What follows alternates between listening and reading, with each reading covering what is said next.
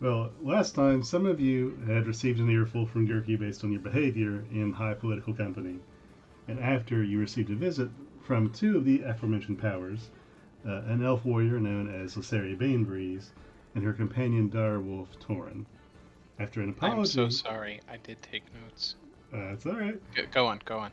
After an apology was transacted, they asked for your assistance with the information that was given to Vongren that he contracted Gurki to get for him. Having, having placed a request for a strange book, after the discussion on the book and the runes therein, and how they relate to the pair that asked you of this favor, you went for a drink at the Smoking Spirits and discussed your personal histories and learned a briefing on the issues that are within the minds of the Underkeep below you. You then set off to the outer city of Cliffcraig, while Pell was called away for a brief meeting with Vongren, during which, on your way out of the Valor Keep, you received a message in the group chat, at least some of you did, from Pell asking questions about the runes. Um, some of you recalled that the runes were indeed similar to the markings that Lysaria had. To what end, you're not sure what that meant. You now stand at the entrance of the Valor Keep on a landing that is the peak of of a path that leads about 5 stories above the city streets. The city looks like a buzzing ant hill, with the path of the Valor Keep winding down to the city proper some distance away. From the best of your acknowledgments from where you are in the distance, there seem to be a smattering of dwarves, halflings, and other creatures walking through the streets on missions of craft and consumption on shifts that you're not sure you quite understand or appreciate. The day right now seems to be breaking and getting bright outside. It's been a while since you've had um, this saturation of green and gray. There's fresh air that is floating through with your noses with hints of smoke and stone, but it's clean and moist with dew and slightly chilly, a drastic change from the arid heat of Sunder. Looking from your view to the valley below, you see that there is just the slightest dapplings of browns and oranges beginning to creep their way into the vegetation and of the grasses and forests nearby. And for some of you, this is the first time you are seeing green in such volume. What are you currently doing? I'm not with him, right? No, you are not. You are, I believe last time you said you were beginning to walk their direction, but you are not with them currently. Yeah. I'm just heading their way. I think we should wait for Pelniel.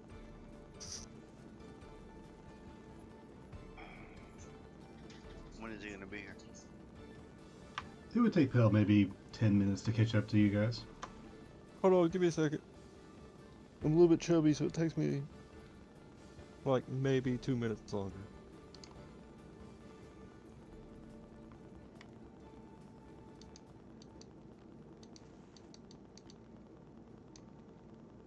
I'll take that. I take in the scenery while waiting for 120 turns. Let's go. Cue it up. I'll roll athletics checks. We'll say that Pell, with maybe some brief direction, I'll have Pell roll a perception check to try and make sure he doesn't deviate from the main path out of the Valor Keep. Well, Don't worry, I'm in message with him, so I give him a bibliography of how to go, where to go, directions. I think we're in that group chat thingy. Yeah, I was invited That's right. Yeah, you would still be in that. So yeah, okay, yeah. It would take you maybe a little bit of requests, but not terribly long to catch up with the guys. And you find them just at the entrance of the keep. It is a grand door, even for you, who is for once not able to hit your head on the threshold. But it's almost blindingly bright as you walk out from the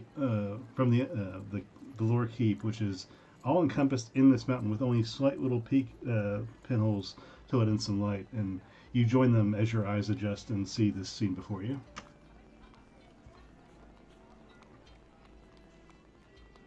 Where's Where's the water at? I don't see any water. Seems like we're pretty close to the mountains. I think we might be a Dungeon little bit Master, far where away. did you get this background image? Google. Google is our savior. Yes. For real, you can. Now there's actually a small water runoff directly beneath the Velour Keep's door, but you're not sure how fresh it is. It's coming out of the mountain. Yeah, this one right here. Yes. I would just take in the view, and wonder where the ocean is as I stare in the distance.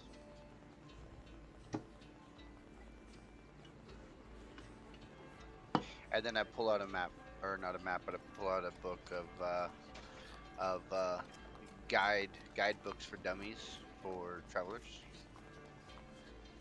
Mm-hmm.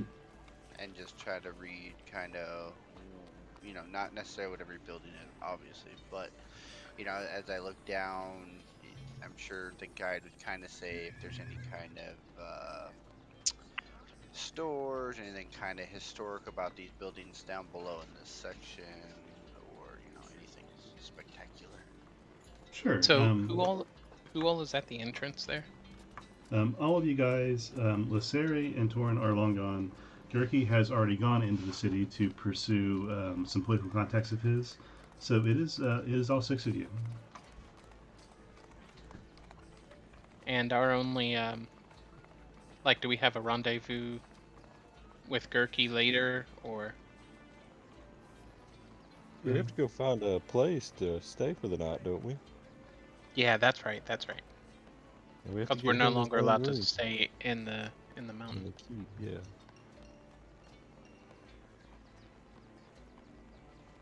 I say we just go try to find some big market district or something. Would there be any kind of inns or anything historically down there that I would recall? Would you like me to roll? Yes, based on the book? I would say it's reasonable that you would have a book or some sort of reference on this material. Cliffcraig is one of the oldest cities in Falonkort, at least that anybody is aware of, and it's mainly populated by dwarves, having smatterings of other creatures, and there is no major malcontent in any direction there. But the city itself and the people who live in the Underkeep are mainly dwarves, with maybe some halfling would be the second tier race as far as population quantity. In this city, there is a large focus on mining and forging and crafting. There's nothing that you are familiar with as far as inns or hotels, but there's also no market center. Every household or dwarven family, say, has its own focus, its own specialty, and some are better than others at different things, but all of them work in different aspects to provide for the whole. Roger that. Okay. So a pretty much useless guidebook. Perfect. Well, I guess we just go down and see what we find. Maybe there'll be some friendly people down there. Maybe keep the dragon from speaking as much. Maybe. It seems pretty quiet Or just right get now. him drunk right now, and then he'll be fine. He does like his booze. Okay, as you follow the path into town, you take the path on your left that seems to go into town. There's also a path on the right that leads off of the landing of the Velour Keep.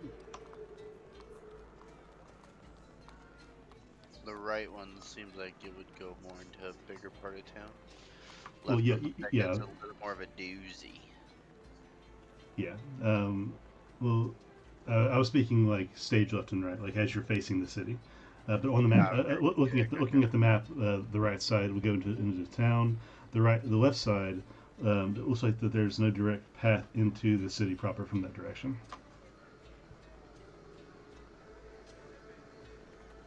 I just want to make sure what path you're going on.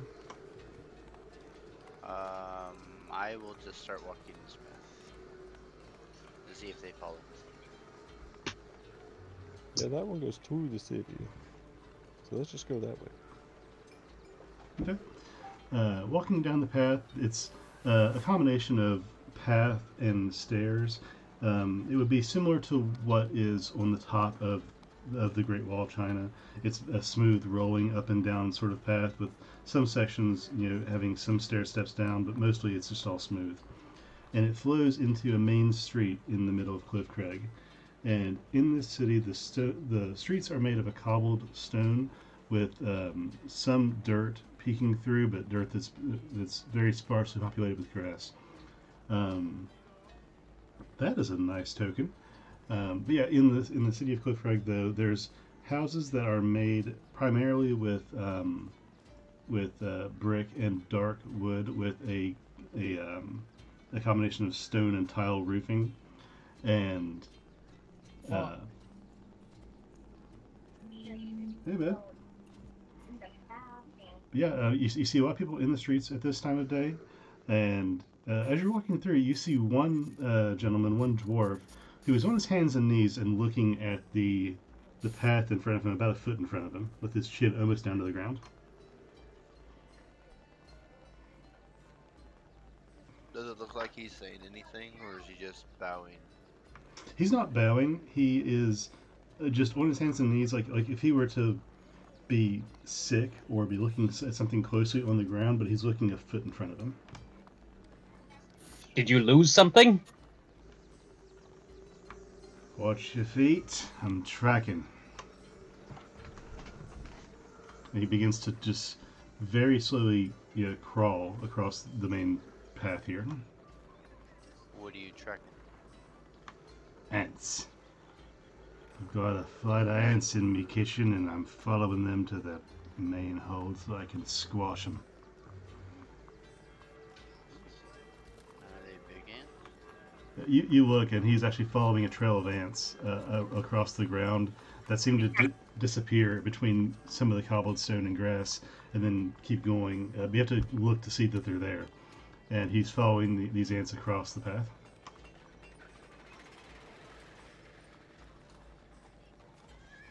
Well, good luck with that. Be careful, you don't want to get too close to their nest. Oh, I hear the crew sends them out 10 by 10. Oh, I've got a plan. I'm gonna take once I find where they are. I'm gonna take some molten metal and we'll pour it in and make myself a sculpture. Will it look like an ant? I don't know, but we'll find out, won't we? And then he eventually crosses the entire way out of the street and then disappears between two buildings. This guy's either really mad or really mad. If I make it out of here alive, I'll be surprised. That guy was really weird. So I said, he's either mad, like he's pissed, or he's mad like he's fucking crazy. I sense mad and angry. Probably both. You know, Maybe it's like when you have an annoying tick that's there all the time, and sooner or later you just gotta squash it. That's his, that's how I see his goals.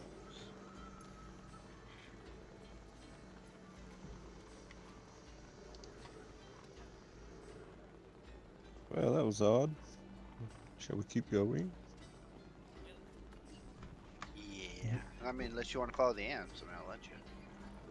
Nah, I'm alright. Okay, where are you guys going? What are you trying to find in the city? If I you're trying reckon- to find an inn or I'm going to look for the kennels. For the kennels. Yes, I need to see if I can find myself a doggy for 200 gold pieces. Okay. You like dogs? More of a mount. Ah, Oh, so you're looking for a mastiff. Everybody.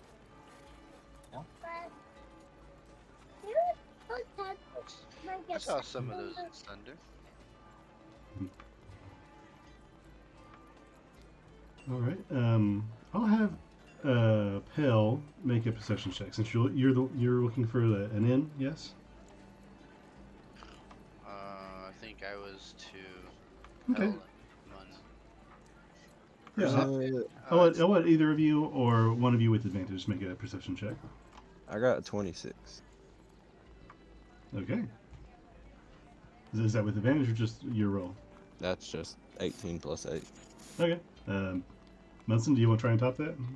I'll give him advantage. He'll roll one more dice. Maybe Oh. a net 20. You never know. Go for it. No, 16. So That's 26 still good. still. Yeah, with you know, with a little bit of walking around, it's very pleasant for you, especially Pell being from this general region, this band of temperature, we'll say, this climate.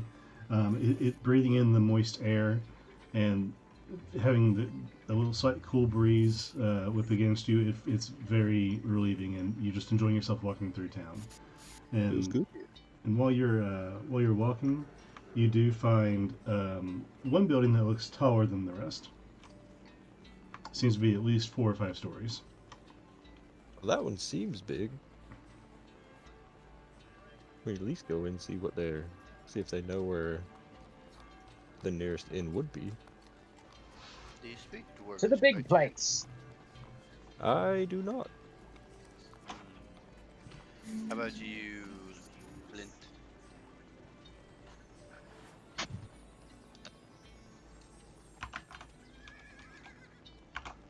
Mr. Flint. Mr. Flint. My mic not working? It is now. It wasn't a second ago. Yeah, you're good now. Oh, there we are. Yes, to the big place. Yes, but do you speak Dwarvish, Flint? Come again? Do you speak Dwarvish? I didn't hear you. Do you speak Dwarvish? Yes. Maybe he should do the talking in their language. Oh yeah. But like, Oh, hopefully I don't know about that. Perhaps. Perhaps not.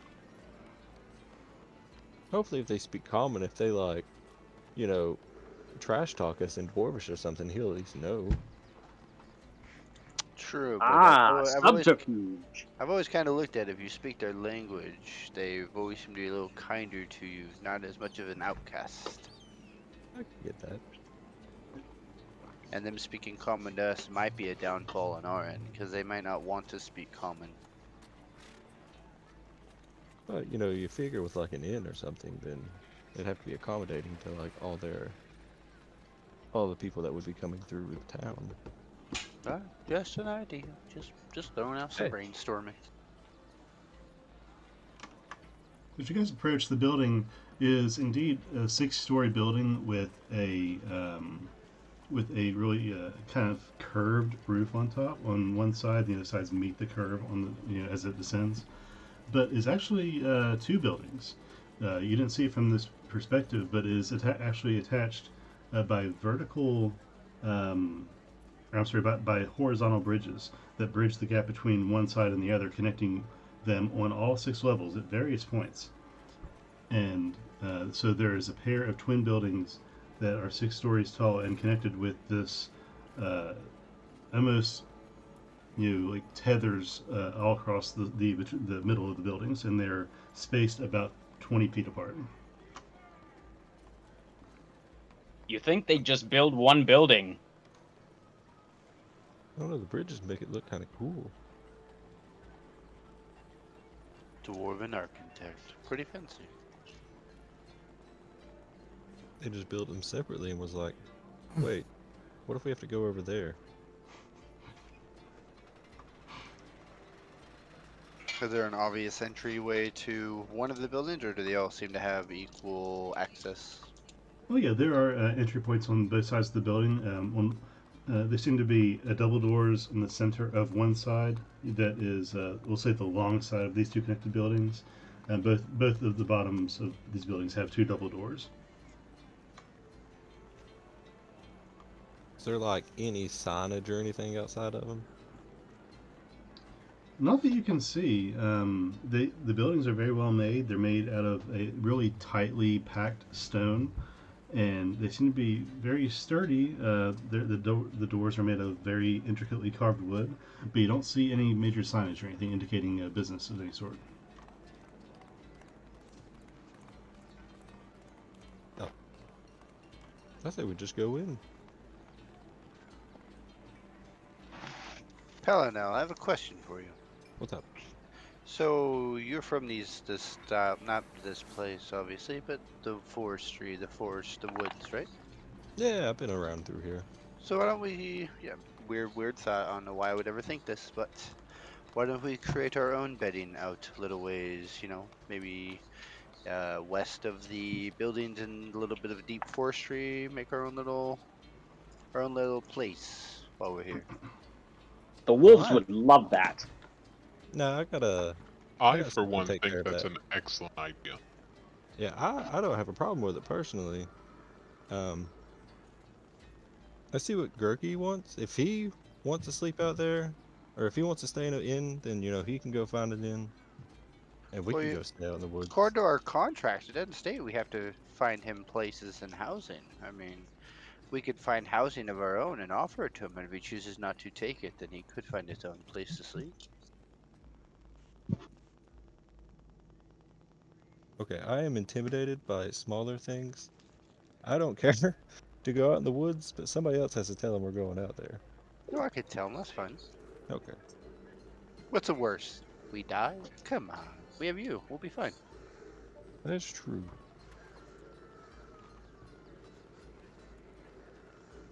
Plus, I have my hound to protect us tonight, so we should be okay. Yeah, I got this neat little bubble thing that can like protect us from everything. Hopefully. Oh, even better. So, do we have a majority of the vote? Everyone, yay for this? Vork, Flint, ideas, opinions?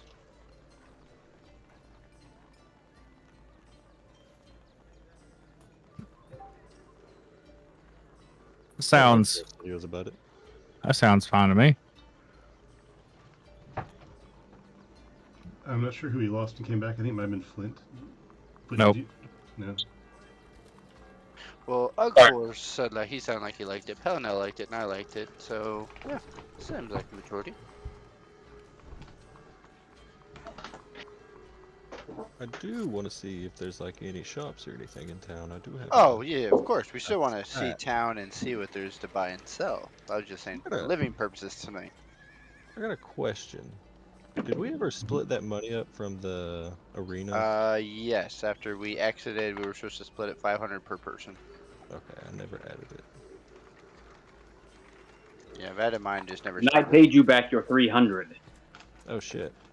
See, I never knew that either. In that case, you're 300 less.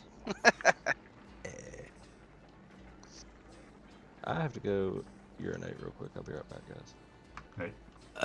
Talented skill. I was listening to the video from last game today. Mhm. We long rested, and then did I do psychic whispers after that long rest or no? I believe you did as you guys were walking. As Pell went to his meeting with Vongren, you guys did that. Right? Yes. So Pellinel, Alfredo, and Munson all have your secret whispers right now. I'm gonna add Ugbor too, because apparently when we leveled up last time, it's now 4 creatures. Oh, Alright. cool.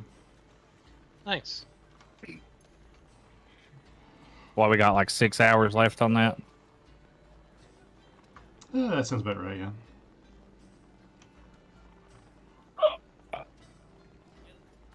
So I guess we'll knock on this ginormous building and see who answers. That's still And the plan. Ugfor walks right up to the door and bam, bam, bam. I was hoping you were gonna headbutt it. Knocking on the door, Ugbor, you hear very faintly through the thick wood, "It's unlocked!" Ugfor swings open the door and gestures after you to all of my party. I will enter. Walking into this establishment, you see that the floor of where you walked in is very welcoming. It's a tile floor made of hewn marble, not in square tiles, but in different shapes that would be similar to a stained glass window, but it's on the floor, very large piece, and all the same shade of marble white. And walking in, you see that there is a counter in the back, several places to sit around a square fireplace, relatively small compared to the one in the Smoking Spirits Tavern, but still centralized in the space. And it has coals going currently, not a lot of heat, but still present. And as you walk into the space and with the door closed behind you, you notice that the door is actually on some sort of mechanism that pulls the door closed, some combination of springs and bars. And as the door shuts behind you gently, the person who is at the front desk, seemingly on the other side of the room, facing what would be the wall between the two buildings. But the desk seems to be against that wall, not against the opposite side of where you came in, which would you would see there be two other doors. The person upon your entry says, "You been here before? You checking in? Going out?"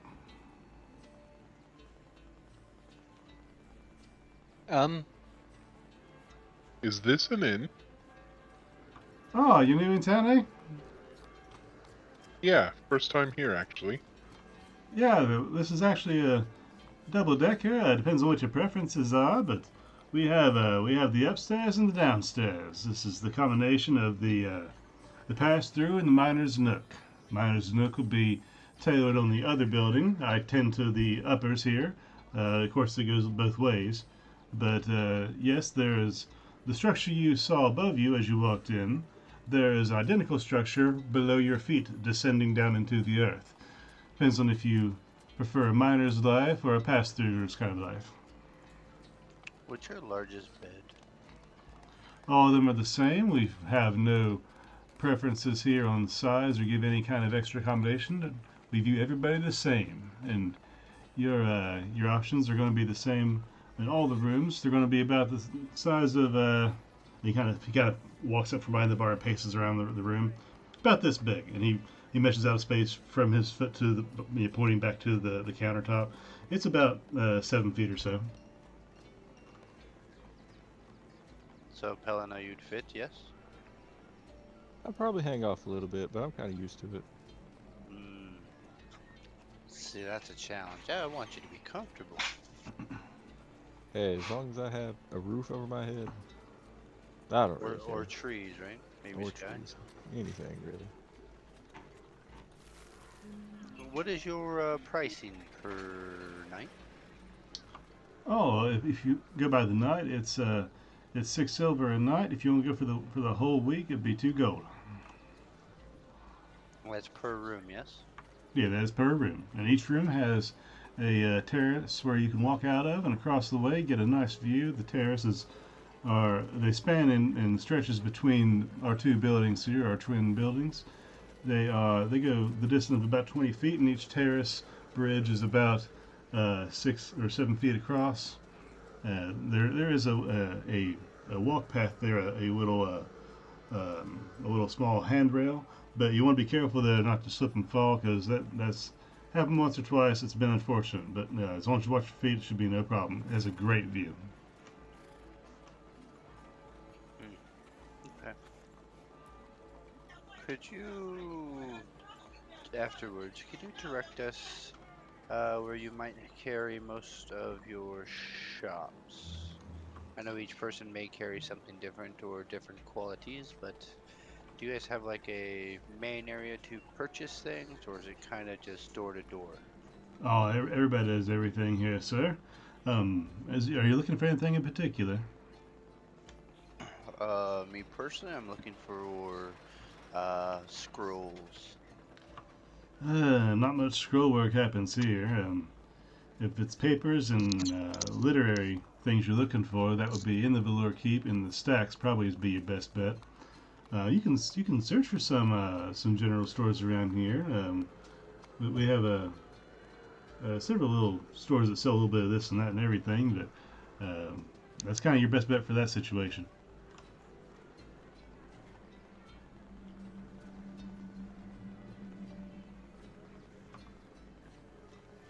I mean, if you're looking for like a general store, for all purposes anyway, bits and bobs will be your best bet. That's kind of on the well, it's about 2 blocks from here, headed north. Sounds wonderful. I mean, yeah, if you're looking for shops, everybody's got everything. We got our forges here, fantastic. I'm assuming you're here for the forges if you're passing through town. That seems to be what everybody's here for, at least to stop and see on your way through. The three famous dwarven forges are Oakrock, Dust Hoe, and Jadebane. But they're having a little bit of a shortage right now, from what I hear. But they are still up and working away whatever they can, whatever they got. Then there's bits and bobs and some other general stores around town. If you're looking for clothing, there's Rivets and Stitches. They got everything, mainly dwarven size, but they got everything from leathers to studders and other cloth and boots and things. Of course, you can always hit up one of the warehouses too if you're looking for some heavy equipment or maybe some mining supplies. If you want to go take a dive in there and maybe pay a contract to go down and retrieve some materials for yourselves. But there's options.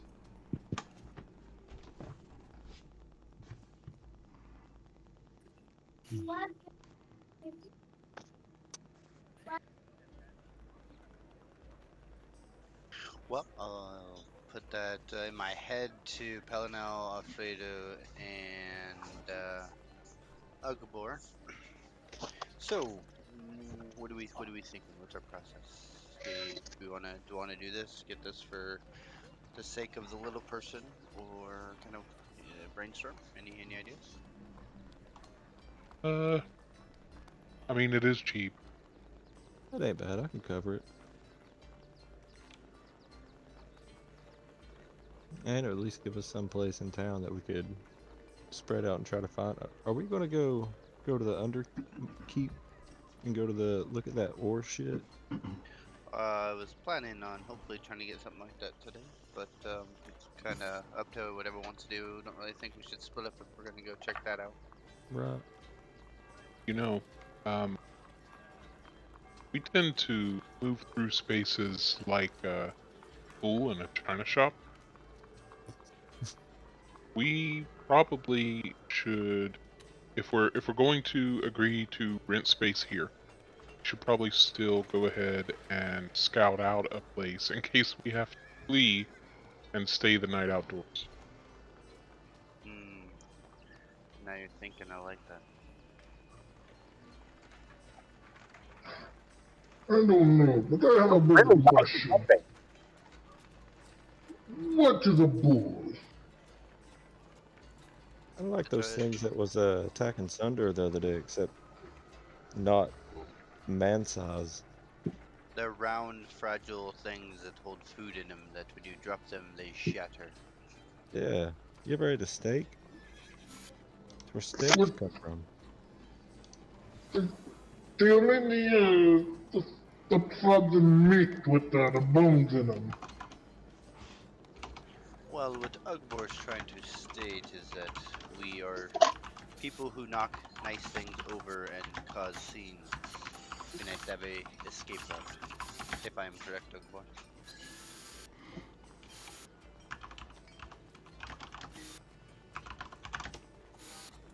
I did not know we were such people. Okay, whatever.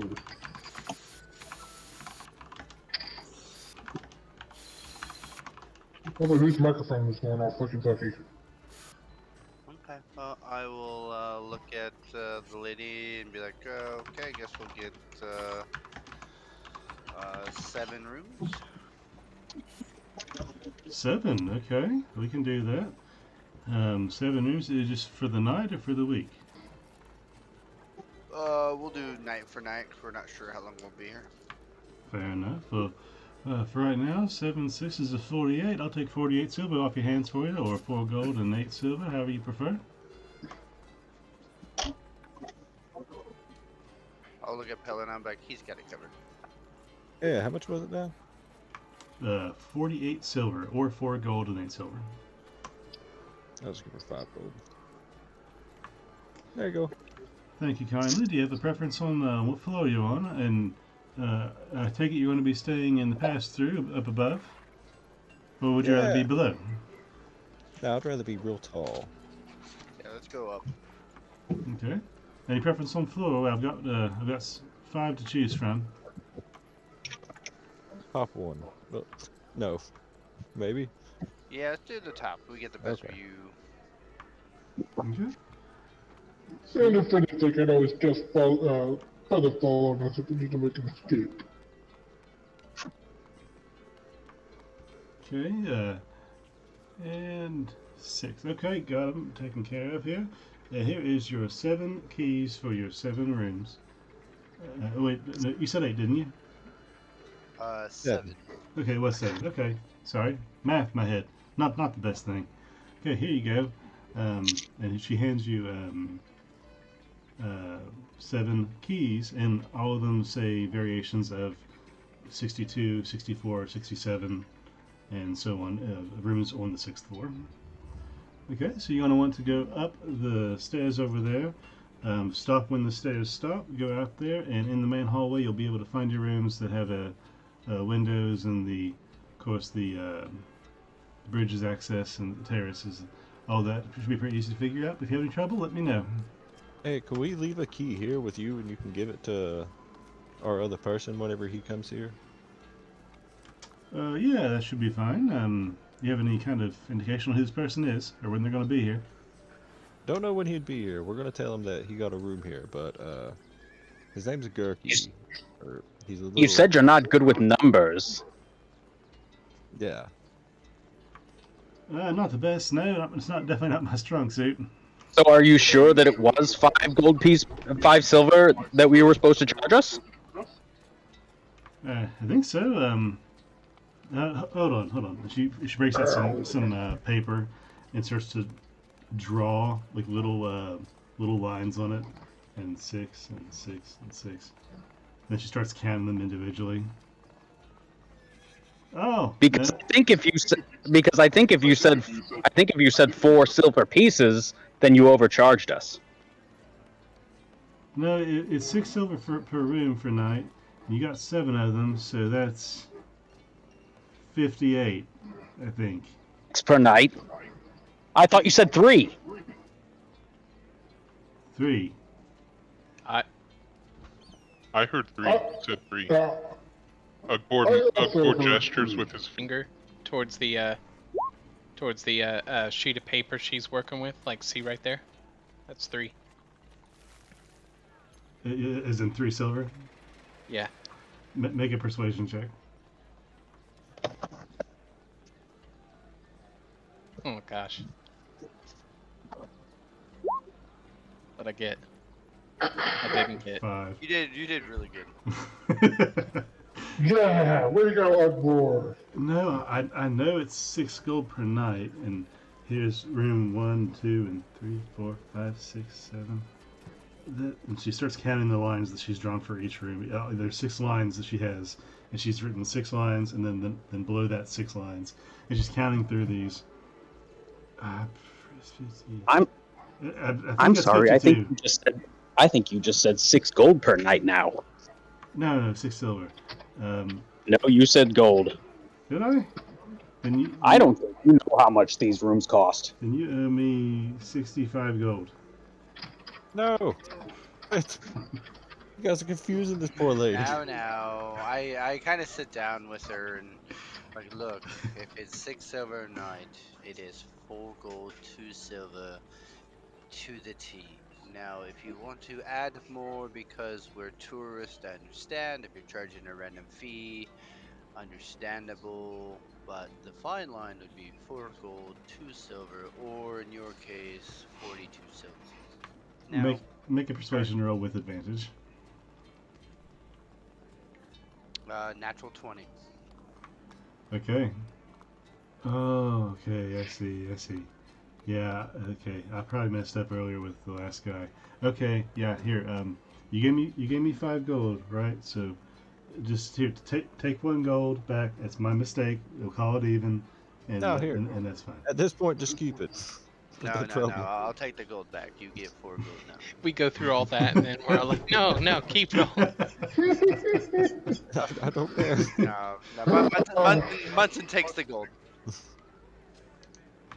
I look at Paladin. No. Keep your gold. You've been a great audience. When you can't do that, I shall be rewarded for my brain. Okay, well, yeah, I'll keep one key behind. It's number 67. All right, and she picks it up and holds it up to you. 67. I'll keep it right here behind the counter. And you'll be waiting for a Mr. Gurky. What does Mr. Gurky look like? He's a goblin. Okay, fair enough. Gurky the Goblin. He'll be right here. 67. Just ask him. Have him ask for his key. That should be for him. 67 waiting for him. No problem. Cool. What's this place called again? This is the pass through. All right. Pell sent a message to Gurky. We got your room, key 67 at the pass through. Okay, I'll meet you at room 67 right before nightfall.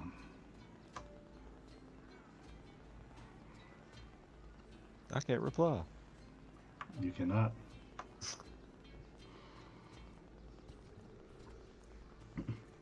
All right, he's gonna meet us here tonight.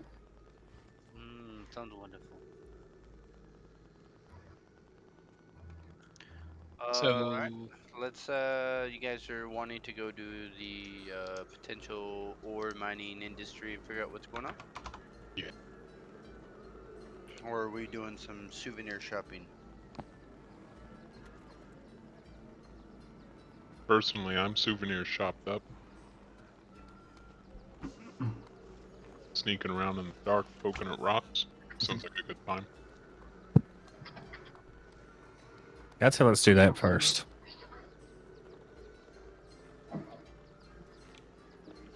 Okay.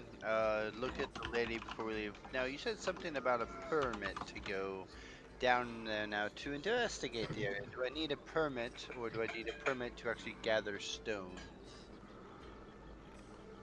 I mean, we're in Dwarven land. I'm surprised that we need for a permit regarding picking up stone. Who you're asking? The innkeep lady. I'm sorry. You're talking about collecting stones. You said for going down into the mine, you said something about needing a permit to dig and collect. Do you need a permit to go down there and investigate and just view? Oh no, you can go down and look. You just need to talk to the mine boss or something. At least have somebody know where you're going, what you're about. But if you wanted to bring anything out, then you would need a mining pass to collect a certain amount, a certain limitation on the, we'll say the tourist quantity of ore or gems or what have you. Okay, thank you. Alright, we can go, guys. All right, word. Thank you for your time. Appreciate the learning. We shall go now. Thank you. Oh, it was no trouble. I'm sorry about my incorrection there, but happy to serve. Hi ho, hi ho. What does this high and hold? It's off to work we go. Helen, now, do you always freely give away your money? I got a lot of it. I used to not have a lot of it. Oh, so it's like you're a millionaire now. You just throw money out to anyone and everyone. I'll do it, yeah. Oh, well, it sounds like I'll be collecting a lot of your money for the mistakes that happened. we have to repaint this wall. If you got such a problem with it, you come in here with a little tiny brush and you paint it. Yeah. I do have a problem with This it. was not an easy project. I want cilantro lime color. Dude, painting sucks. I painted the whole room. You can't touch up. You can't cut. You can't. You missed the spot. You can't touch up that one little piece. Okay, so what are you guys doing at this time? I have a random question. You wearing sexy what? underwear? It doesn't pertain to the game, just the picture. Okay. Is this Erebor? I have no idea. It's literally a Google image that I found that I thought would suit. Okay.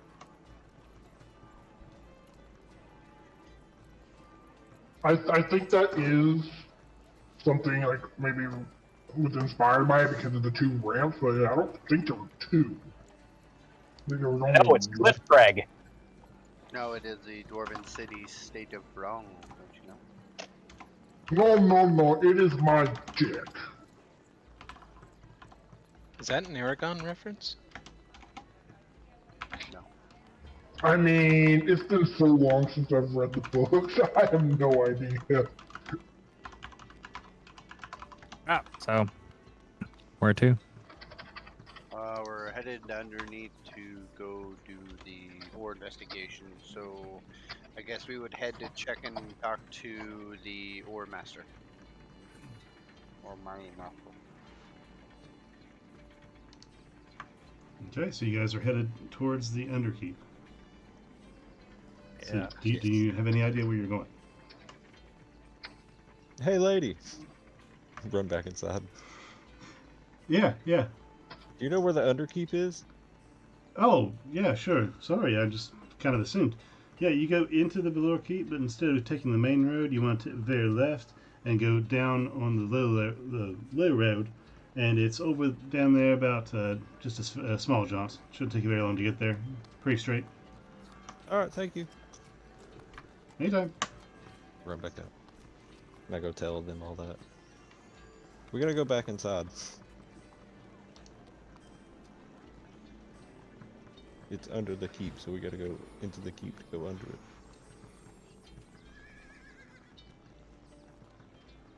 Well, we have plenty of time. I am ready when you are. Okay, so you guys jaunt back from the direction from which you came, back up to the Valor Keep.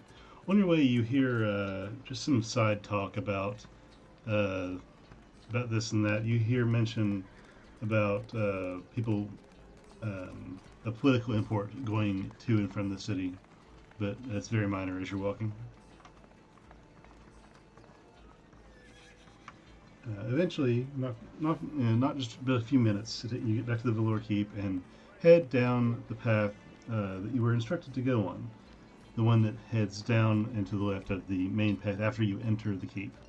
And going into that direction, you find it leads down and is quickly walled off into just kind of a hallway that goes down at a slant, very slight, and curves back and forth, and eventually opens up into a big wide space.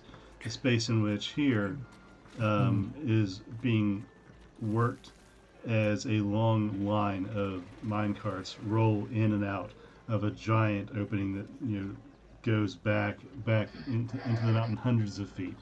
There are torches that line different places here, but the torches are not lit themselves. They are kind of hanging off of a lantern that is dangling from different aspects of this inner mine working. So these lanterns light up the space, and there are mine carts going back into the mountain, and there are a couple different directions of rails that head far off and to the left. You see dwarves working in a lot of aspects of this place. Some are not wearing anything above the waist, and everybody seems to be working very diligently on moving things in one direction or another.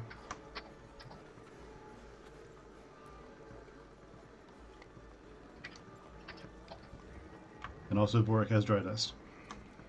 I see that. I was trying to see how to change the quantity because it keeps just showing one. What, the 1d6? No, like the quantity that I have. Yeah, I think you have 5 left, but I have 5 left. Yeah, I'm not sure how that works there on D&D Beyond. It won't let me change. I'm just gonna put it in the notes. Sure. I figured it would let me change it. Like hell, I can scroll down here and be like, I have 10 torches. But yeah.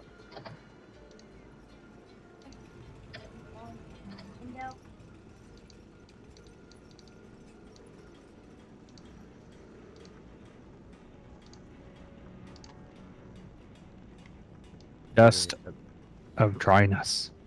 Or we was on the boat, and I was like, put it in the ocean. And Ugbor was like, it's gonna suck the entire ocean up. Oh yeah. Okay, so, what are you guys doing now that you're in the Underkeep, in the entrance to the mines? Is there like any place that looks like a I don't know, like a gathering place for 'em or anything like that? You see a centralized hub at the middle point of the mine there, along the back wall. If you were to walk down this row of carts, along the back wall, about in the middle of the 20 or so rails, there is a section with a small little outbuilding that has a door on it. This is all hewn from the stone that is around it. It is made into the mountain, but there's been a room cut out that is about, let's say, about 20 feet by 10 feet, and there's small windows cut out of it, and there's no glass in them. It's just openings, and there's a door space. Again, it's open without a door.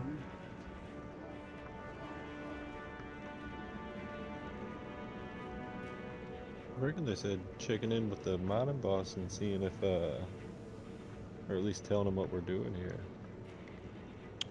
Yes, we need to inform him so that somebody knows we are here and what we're doing, so if we get lost, they know at least our basic location, I believe. Yeah. Maybe they might know a little bit more about it too, seeing how they're here. Well, if it sounds like they're having ore issues, I'm sure he's quite pissed and will give us some good information, I'm hoping. Yeah, let's just see if we can find like some dude in charge. Just yelling at other little guys going about the business. You see one dwarf enter that little structure as you're making this discussion and having thoughts on this decision. You see one dwarf enter that structure and then come out immediately with a larger dwarf who has his hair braided on two sides, of his head. It's like parted down the middle, and he points in one direction. You see him talking to the guy as he's pointing, making gestures, and then makes another gesture, and then the second dwarf nods and then runs in that direction, and the larger dwarf with the parted hair walks backwards into the building. I bet it's I that think guy. that guy's in charge. He looked like a key character. Yeah, No. he's the protagonist of his own anime. His hair You is- see, Those it's the details smart tell guy. everything. His hair is just giant spikes in a bright neon color. His eyes were rather large.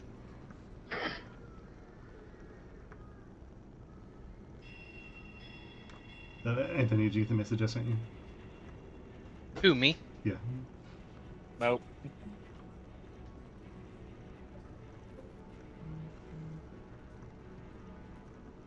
Oh, that's lovely. Yeah, well, I just wanted you to be aware. It's brief anyway. But, yes, are you guys going to do anything? What do you guys do? Let's go talk to him. Start walking to the door. Well, the entranceway that a door would be. I told you, Skibble, it's over on the far side of it. And he turns around to see you. Oh, can I help you? Hi, we want to go in the mines. You want to go in the mines? Yeah, we heard you guys are having ore problems. Oh, okay. Yeah, it turns around and straightens up a little bit. So, are you looking for work, or you here as tourists? I don't understand your concept. We're just kind of curious, really. We got some time to kill. You got some But time you- to kill, so you're looking for some things to kill, is that it? Yeah, I reckon. If you want to pay us for it, that'd be pretty cool. It's unclear on that part, but at least let me give you the situation. What we got here is, and I don't know what you've heard so far, but we were doing an experiment trying to explore different areas, different new veins of ore we found, and tracing the veins back, we harvest as we go. We get to a certain point, then apparently we hit something we shouldn't have hit because people started running out, and not everybody came out. Apparently some people died. It didn't appear like a cave-in. My guys were screaming about something along the lines of ghosts, but I don't believe that's correct. But all the same, my guys refuse to go back in there. And as far as we can tell, there's something dangerous down there that we have unearthed that needs to be taken care of. I am this close to just blowing the thing up and collapsing the mine and going on. We don't need every aspect of this mountain. If you want to go down and take a look at it, I'll give you some clearance, but I hold no accountability for what happens to you down there.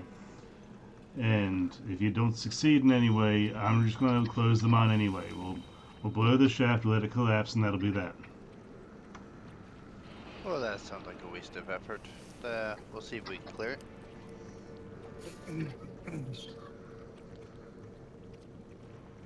All right. Well, if you want to, tell Urgreg, the dwarf in charge of that area, that Sigil gives you permission to explore down there to see what the situation is, and he should let you pass. To get to that area of the mine, you want to go down this way about 200 feet, take a right onto mine platform 243, and then from there you want to go down about 50 feet to the main platform, and he should be there.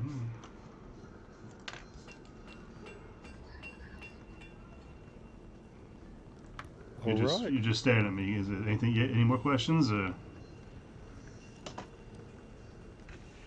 Sorry, I didn't catch his name. I got yours. I forgot his already. Urgreg is his name. Urgreg Cragbane. Got you. So good, got you. Okay, thank you.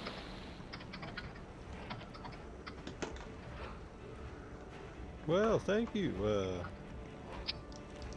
We're gonna go try to kill some ghosts, maybe, if they're down there. Sounds fair to me. If you come back, you can tell me what you found and what you killed. I'll be happy to see it. Right.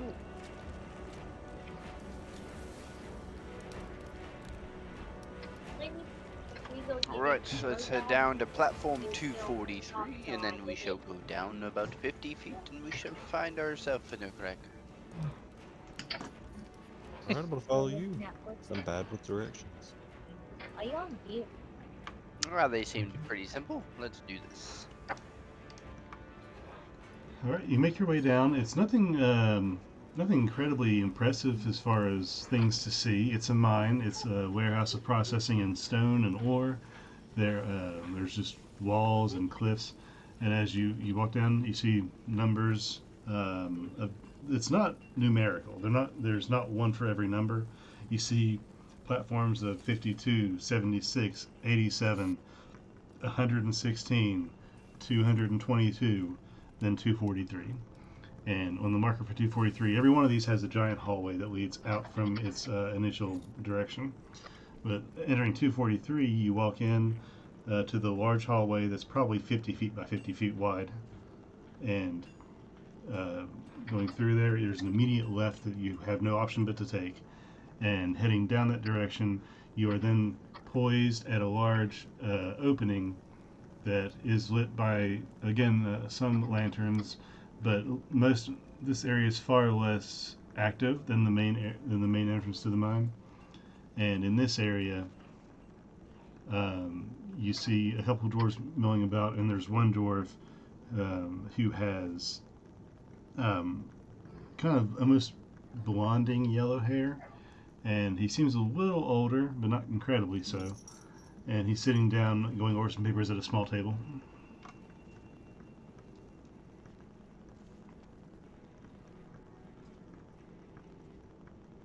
Hey, are you... Let me find my notes. Urgreg? Yes, I'm Greg. You got a message? Yeah, the boss dude said we could go check out that mine. Yeah, likely. He shakes his head and goes back to his papers. What's his name? I forgot it. Sir Greg. Sir Greg said we could. Come on. Don't be like that. So, Greg, you mean Sigil? Yeah, same Sigil. thing. Sure, fine. Go get yourselves killed. Yeah, I'll show you where it's at. And he stands up and walks over to an area that where one dwarf is standing, and he gives that shake of his head, and the dwarf standing there guard.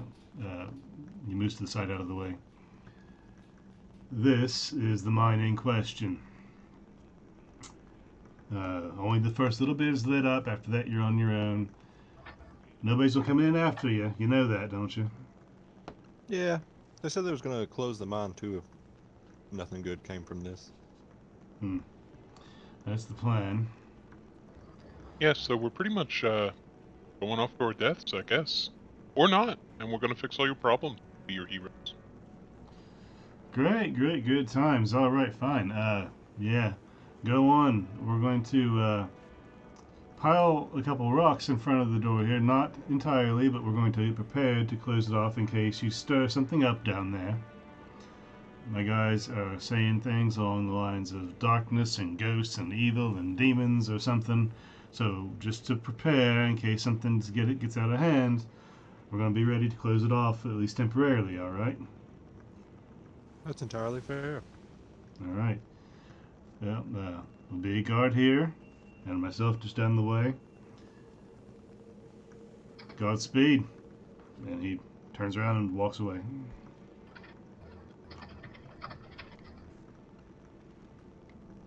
Well, does anybody have trouble seeing in the dark? I can't can always see- cast. I can always cast a light if we need a light. I don't think that I would be able to see in complete darkness. Oh wait, no wait, I have dark vision, 60 feet. Well, if anybody can't see, This isn't just darkness. This is advanced darkness. it's this. I'm gonna say my goddess usually lets me bestow my dark vision to people, and I got pretty good dark vision. I can see like 300 feet. Okay, does everybody see where I placed you on the map? Scroll all the way down It's, until it's middle. at the very bottom. Oh Jesus, yeah, okay. Oh, okay. So that's where you are. And as you walk through the narrowest passages where they're going to boulder up, and a small portion of rock, allegedly.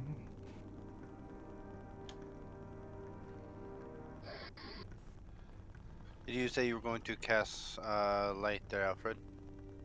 Yeah, so I just kind of essentially just summon like a little ball of fire in my hand that's kind of using it as a light. Well, I have something better if you prefer.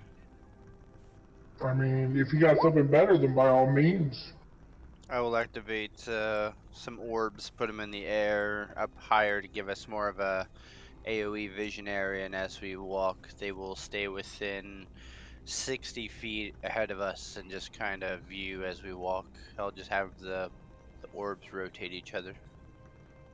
Okay, awesome. While you guys are doing that, and consider what order you're going to be marching in, I'm going to call a short break so I can get another drink. I'll be right back. No, not allowed.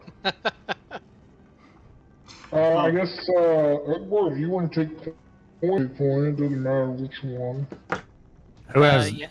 Who can see? Yeah, I've got dark vision and 105 health.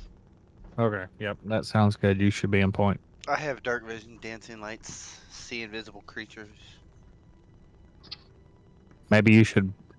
I'll be right behind him. Yeah. I have control flames, create bonfire. I mean, if anything, I can always, cast a wall of fire. That's a really big light. Well, the good news is if there's something that's trying to be hidden from us or tries to hide with the ability of invisibility, like a ghost per se, I should be able to at least see something before it decides to harm us or ask questions. If anything, I can take the mid. So that way, if shit does happen, I'm still within range to do shit if need be. while I don't believe it's any of our intention to purposefully split up the group, perhaps given that Munson, the mage armor, see invisibility, and dark vision. Now that you've cast that on Flint, does he have to be within your sight for you to maintain Nope. concentration? No, Negative. it's just to hold on to it. Well, it's no mage armor isn't even concentration. It's just you. None of my spells I cast are concentration. Okay. Dark vision is 8 hours. I walked back in at the point Alfred's going to try and douche something. That's all I heard. We were just saying that you're not allowed to go get a drink. That's all. By the way, Alfred, as you're walking around through this scenario, it whatever goes through your mind, whether that be how much is here, how to process certain things, what all goes into this, you're looking at all of this massive organization and considering your idea to open a mine yourself.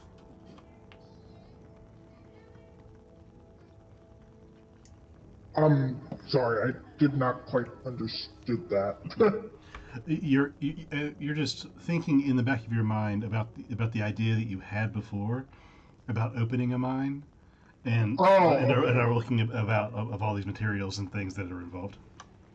Okay, I was like, I'm sorry, I'm not quite understanding what you're talking about here. Now I know. Okay. I was like, my mind, what? Exactly. Okay, so Munson has these orbs that are floating above you, casting light on your direct surroundings. How far are they in front of you, Munson? So basically, the way that it would be described is I'm basically putting out to 120 feet and then back every 20 feet towards us. And then as we approach the last orb, it'll rotate to the front, and then they'll just keep rotating so that they're always within range. Okay, so basically you'll have light 60 feet ahead of you and 60 feet behind you. Correct. Okay, duly noted. Okay, so what's our marching order? Who's going in first? Yeah, I believe this is the order we have chosen so far. Okay. Well, as you guys enter the mine, it's cold and dark, and this music is way too loud. It's cold and dark and not dripping in any kind of way. It's actually pretty dry in here. And you hear like something that sounds like wind just gently moving through the tunnels. Do you have music playing or noise? No, I have some music playing, but I've softened it. Oh, I don't hear anything. That's what I was asking.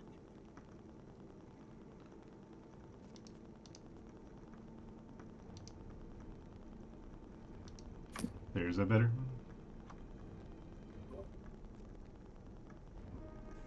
Not for me, but does anyone else hear it? No, I don't hear it. What is it? The music on Roll20? Hold on, I do have it turned down real low. I just had to crank it to be able to hear it. Oh, gotcha. Okay. Yeah, I like faintly hear it. Okay. But yeah, it's very quiet in here, and before you is all you see so far. Okay. Hey, Frank, get up here. Yeah, I'll just stay behind and follow, and like I said, as we move, it'll rotate, it'll go to the nook of the corners where I can visually see and so forth, so, so it's always visible for us.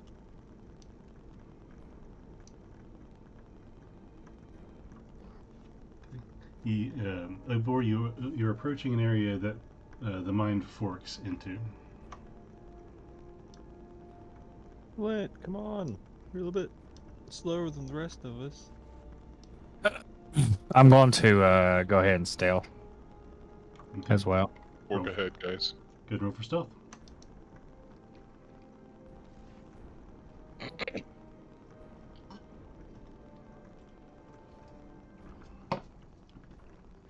So which way are you going?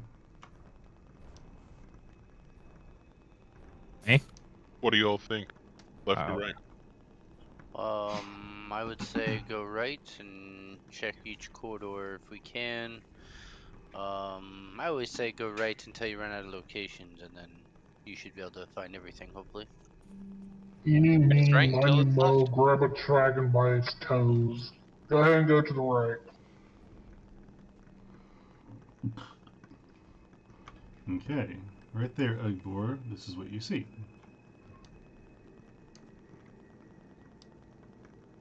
God, I wish I had 2 on this fucking hell. Got a little, an opening of a room that has tables and small carts in it. looks like maybe a either a break room, processing. Okay. I walk in. Do I see anything potentially invisible? Anything that might be trying to hide noticeably? I did cast the invisibility on myself. Okay, so you can see things that are invisible? Yes. Yes, I Okay, can. since you see things that are invisible, you see nothing that's invisible.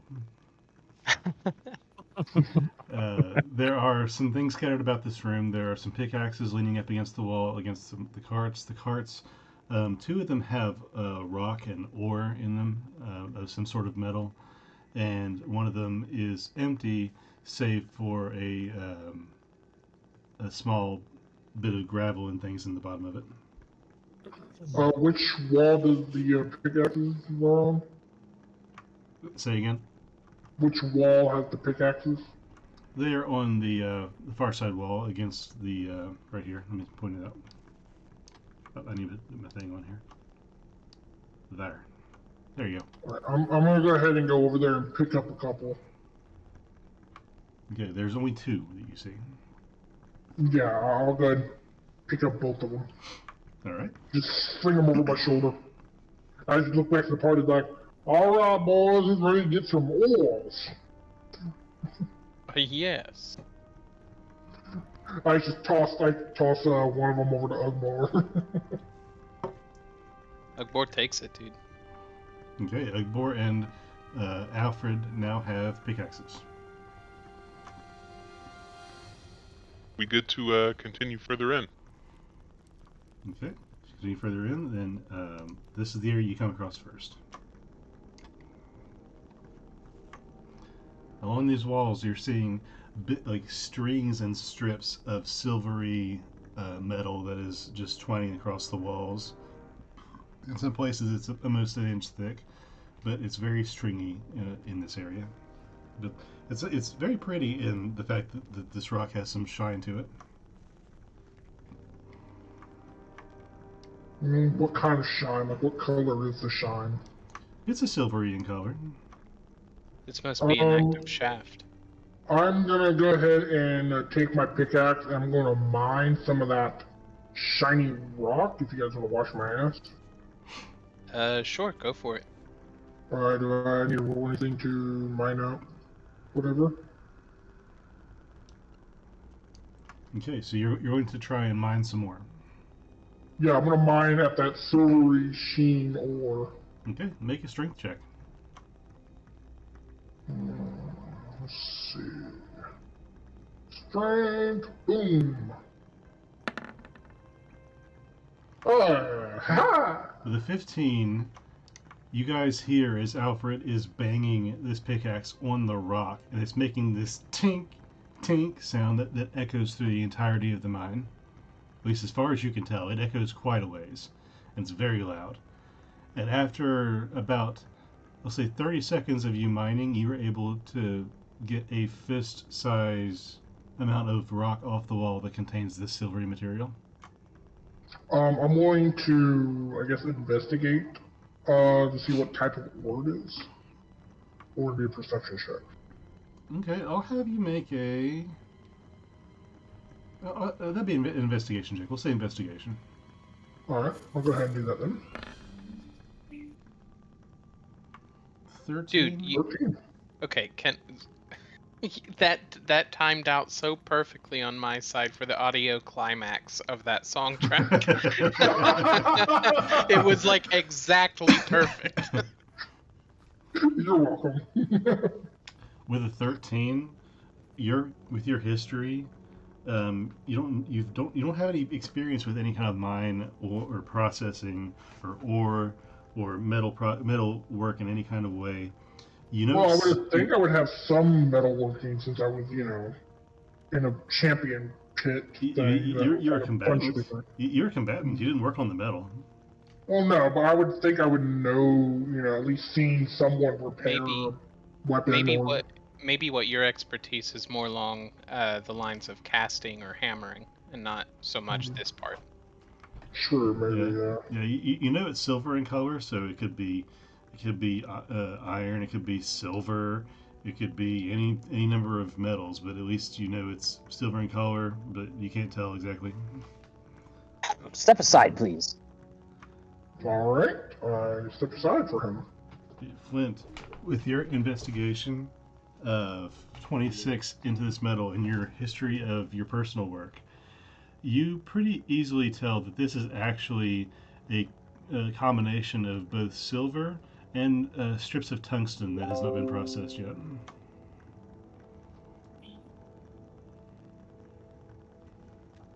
Is it like valuable, Not or in, like how valuable is it? not in this quantity and not in this form.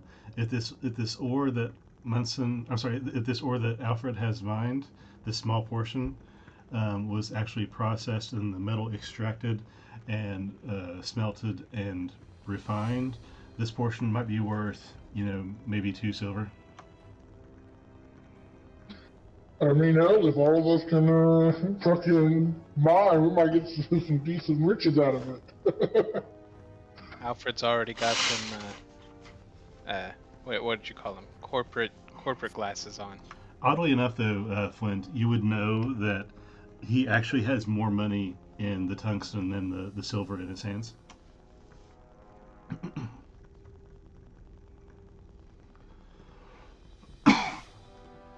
So you're saying there's more tungsten than silver in what I have? Well, you wouldn't know that, but Flint would. Well, yeah, I know, but I'm just saying that. I'm just confirming. Is that what you mean? It just means the other one's valued more.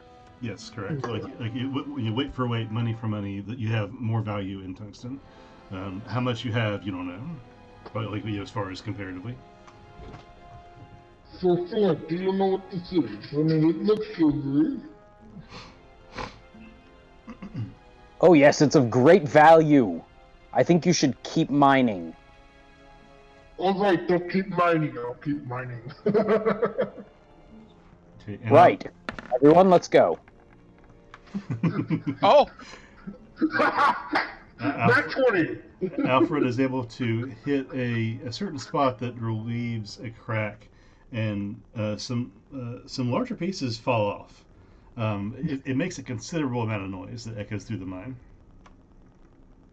And now we die.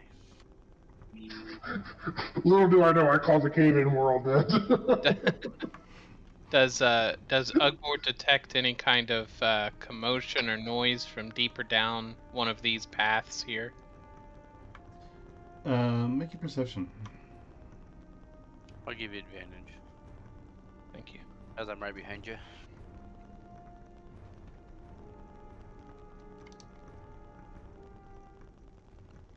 I needed it. Okay, 15. 15, you don't hear anything right now. It sounds relatively quiet. Best I can tell, we're good to keep pushing forward. Okay, well, let's keep going right. How much ore do I actually have? What you were able to what you're able to pry off the wall, there is a large 75-pound rock that fell. That seems to be mostly rock, and there's another boulder about, let's say, about the size of your head that when you try to pick up is incredibly heavy, and is striped with silver and gray. And you said they're about 75 pounds overall? Yeah, both of them weigh roughly 75 pounds, but the one that has stripes of metal in it weighs a lot more. They weigh the same, but the metal one is smaller, but it weighs the same. Okay, I see what you mean. Okay. I'll just stuff it in my backpack, I guess. Just a big old rock. Okay, so Alfred has, we'll say mine 243 ore. 243. Yeah. Oh, okay. I was just gonna put 75 pounds onto it, but alright. Okay, sorry, Ugbor, let me reveal those areas for you. 75, 243 of the ores. I'm carrying 18,234 pounds. And that's what you see. Oh, come on. Here we go. Guys, this is becoming a bit of a cluster. I think this is probably one of the most important. Does it look like they've left any picks or anything behind in any of these 4 clusters there, Ugborn? Ugbor, you're able to see, let me do a check. you're able to see one shovel and one mattock, as well as 2 helmets that are laying on the ground in the corner. Really not much. Closest thing Okay. here would be this mattock. Okay, so no panic style running. That's fine. Okay, looks like we can try to push through or turn back around and go through the next accessible point. Ugbor would like to peer into the back of this pocket here to see if there's like, is this more tunnel and there's just like a cave in or what? There is a lot of gravel and rock on the ground in that area, and as you're looking at it, trying to figure out if there is a path through or if it's just a giant pile, you hear the as some more sanded rock falls down slightly.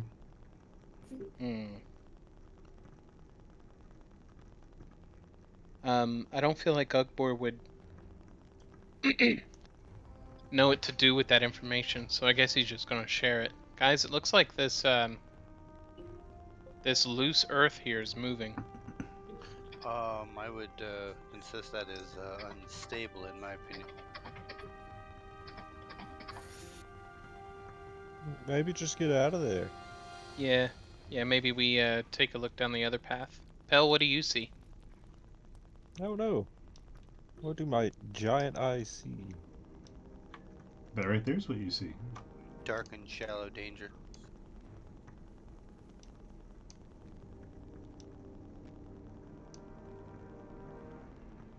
It just looks like it keeps going this way.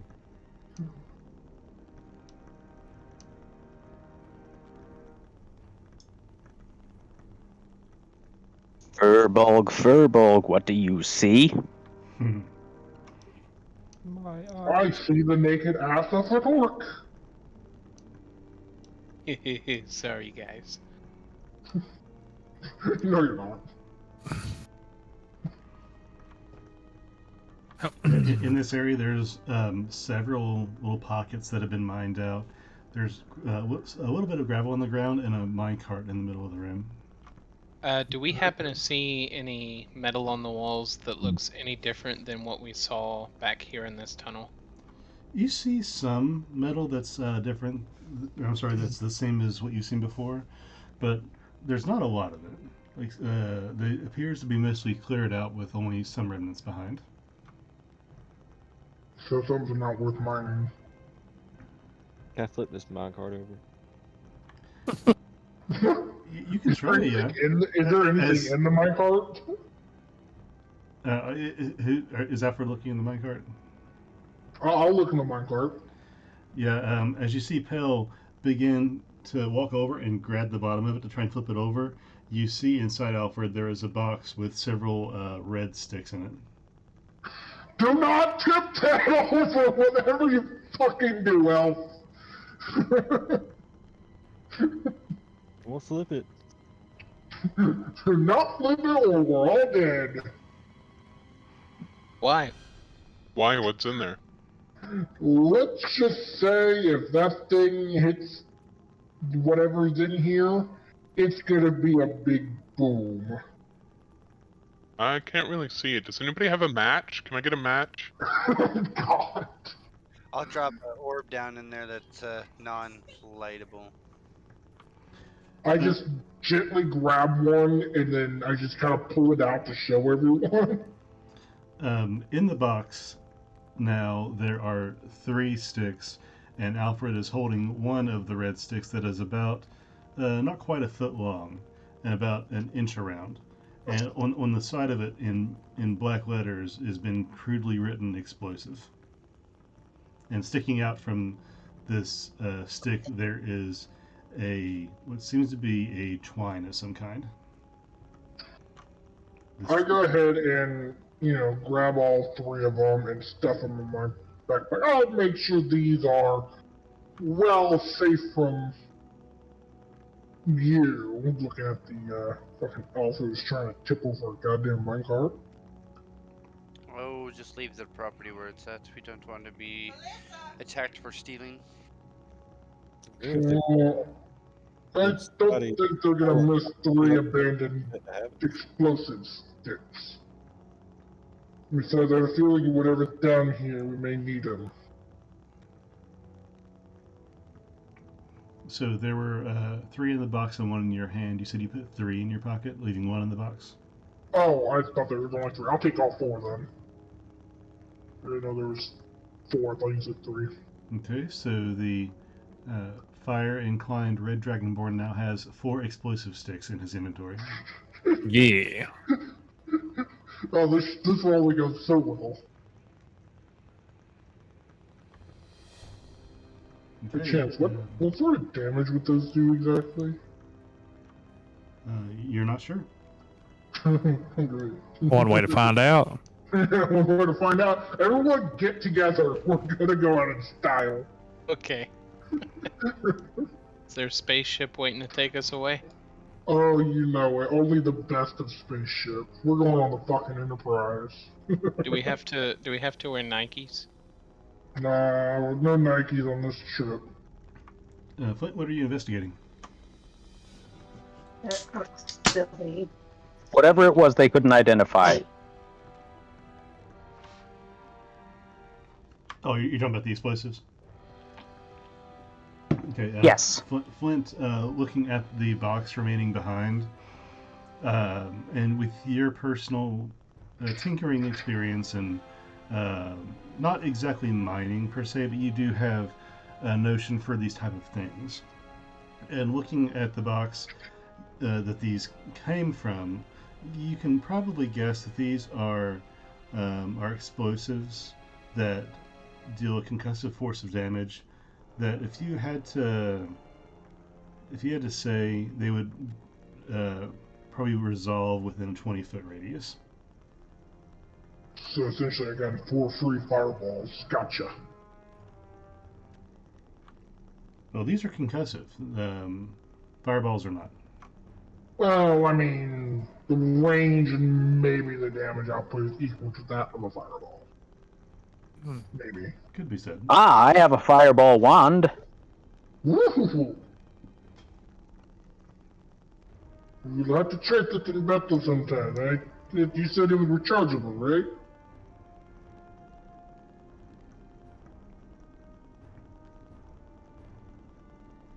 Not for you, Boozy the Kid. What do you mean, booze? You said it was a fireball, not a liquid fire. Ugbor examines this wall here. Okay. Is it also loose dirt like what was here? That one is not so much loose. There seems to be an area behind it that has just been, this area has fallen through. It's not loose right now, but it has just kind of collapsed sideways on itself. Not in a gravel pile, but just like a couple rocks have fell sideways. And you can see behind it that there is just another space similar to the others, but it's just closed off.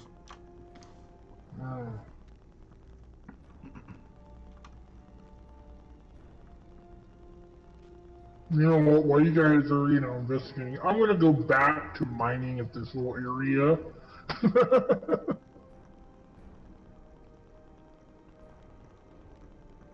It may potentially be useful that we found that those explosive sticks. There's like another path we could take back there. Yes, I'm Oh, there is. headed back myself while he mines. Yeah. Okay, you guys are walking and you're hearing the tink, tink, tink of the pickaxe on the wall. This one doesn't reveal much. There's some rock that comes free, but nothing of value as far as you can tell. Munson, how do you do that? Don't worry, guys, I'm digging us a tunnel. What's up? You plot your path with the arrows, and then I see your token move to each point on the path. How do you do that? So what you do is you use the left pointer on your mouse to hold your token to move it. While holding it down, you use the right click, and it'll give you like your measurements. And then you click, make sure you hold the left one down the whole time. And then you click each time with the right one, and it will measure how far you are. Then when you let go, it'll move you. That is so dang cool. I'm going to investigate the cart with a bunch of gravel in it, just to see, like, dig around in it and see if there's anything in it, like anything like buried underneath. And it also works really well for like when you're trying to measure. If the DM lets you in combat, you can measure your 30 feet pretty easily. Okay, Alfred, as you investigate that small pile of gravel in that little trolley there, you are able to find that is some gem dust. Nothing big enough for you to really grab or do anything with, but you can tell that amongst this very fine dirt, there is some sparkle to it. I guess we need an eye on some gems. There's some gems in these hills.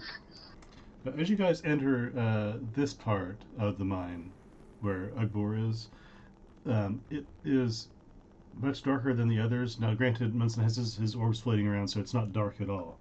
But there are no artificial lights in this section. Artificial lights, that is, that are left behind by the dwarves.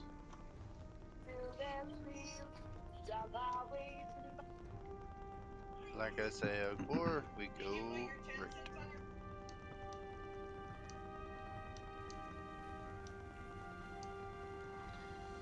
You again hear whistling, just a of stuff of something going through the mine, Whistling?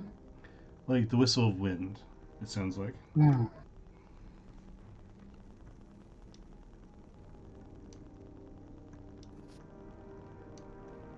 I still stealth, or I need to reroll. No, you're still stealth. That's fine. Okay. I think unless you actually do something, Vorik, you're just walking. It's like basically a perma stealth until you do something actively. I would say. No.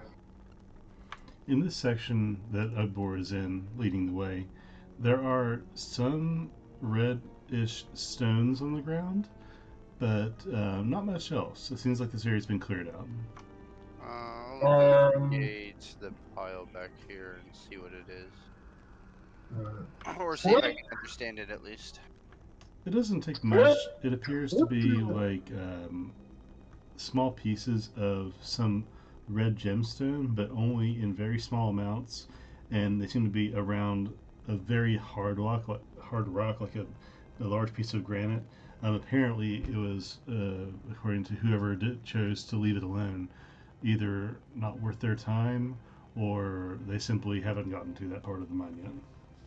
I'll look close to it and see if it looks like it's been chipped at all, or if any places around it have been chipped, or if it's literally been spotted and just left. It seems like that section has been dug around, and you can see little chips of bright gray against the dark gray stone, where it's been dug out into almost a boulder, but still attached to the wall and been left there. Okay. I'll tell Alfred, leave it alone.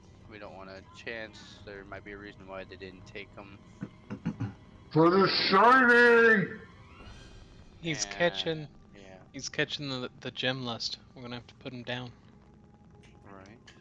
I have 4 sticks of dynamite. I will take you all with me. Is there anything else on the walls around, like any other ores? No, this area seems just of stone. Okay.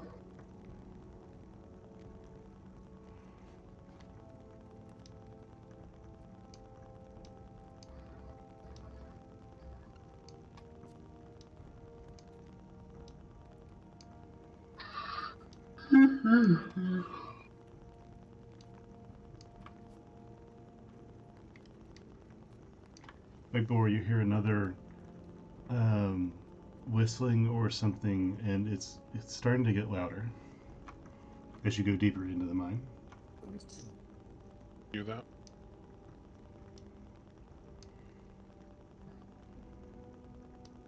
It's awkward that they've left lots of red.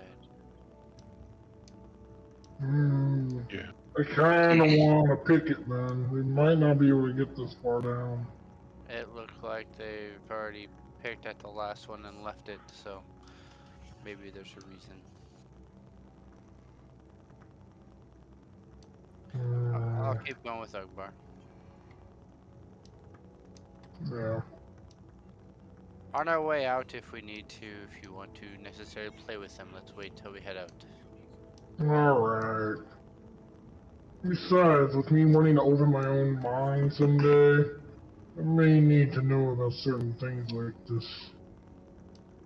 That's understandable for research purposes. Nice. You see a Check lot. this out. This is a grand shaft. Like, it's larger than the other ones that you've been in, and it's been totally stripped. There's not much on the walls at all other than rock. And at the very back of it, you see a large pile of rock. It seems you're not sure if it's just been unprocessed and they give up on this tunnel, or if something has fallen down. You're unsure. I approach the rock pile. The rocks grab you.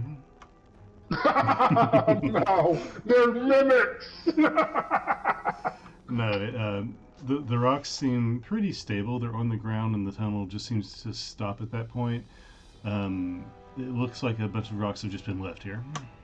So it's probably just a disposal of just all the different rocks that they mine. Okay. I tell the group that I think these are just rocks that they disposed of while mining. Alright, good enough for me. Vorik, while you guys are in the mine, underground though you may be, you receive a message in your head. They've got it ready. If you're still looking for it, but you're still going to need to speak to the council when you get here if that's what you're after.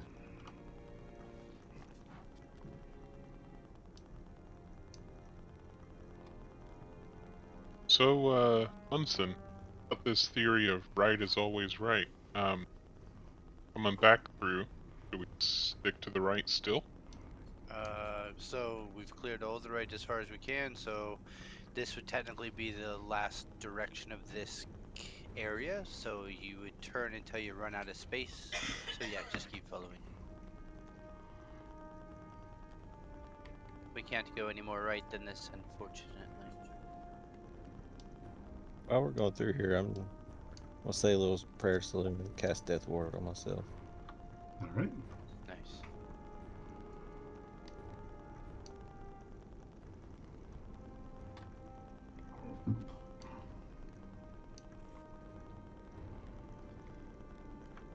As you guys enter this section of the mine, Ugbor, you see more and more stripes on the walls.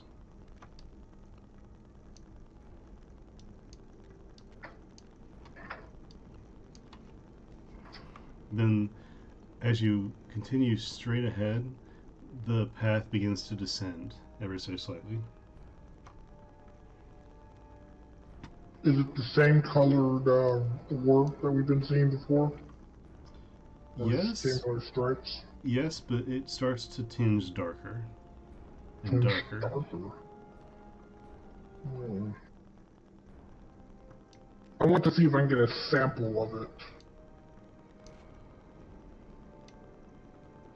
For all I know, it might be a completely different ore. Ugbor looks down the rest of this tunnel as far as he can see. Does he see any movement or anything that might indicate that we're not alone? Now, you don't see anything. Now, Alfred, you said you were going to begin to mine again? Yeah, I want to get a bit of a sample size of it to see if I can find what kind of ore it is. Okay. As you begin to pick, the dink begins to echo down past Ugbor. Ding, ding, ding, ding, ding, ding. And you get the feel that this is much harder stuff than what you've mined before. Ugbor, as the echoes leave your uh, your space, and as soon as they fade away, you get a return of. We have company. I told you mining was bad. Bork, are you It's still with us?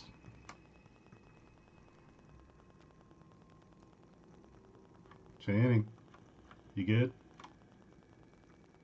I put my mining pick in my backpack and I kind of jog up to the rest of them. Yeah, you said 1 sec. What about you, Flint? Are you Yeah. hiding back there, or you come with a group?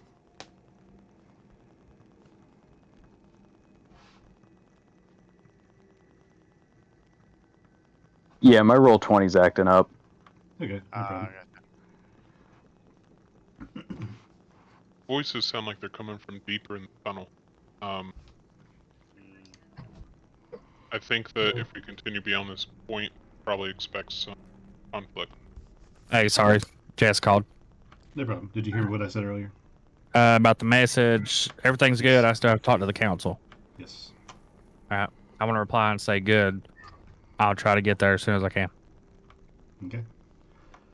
I go ahead and take out one stick of dynamite and just keep it in my hand.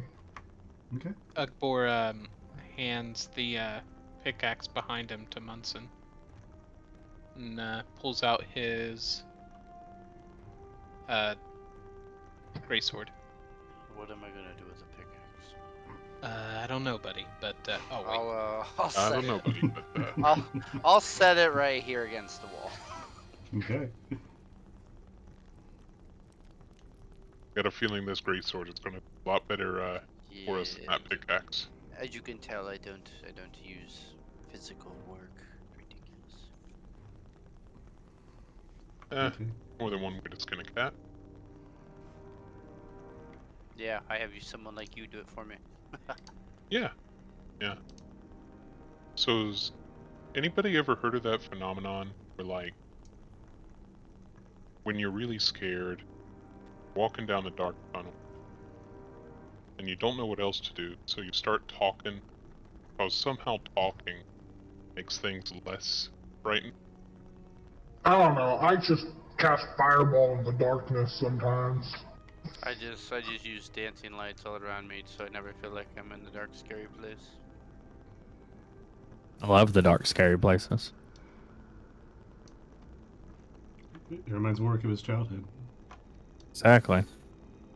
That's sad. Tunnel really wraps around. Can't believe we're still going down. Yeah, it continues to descend as you keep going down in this arc. Oh my god. Giant Slayer and Ball Crusher?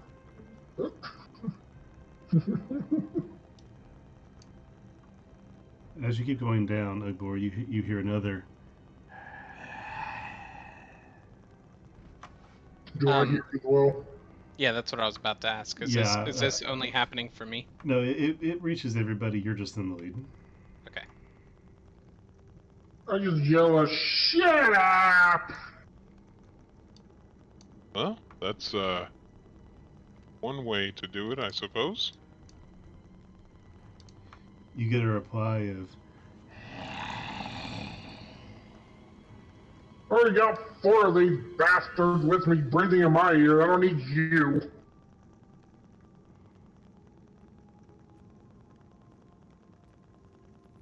Okay, as you enter that space, Ugbor, you're still descending, but you don't see anything in front of you. Like Munson's. Actually, let me double check real quick. What did you cast, Munson? It was orbs, dancing lights. There it is.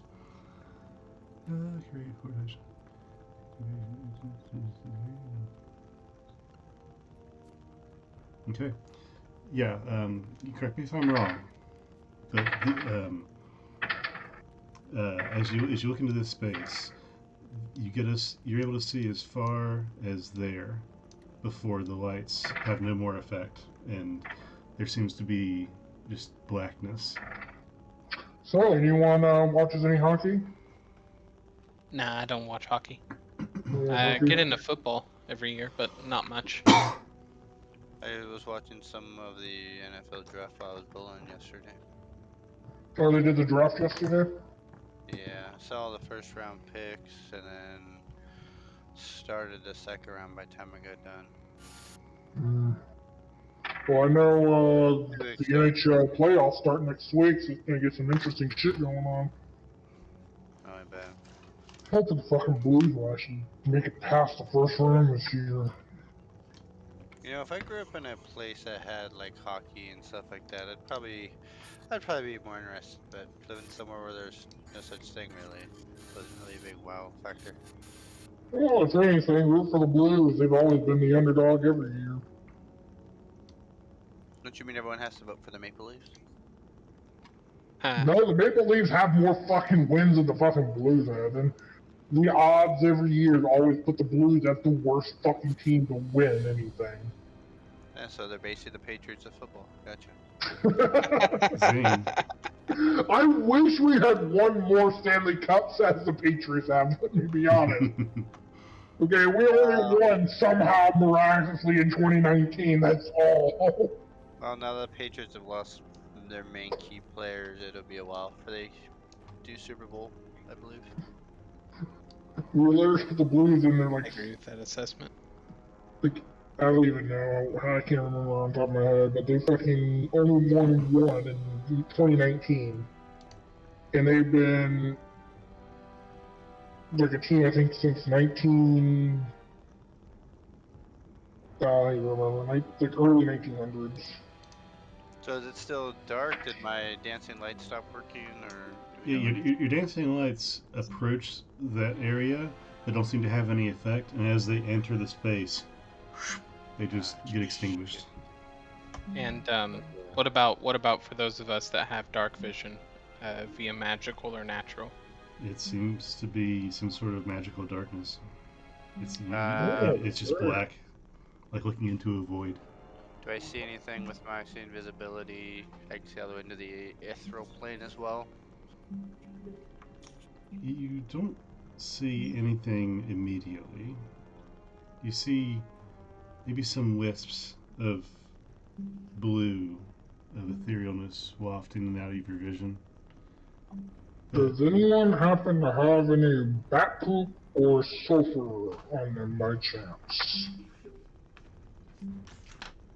I don't have bat poop, but I can give you some orc poop.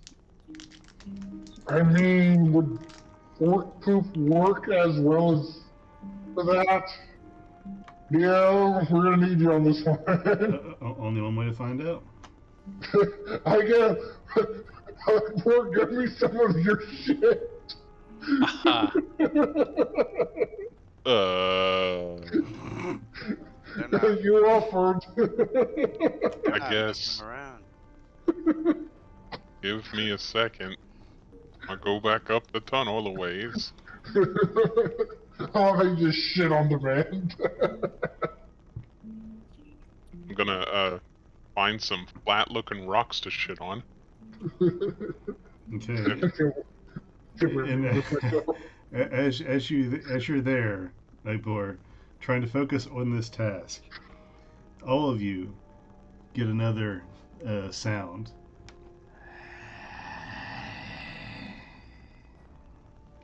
Oh, be patient, will ya? It's getting pretty loud, guys. I want to do vigilant blessing on myself. It is indeed getting louder. Okay. What? You done shitting over there yet? Yeah, so it took some doing. It turns out shitting in a dark tunnel in front of a bunch of people you met a few days ago is kind of hard. There you go. Awesome, thank you. I hand him a flat rock with my shit on it. I really hope this fucking works. Roll Just roll a d20 for me, Ugbor. Okay. This is weird. Yeah, dude, we've done some weird Oh, stuff fuck. in this campaign, but this might be the weirdest. Okay, good to know. Continue, please. So I'm gonna try to cast fireball into this void and maybe wherever this whisper thing is going. Okay, so as you burn your spell slot and concentrate on the magic and try and cast the spell you know with the ingredients, you reach your arms forward and nothing happens. Ah, damn it. It was a waste. I just tossed a fucking shit-filled poop rock into the fucking void and hopefully it hits something. I don't fucking know. So does the void seem to stop like right here? Does it seem kind of be like oval? Seem like It's what would be the better description? it's very slightly bulged, but it does stop there. I'm gonna get a little closer to it, and then I want to maybe Arcana it, or maybe let's see what else would I toss into that. No, I guess I'll do Arcana. See if it's some type of magic, or I guess or not. Okay, roll Arcana for me. 27. 27. With a 27, yeah, with a 27, you're able to tell that this is magical darkness, but you are not sure of its source. And as you're standing there, focusing on the darkness, trying to look at the edge where it stops, and get a grasp on this void and consider what might be causing it, a face pokes out of the darkness and looks directly at you.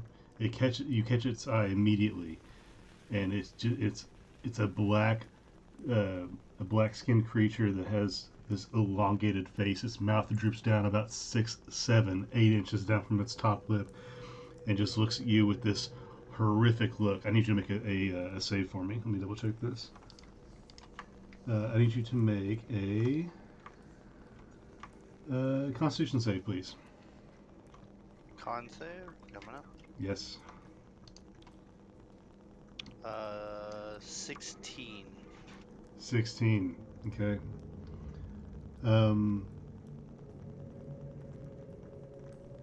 You don't take any damage, but you feel, horrified at what you're seeing, and the creature then kind of hisses at you and then ducks back in the void. Alright, darkness. Do anyone else see that? No? Yes? No? I saw something. I saw you piss your pants. That's all I saw. Oh, my pants are fine there, Alfred. Huckmore shamefully looking down at his boots. Pelinel, do you have any way to trying to go back to my school days. Do you have any way to cause bright light of greater casting ability? Something better than a cantrip, something that us common casters can cast. You're a cleric, I figured you might have some kind of big bright boom against evil. Something to get rid of this darkness. It is magical of some sort, but I don't know where it comes from. And I don't dare walk in there. Well, I can. I just can't right now. What does that mean? Means if I had a little bit of time, I could learn Dawn and shine a shitload of light down here, but I don't know it right now. I have to like sleep on it. Gotcha. I mean, I have dispel magic, but I don't think that's gonna work in this case. You'd have to figure out where the source comes from. If it is magic based, I can tell you that, but you have to know where it comes from, and I have no idea. I can't see into it. Why don't we fall back to the tunnel and let Kel sleep on it a little bit? He might be able to help us with this. And obviously, it would have to step out and be at a disadvantage to attack us. I have a better idea for you. You ready for this one? That sounds fucking crazy, but why the hell not? I mean, I've already tried having orc shit to use a fireball. Alfred, go up forward, light a dynamite, throw it in the fucking hole. Yeah. As you Yeah, guys that are sounds- discussing this plan, the creature pokes its head out again. Is anybody looking at it? I'm kind of looking more like around Munson and. You know what? I'll roll to see if I notice. Yeah, DM I'll roll odds or too. evens. Okay, sure. So what? What do you want us to roll? D20? We'll say odds. You look at it. Evens. You're busy. Okay. Okay, I got a 4. Did you roll that or Pel roll that? I rolled that. Pel rolled a 2. Okay. I rolled a d20 and got a 4. Okay. Yeah. So yeah, you guys are discussing and don't notice it, and it then dusts its head back. Well, if anything, we'll see if this dynamite will work. So I go ahead and try to lift up the dynamite that I've had in my hand. Well, I Kind of. recommend standing close to the void and then doing your thing. I'm going to back up because that's the smart thing to do. And then I will still have my orbs like here, here, here, and here, so we still have light around us. All right. Alright, so as everyone's backing up, I kind of take like a puff of little flame off the wick, and I kind of like I'm about to throw it. I'm like, "Hey, she bitch, fuck you!" Throw it in the void and start running. I'm running past everyone at this point because I don't know what's gonna fucking happen. Okay. It takes it. You run away and you guys wait. You wait. Cover my ears. You wait. And this massive explosion just rocks the entire cavern, and you hear rocks fall, and this creature gets blasted a couple feet forward, and then falls into the light in front of you. And it is the token is not exactly representative; it's approximate, but it's this humanoid that is just this dark gray skinned thing that has some sort of a blackish shawl of rotted cloth over it, and it has fallen to the ground. Alfred, I'll have you roll 6d6 for me. A 66? God. Yes. I still stealth. You are. Okay. As stealth as you can be in this space. 24 damage. Okay. So, the creature was flung forward and is on its is laying prone in front of you. I'm gonna have everybody roll initiative at this time. Everyone, attack the warrants!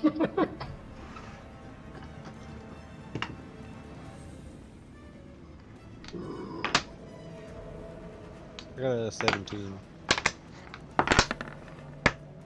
God damn it. Oh, Lord. Okay, so Alfred got an. Oh, my thing's messed up here. Shoot. Alfred got a 19. What did you say you got, Pell? 17. Okay. And then Munson got 13. Gotcha. Yeah, I wouldn't be able to see it. And Fuck. 4x6, Flint 4. Board 8. Abort 8, okay. Alright, I got lined out here. Okay, so Alfred, it is your turn. I'm just gonna have to move. I will not be able to do much. Unfortunately, since I will not be able to see it, but I will just go ahead and move. Yeah, how do I do that move thing? What was it again? What You thing? hold the left mouse down on your token, and as you drag it, you right click, and every time you click, it'll show measurements. Once you get to the farthest measurement you want, then let go of the left side, and then your character will move to that point.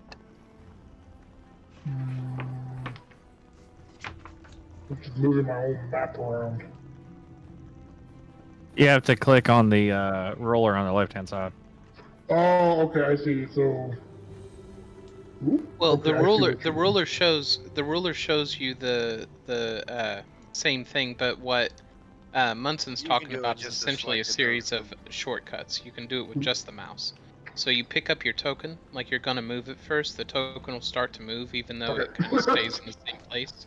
You can right-click with your mouse, and this lets you kind of start that process. And then when you're done, you can just release your left click, and it'll move.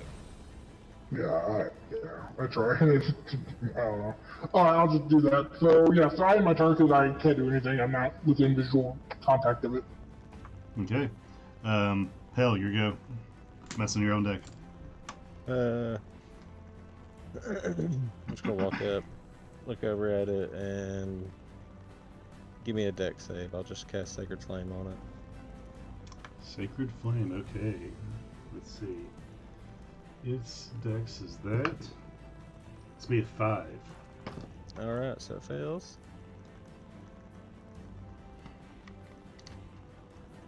It takes 8 damage. 8 damage. Well, what 13 type of altogether. what type of damage? Radiant. Radiant, okay. 13 altogether. Okay. Cool deal. 13 damage. Got it. Alright, what else are you gonna do on your turn? Let's see. Oh. Oh yeah. I'll just cast Sacred Weapon on it too. Just a little ghostly radiant hammer is gonna pop up like right beside him right there. Okay, sure enough. Come out, and that's a melee attack, so I think they have advantage on the attack. Because he's prone, right? He is prone. Yep. So melee would get the advantage. 27. 27 definitely is. If this fucking thing would roll. Now remember, just go over to the chat window where it says spiritual weapon over there and just click it and it'll roll the damage. 9 damage. Okay. And Pale will be like, there's a weird fucking thing up here. Okay. With that then, Munson, what are you doing? I'm gonna move over here and try to angle myself. I'm gonna basically like bounce off the walls with electric force, and I'm gonna shoot as far as I can into the void with lightning bolt. Okay, now are you shooting the creature on the ground or are you shooting past it? Right through the creature, all the way through a straight line. Okay. So, is there a save on that? It is a dex save, DC 17. Okay. I don't think he can make a dex save when he's prone, can he?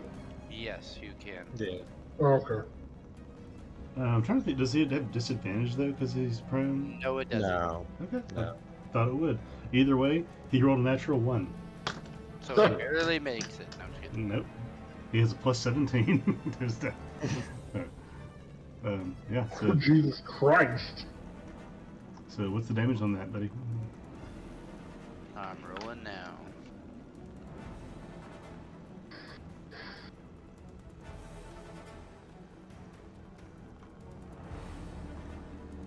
Oh, dang. 26 plus 16, 42. Okay, so describe what happens as this creature is fried. Basically, I grab the walls and then I just shoot a tunnel of electricity through my eyes. My body just glow, and then a burst of lightning pushes through. Okay.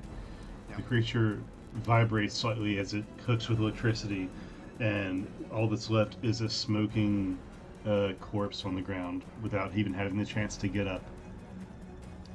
What are you guys doing now? Does the void still seem like it's there? The void is still there. Okay. I kind of run back up to you guys like, hey, I heard a muffled explosion and really bright light, and then I just kind of see the dead corpse and like, oh, good, we killed it. As the lightning went through, did I by chance hear anything else scream, screech, anything after the point of contact with him, or did it seem silent? It seems silent, but shortly after you cast that, you hear a You got piggies? There must be a corner up there that we can't see. You know what? I'm gonna do something stupid. Unless Ugbor's gonna Ugbor. beat me to it. Yeah, I think yeah, yeah, Ugbor's- yeah. I think Alfred and I Ugbor's had gonna- the same idea. I'll let Alfred do it. I'll let Alfred do it. I'm gonna stick my head into it. Do I see anything? Is it like a carpet, or is it just like a thick veil? You guys are gonna love this video later, by the way. As you lean into the void, you are able to Flint see. disappears from the map. Did you see that? He just disappeared into the darkness. I did. Or Flynn. Oh boy. Wait, what? I didn't even see Flynn. It looked like Here, a ghost grabbed him and pulled him into the abyss, bro. It was so weird. Here, I'll help you out, buddy. There you go. There you go. Yeah, yeah. But as Help! They've got me.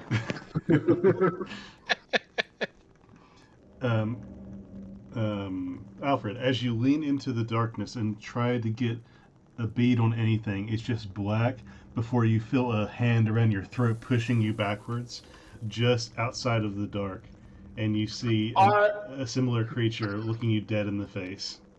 I just want to cast a malicious just immediately onto that motherfucker. Okay. Doesn't he have to pass a check though? He has to pass a con save first, please. Yeah. Let's see, where is it? Oh, yeah, I got a pretty good concept for a sorcerer. 23. Dang.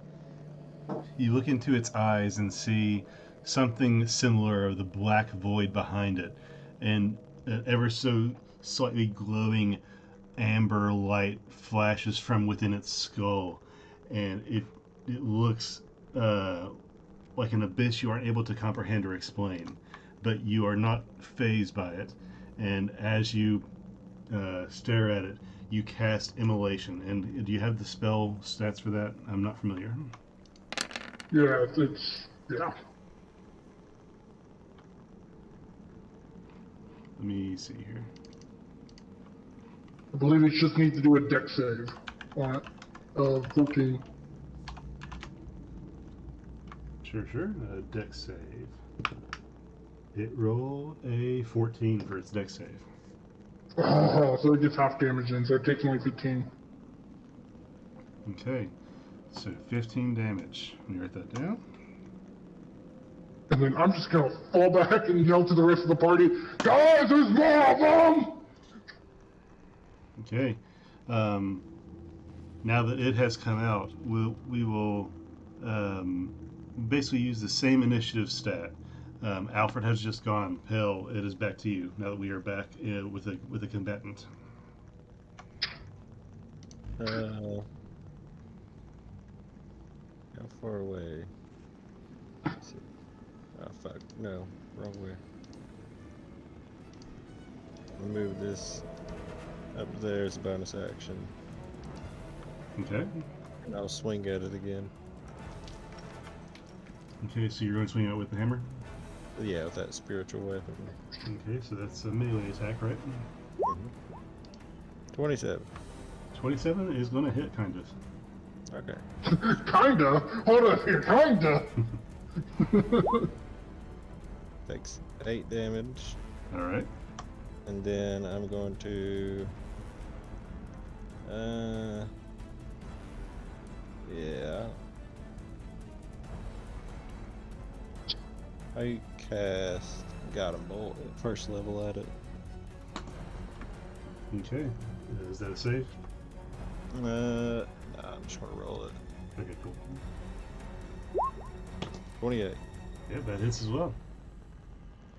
We're rolling hot tonight.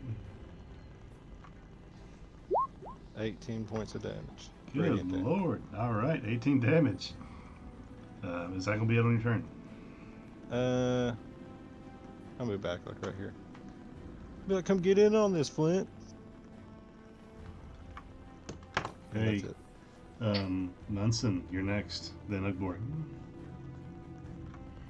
Ugbor, you said you wanted to take a chance, yes?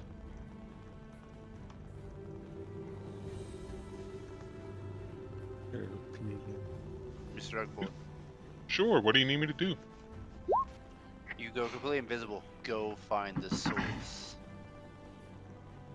Okay, so that's Munston's action. Ugbor, it's your turn, unless Munston wants to do anything else. Yeah, I'm gonna back the fuck up. Okay, noted. Yep, done.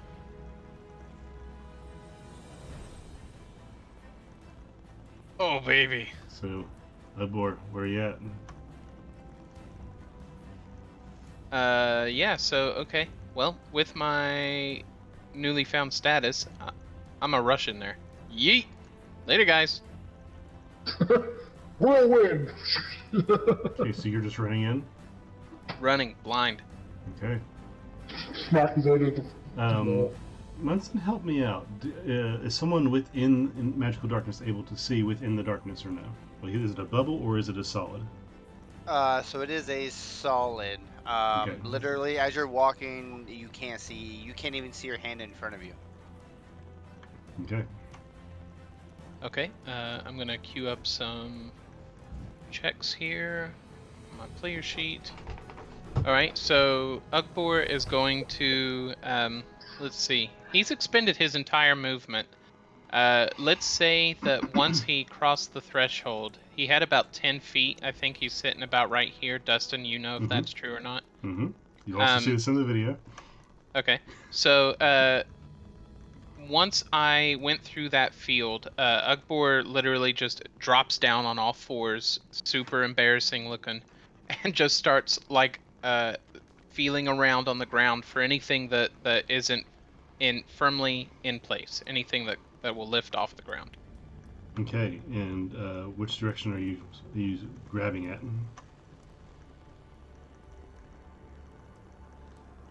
Okay, gotcha. Duly noted. Vorik, it is your go, and then Flint. What are you doing, buddy? Flint rode worse than I did. You did indeed. Yeah, I think Wow. I think you rolled a 6 or something, and he rolled a 4 or something. Damn. Like that. Damn. What can I see from here? You see a dead corpse of some creature that was just killed by Munson. You see the hammer that was cast by Pell floating in the air, waving around in its own space, waiting for command.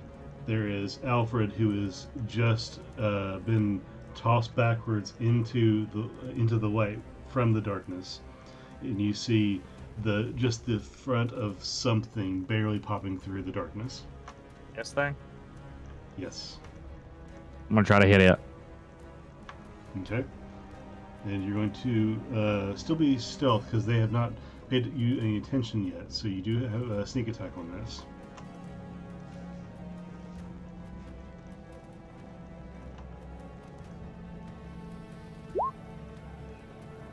Okay. A 16 is going to hit. Roll again, 'cause you have advantage. Oh yeah, that's true. Just in case. Okay, 19 also hits. Still. So that's your first attack.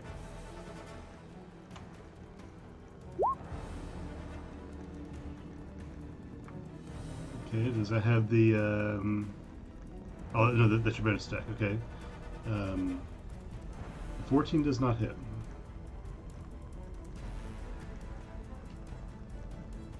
So you can roll damage on the first attack with sneak damage. For 20 total damage. Duly noted. What else are you doing? I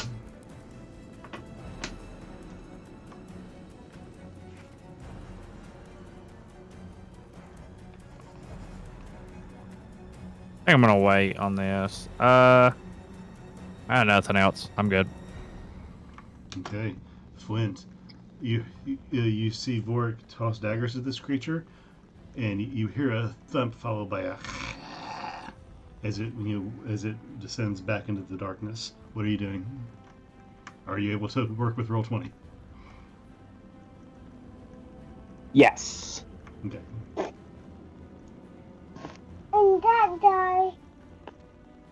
Just a sec.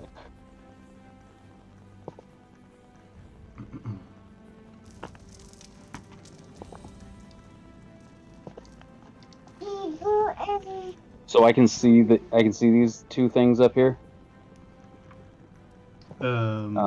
Which things? This Yeah, and this. Yep. The one is dead on the ground, and one, well, after Boric hit it, it would have just stumbled back into the darkness just ever so slightly, but you still can see where it was. Okay.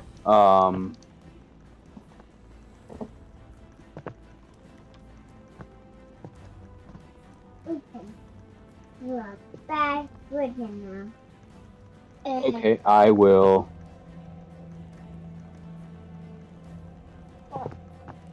I will step up here.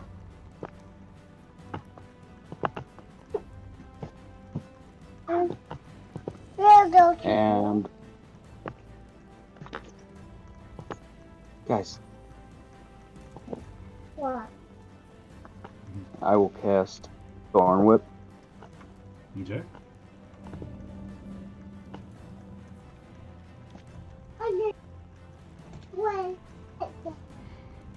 And spell attack. Do I just? Yeah, that's melee spell attack.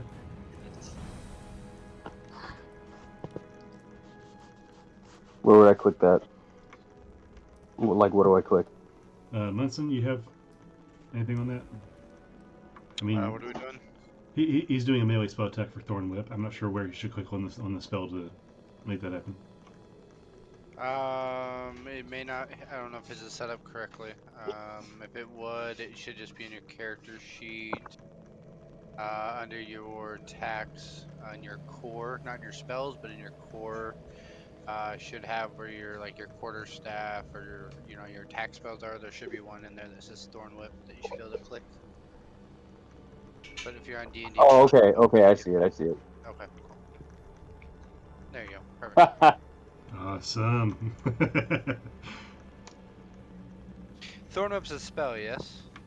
Yeah, but it's a melee spell. Okay. Oh, melee, gotcha. Yeah, so you lash out, but as the whip, that you conjure vanishes into the darkness, it doesn't find purchase on anything.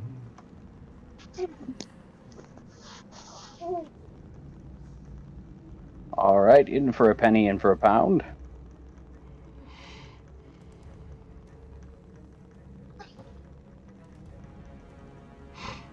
Oh, hold on.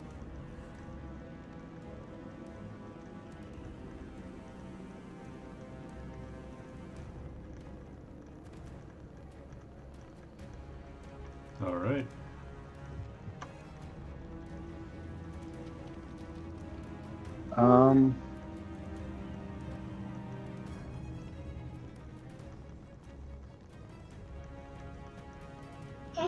I can't. Hold on, I need to look up what the. I forget that one. Okay. I don't know the attack it has. I think that's somewhere else. So,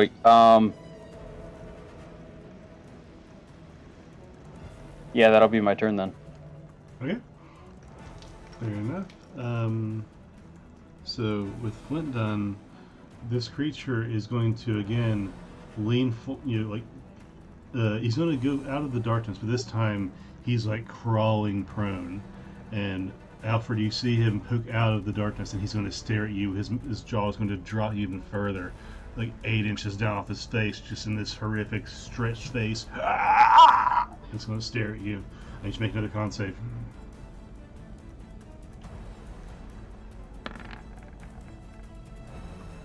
25 is going to do it, and having no effect, it's going to crawl another little bit towards you and then swipe at you with its hands.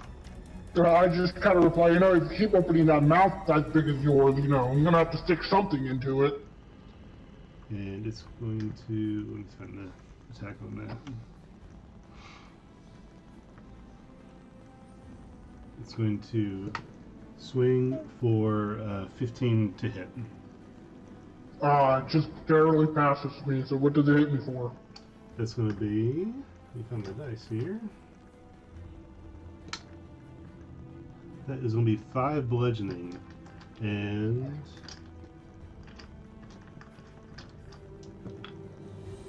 12 necrotic. As it hits you with a hard physical hit, but then the space it leaves on your leg, it was swinging from being prone, just starts to tingle and like you've been hit with acid of some sort.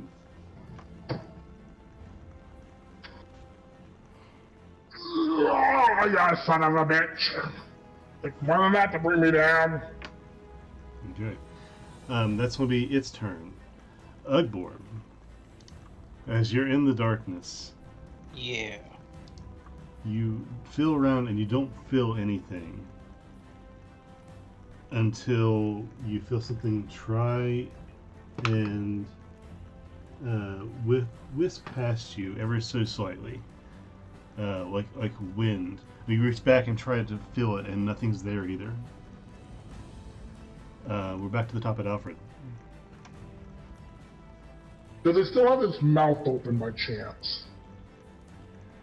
Yes, its mouth is like still dangling. Like it's blackness. There's no teeth or inner workings of a mouth. It's like its eyes and mouth are the same as the black void behind it, just sunken darkness. Do I know how hurt it is? It looks to be fairly weak as it crawled across the ground towards you. Okay. Well, I was gonna put a stick of dynamite in its mouth and light it, but you know. I think it's gonna be a little bit overkill at this point.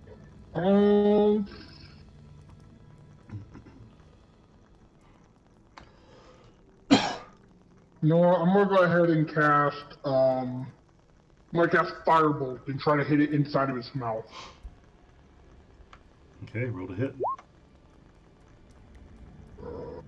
That's not what I want to do. This is what I wanted to do.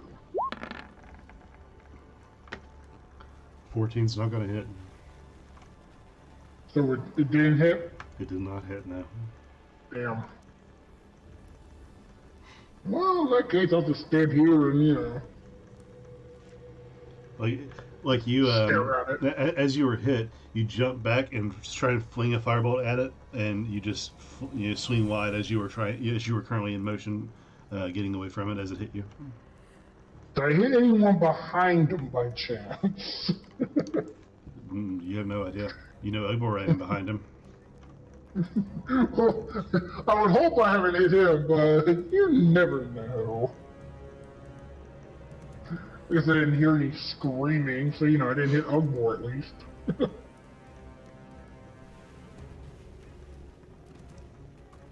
Okay, anything else for you on your turn?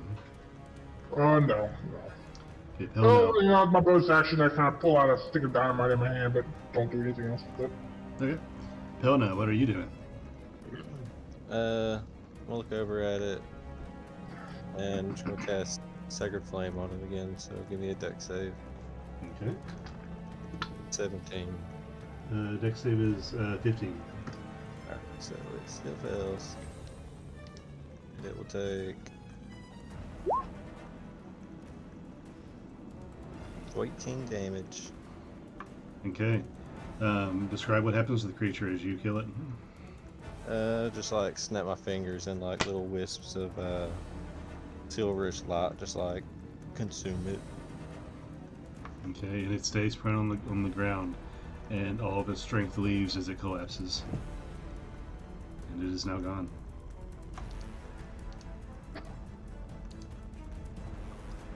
And with that, there's no more visible enemies, but Ugbor is still in the darkness.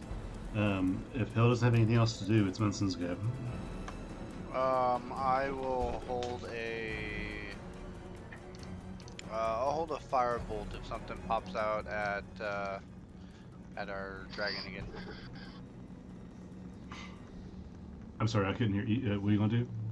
I'm gonna hold a firebolt if something comes out of the darkness. Okay. Hold an action for it. Okay. Ugbor, it is your turn, and you're feeling around the darkness. You felt something kind of whisk past you a second ago, but you don't know what it was, where it was. You feel nothing. You see nothing but darkness. Okay.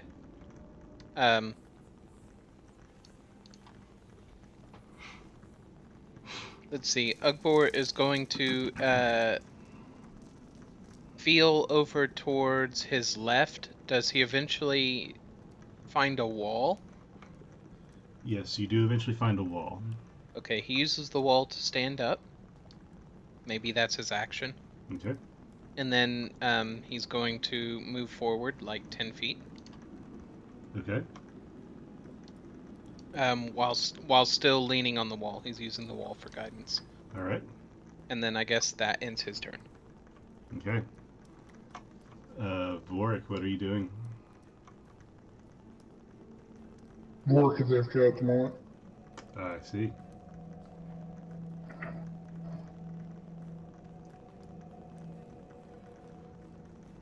Yeah, I probably would have moved like at least over to here. Okay. Fair enough. While I wait on Vorik, Flint, is there anything you want to do specifically?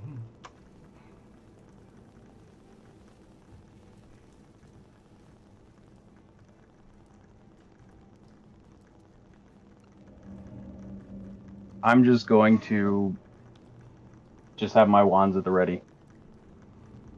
Okay. Akbar, are you okay in there?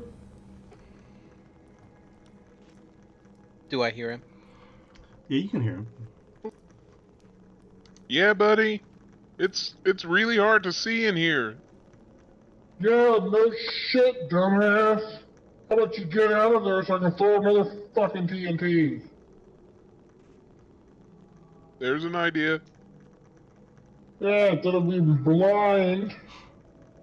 I know what I did was pretty stupid, sticking my head in, but hey, at least I'm not in the thick of it.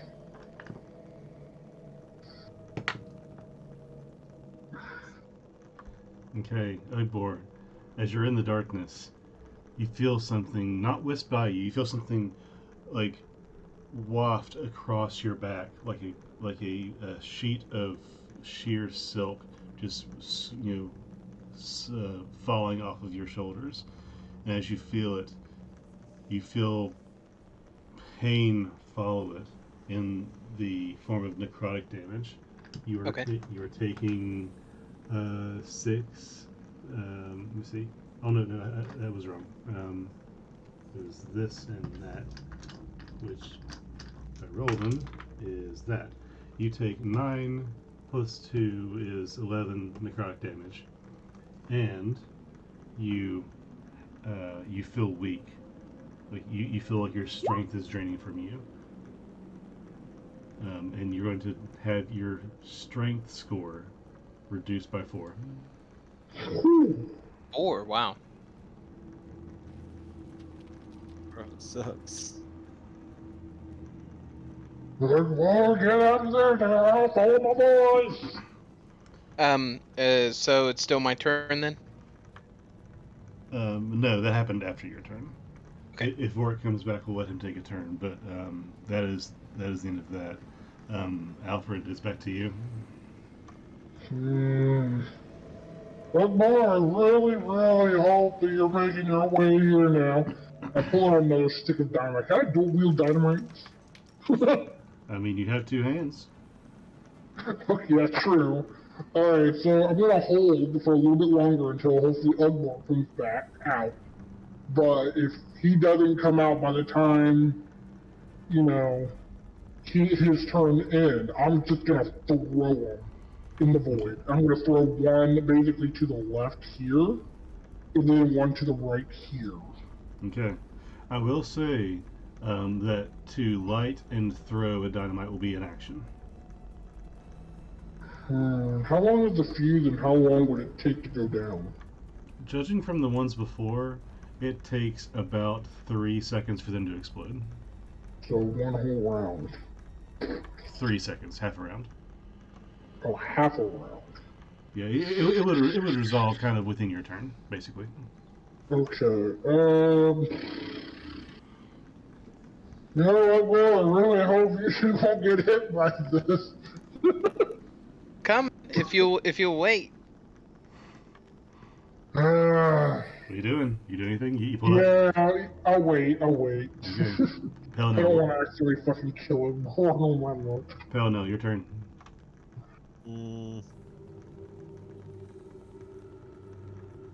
I guess I'll just hold my action.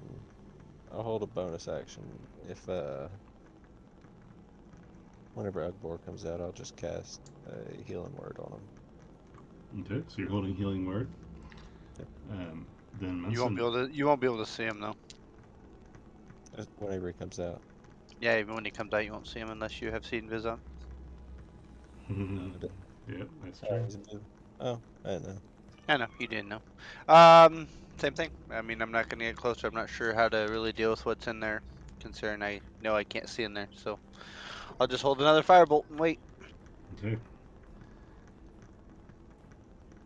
So, with that, Ugbor, it's your turn. Okay. Ugbor, having carried out the conversation with Alfred in the previous round, about faced and just runs through the pain. He full sprints, the way he came. Okay. Give me 1 second here. He's gonna expend all of his movement. Does a 17 hit? A 17 hits. Okay.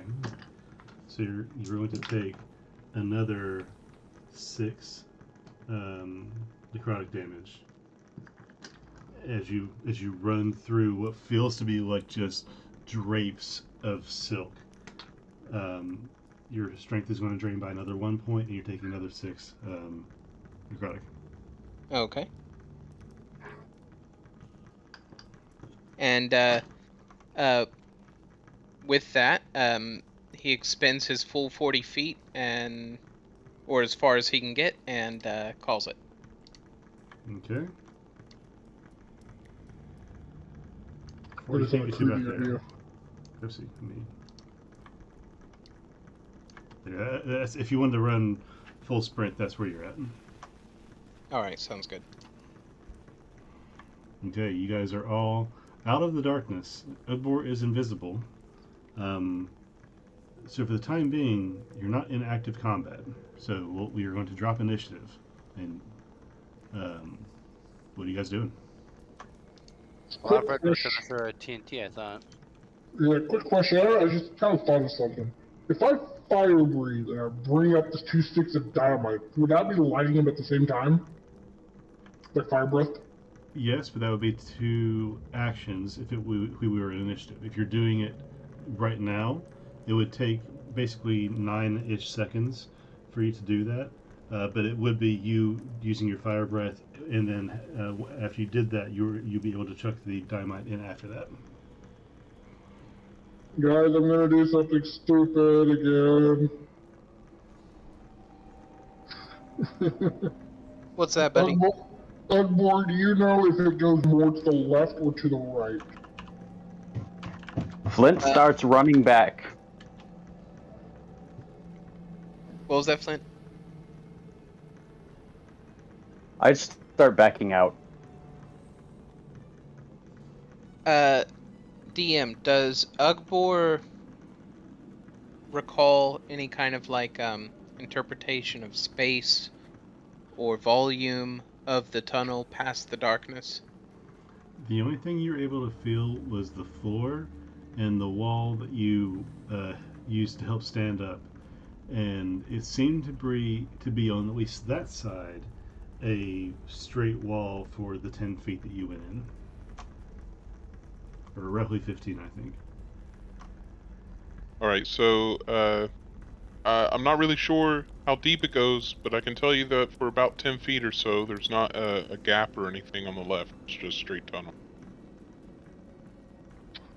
So, okay, I'm gonna do something really stupid. Alright, Hey Munson, real quick, the invisibility on Ugbor, how long does that last?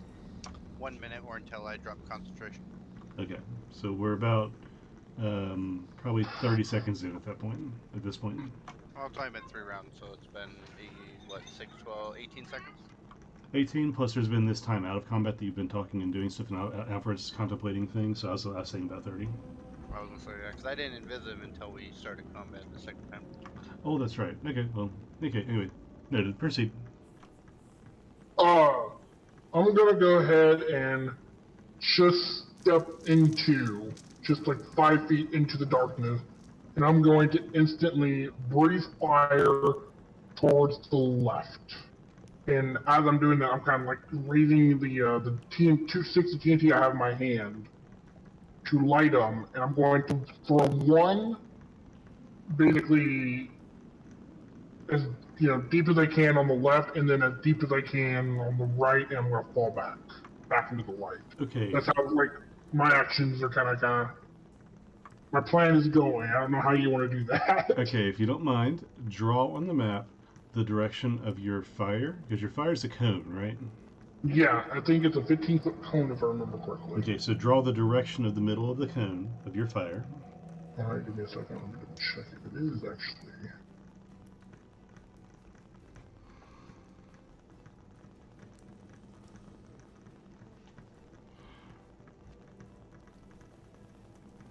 Yeah, 15-foot cone. Okay.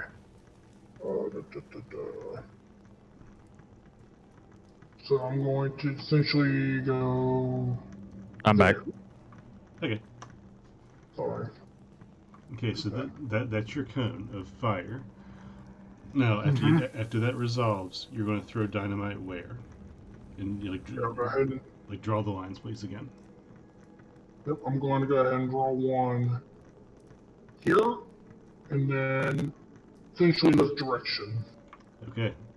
And how far do you intend to throw them? An improvised weapon has a normal range of 20 feet. I'll go ahead and try and do like 10 feet on the left, 15 feet on the right. Since he said there was only 10 feet there, so I'll try and throw 10 feet. Okay. So let me do some figuring here real quick. I know, it's a very complicated weapon of attack here. Okay, okay. So, You've been getting out here all day today. how does your cone of fire work? Is that a roll to hit like a firebolt? Down there. It is just, I believe, a DC of 14 to dodge, and then it's like half damage. Okay, a DC of 14 Yep. dodge. Okay, and you rolled the damage, right? Okay. 13. And so it's half as much on a success, or is it just 0? Yeah, it's half damage on success. Okay, just give me And it's 14. give my numbers right there. Okay. So, okay, so you breathe fire, and you hear like a whoosh of something happen, and then So something happened. and Interesting. after you breathe fire, of course, it's hard to hear over your fire breath as you belch a wave of fire in front of you. But as you do that, the fire lights the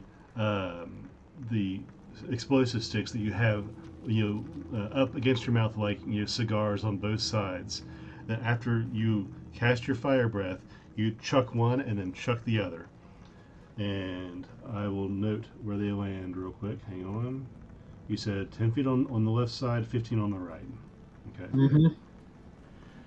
And then I step back into the light. Okay. Okay. So I need you to then, let me do this for you real quick. So you're right back there. So I need you to then roll 66 and then 66. Alright. There's the first one. Ooh, that was the wrong one. And there's the second Got me 5 and up. Okay. Okay, so I picked 5. Man, those are low rolls. Whew. All right.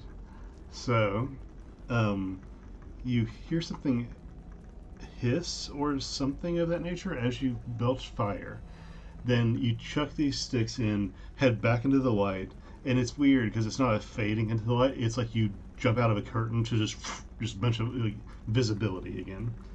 And in running back that direction, you stop and turn and face where the darkness where you came from. And 1, 2, 3, boom, boom. Both the explosions go off, and everybody in the front, especially Alfred's at the most front. Even Flint gets a slight blast of air, as the air just rushes from that direction and then back towards, filling the space that the explosion happened in. You hear rocks start to fall and crumble, and the darkness recedes slightly.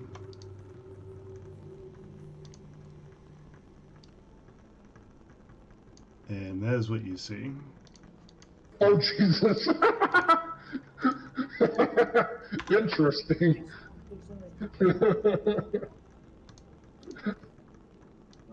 Well, guys, good work.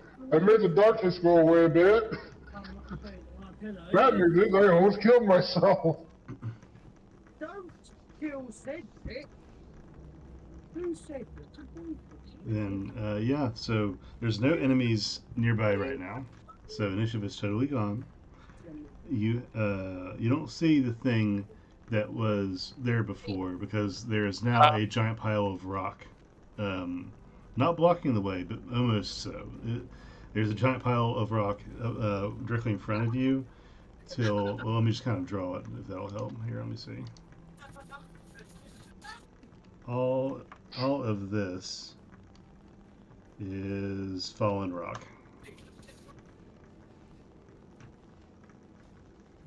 Yay, it made its mind collapse a little bit.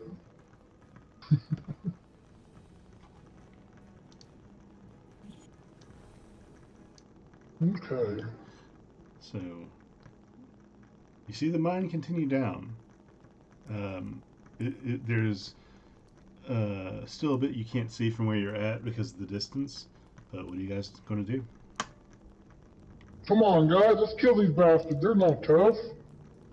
I just kind of walk over the corpse of one of them. I will drop my invisibility on Ugbor.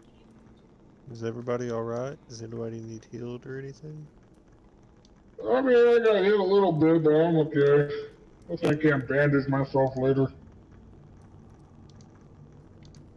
I'm good. Ugbor? Hey, I didn't even see you. Yeah, Ugbor pops into existence right beside Pellinel. Oh my god. Poof. Hello. No. Okay, sorry. I was having some mic issues. My headset quit working. No worries. Goodbye. What are these red lines? Those Those dragon. were my dynamite throws. Oh shit, okay. It's a good thing I left.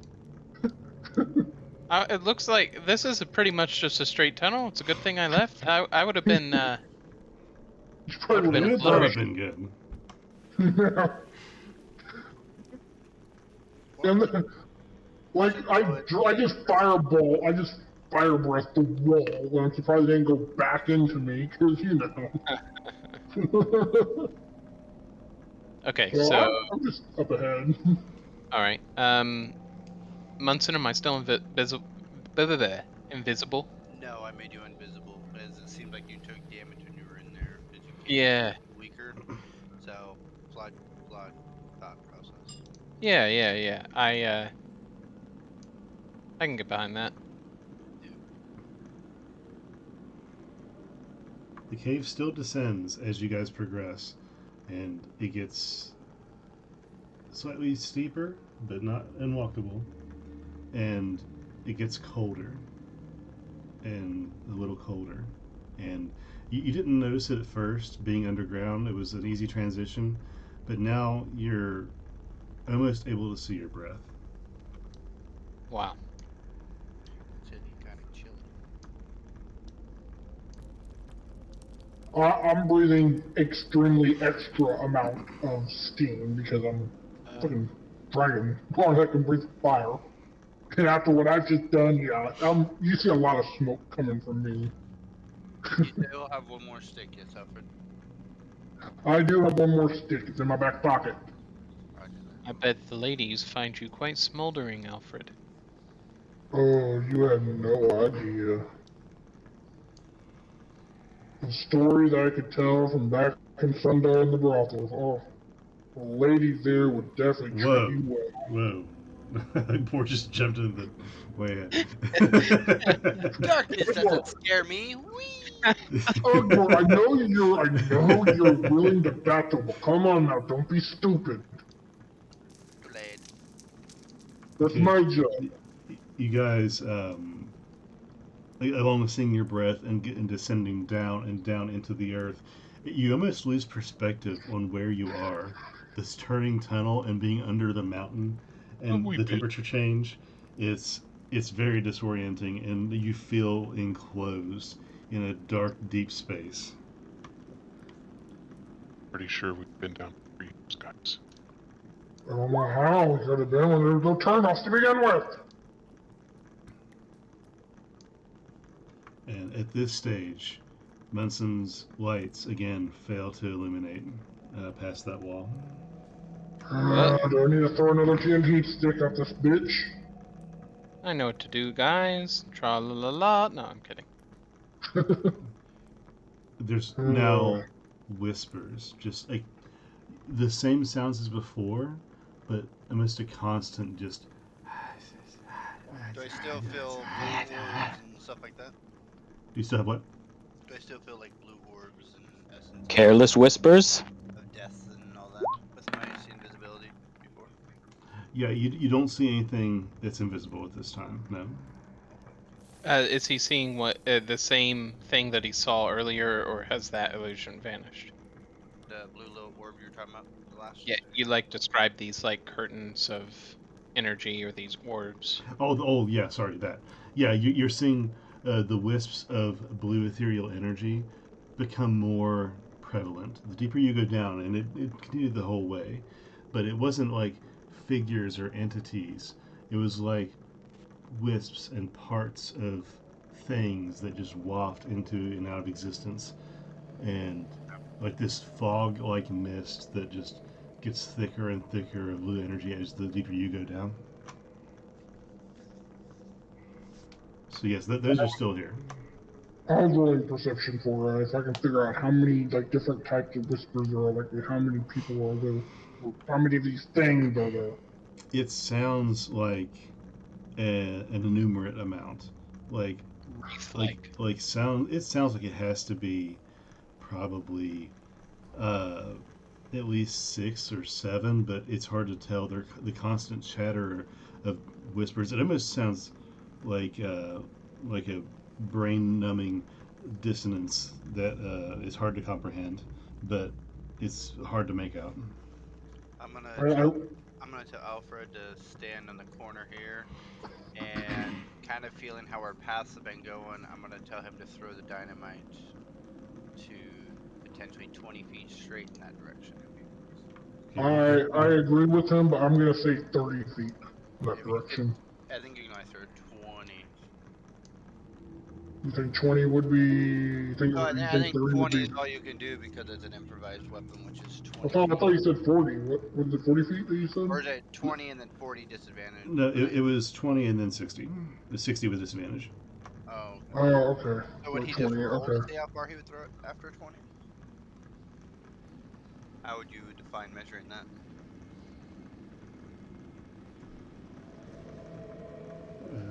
So I'm trying to find the thing here. Okay, there it is. Okay. So sorry, what was your question about the distance? So if it's 2060, which is like basically a hand axe, my question is if he's throwing a stick, technically he's not aiming at anybody, he's just trying to get distance. So if 20 would be your basic throw, how are you going to measure past 20 if you try to aim for 30? If he wants to try for past that, anything over 10 would be a success for the distance he's trying for, and anything below that would be a failure and would fall short of that by a number that I would roll. Ah, roger that. Sounds good. With it being my last stick, I'll just go with the safety route and just do 20 in that direction. Okay. Give me a draw which direction just in case. Yes, I would. Alright,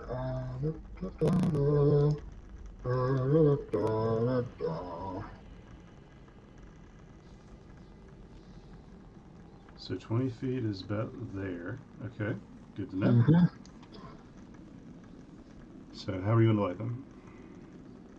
I'm just gonna do a little puff of and just light it. Okay. So you light it the same way you've lit the other ones with your mouth and just kind of give it a little, and then you chuck it in that direction. You wait. And then I'm just gonna back up a few feet By few, I mean a few dozen. And you wait. And the boom here now echoes a little and rattles the chamber like it had before, but it feels bigger. You're not sure. And you hear the sounds grow larger, then quieter, and then larger, then louder again. That's what happened. You still hear the whispers and the chattering. So, does anyone else have any area of effect spells by chance?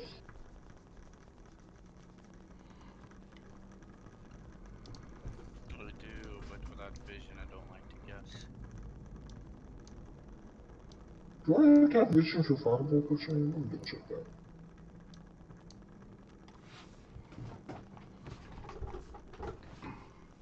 Hell no. Do you have any kind of AoE protection for yourself?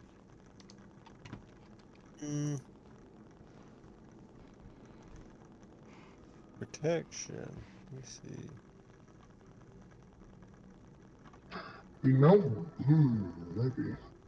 Well, I kind of did something earlier where we're walking through the caves. I can, die once and be Oh no, okay. I meant I've seen it before. I don't know if you're powerful enough, but I've seen some clerics back in the day where they could cast this sphere around themselves, and they have little fairies or little radiant creatures that protect the person in which controls the ability, and then anything that tries to harm you, it would like try to protect you and attack them. I can do that. I don't have it prepared right now, though. Okay, I would, yeah. That's another thing I was thinking of an AoE thingy, but Well, I could cast my multi-unit meteors. They're not as strong as, say, the sticks of dynamite. yeah, but But aren't the meteors you throw to a point that you can only visually see, right? no, it just says sending them streaking towards a point or points you choose within 120 feet. It doesn't say anything about actually being able to see. If I just have a general idea of an area, I think I can just send them. So let's say, if I try to send them, maybe, even then, if I try to send it further than what the room is, it probably just hit the wall, if anything. And it does have a 5-foot radius. At this point, unless we feel like going into the darkness and swinging like nut jobs, we may just need to. Yes, I'm not comfortable attacking the darkness. Exactly. So we might need to reverse out. Let the guy at the front know kind of what we're dealing with, and then potentially, if we're here through tomorrow, maybe get some abilities to counter the darkness from our fellow cleric. I agree. Returning more amply prepared would be pretty beneficial. Correct. So that Hey, was just my opinion. Crawling this far seems like we're out of TNT and walking in the darkness, and this thing seemed like it hurts you, Ugbar of some sort. Yeah, while I was in there, there was this, I don't know, you guys did some fighting with some too, but there was this moment where it kind of felt like something soft was being draped around me, but then it burned. Yeah, see, and I put you in full invisibility, which means that this thing can see through its own darkness and through mind viz, so that is something I am not prepared to goof with. Wait, I'm thinking I just thought about something. What about literally smoking them out into the light? Yeah, I think Pell can help you with that. Pell, you still got that pipe, boy? Let's get it going. Come on. do have it. Assuming they breathe. I mean, I would think so, but I do have a spell called Pyrotechnics that could have smoke As you that guys into an are area. as you guys are discussing this, you you hear behind you, and there are two faces poking through the darkness, looking at you. Over here? Oh, Okay. Are they hot? They are Clint, did you- terrifying. I'm going to have the two in front. Mhm. Pellinel and Alfred make Constitution saves for me.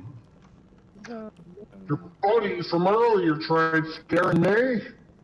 Let's see if it works this time. Oh, lucky that. Okay. God dang. My rolls just get better and better. Okay, let me see. Alfred is used to the sight and does not face him at all. Pellinel, having rolled a 12 the first time, just once. There's once for each. No, he luckied it to 15. Oh, okay. I didn't hear that part. Okay. So looking at 15 does help, and it's a terrifying visage, but you're not physically affected. Oh. Are they? Do they take any conditions or? No, they see these faces, and the faces staring at them just pull back into the blackness. Hey, do we have like any way to dispel the darkness or anything? The only way I could have thought of was our cleric having I've got it. an ability to cancel it out. Nanny, nanny, boo, boo, stick your head in doo doo. I mean, I know dispel magic, but you know, the darkness is like a magical effect. So couldn't that like work on it if anybody has that prepared or anything? I mean, I have dispel magic. I even said that earlier. But the problem is I don't know what the source is, and I don't know. Like, it only really works if I know what level that spell is. So we have no idea what's emitting. All I know is it has something to do with these goddamn monsters. And that's all. What I'm thinking is the creature itself. If it's the spell or the ability, I think it is.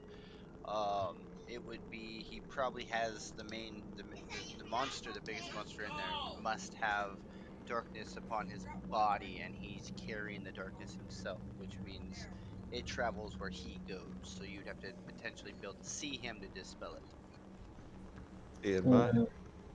This might be like, you know, out of game. But couldn't you like look at the darkness right there and be like, I want to end that? Because it says like magical effect within range. Well, the thing is, that's the DM discretion on that point. Mm-hmm. If it has to actually be the source of the magic or just the magical effect itself. Ugbor, what are you doing right now? So I know you ran up to the darkness and taunted it, but what are you doing currently? Vaping. But was my mic on? No. I mean, what is Ugbor doing right now? Like, is he just standing staring at the darkness? Well, no. He's now like actually very ignorantly, after taunting them like a child, he's turned around. Okay. Of course he is.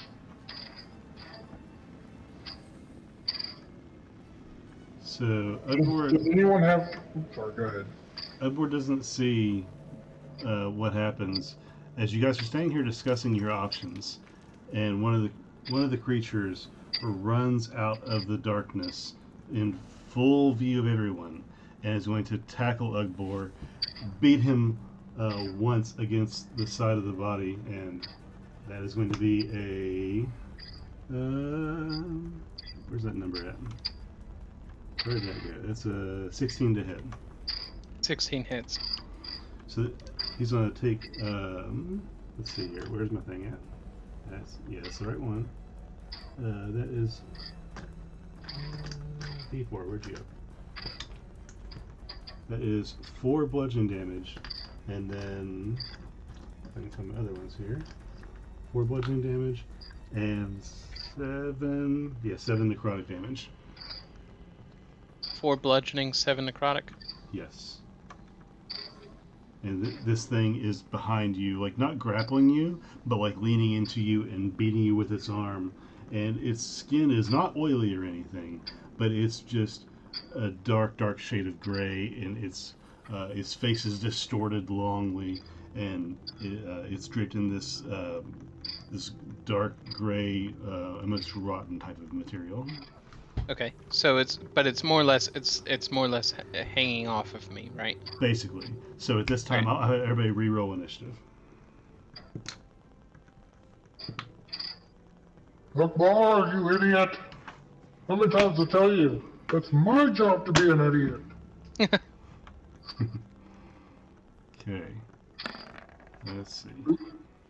My initiative is 9, just FYI. Gotcha. Edward got a 22. It's the combat reflex of being jumped on. 23. So I was gonna ask, does anyone happen to have a firebox or a tinderbox or something? And some flammable objects? I used to have a lot of stuff, but then I talked to some lady in a hut. Well, now that's your first mistake. Never trust an old lady in a hut. Yeah, What? it was a mistake. Oh, I mean, gosh. it was only partially a mistake. We came out like 50 G's on top. Hey, what did Munson roll for initiative? 17. Awesome. Okay. Okay. Flint, 14. Okay. I love how I'm getting better rolls for my con save as a sorcerer. I just love that fact. All right. So with that, Yeah, it's pretty great. this monster has attacked Ugbor. Vorik, it's your go. Nobody's seen you yet, as you are at the back of the pack and not currently being engaged.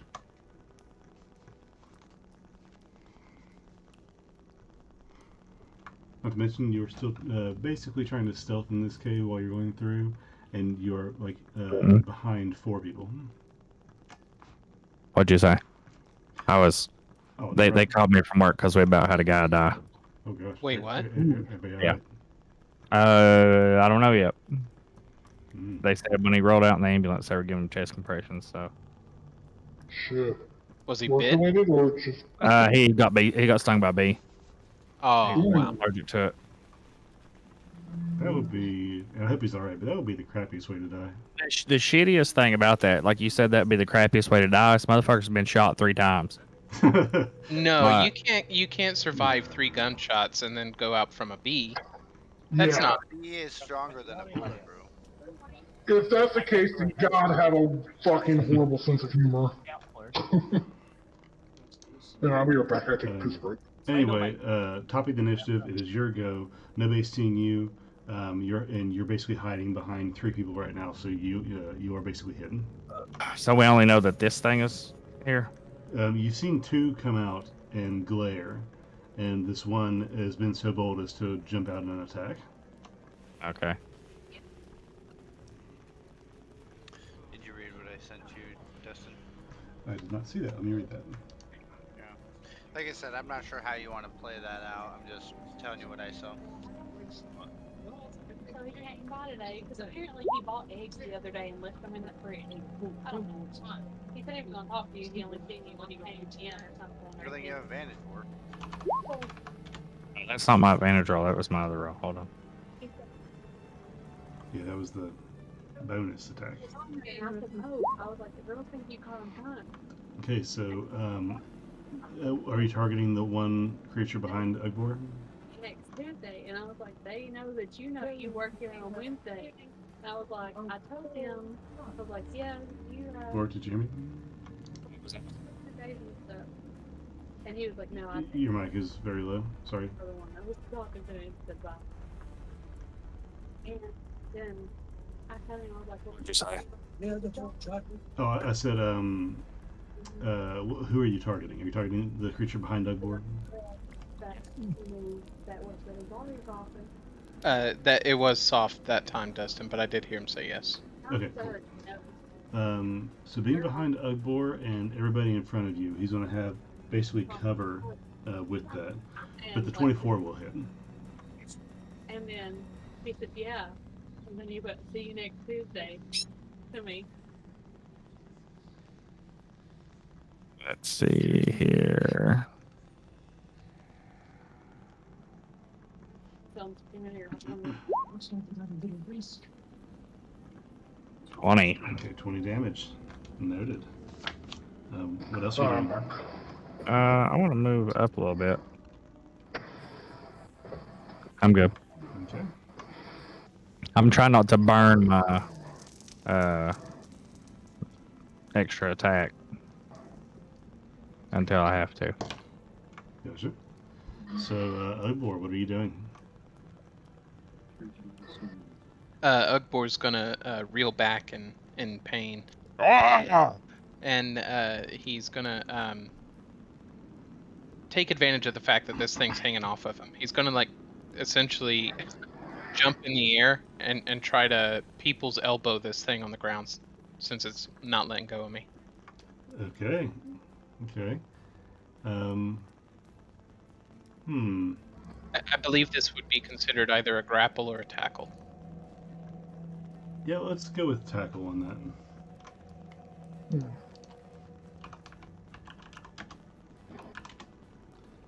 And I need to actually look up how tackles work. I'm looking myself. Tackle is just a special attack. It's the same as just doing. It's a special melee attack. Yeah, so I'll just roll a basic unarmed strike. Was what this would be because you're not using weapon. Is he trying to tackle it? So it'd be a contested athletics. Oh, is that how that works? Okay. Yep. I can roll with that. So contested athletics. So interestingly enough, this is actually where I'm gonna need a little bit of help as a noob with D&D because I rely on D&D Beyond. So my strength is currently minus 4. So I need to figure out what my modifier would be. Hold up. Your strength is minus 4? No, so what is your stat? Like, what is your normal number for strength? 17. So Okay. you minus 4, you'd be 13. And minus give 1. you a plus 1. Plus 1. Okay. Well, he had the minus 4 and then minus 1. Oh, 5 total. Yeah, but still 12 is still plus 1 to strength. Yeah. Yeah. I just want to make sure of the number there. Yeah, you said 4 and 1, which is 5. Okay. And then you still add your proficiency bonus and whatnot to it. Mm-hmm. Yeah, it's still the same. Normal athletic check is just a plus 1 instead of a plus 3. Yeah. Just subtract. Got it. So this is okay. That's all I need. Okay, I am. Okay. Well, you need to beat a 17. What do you got? Well, let's find out.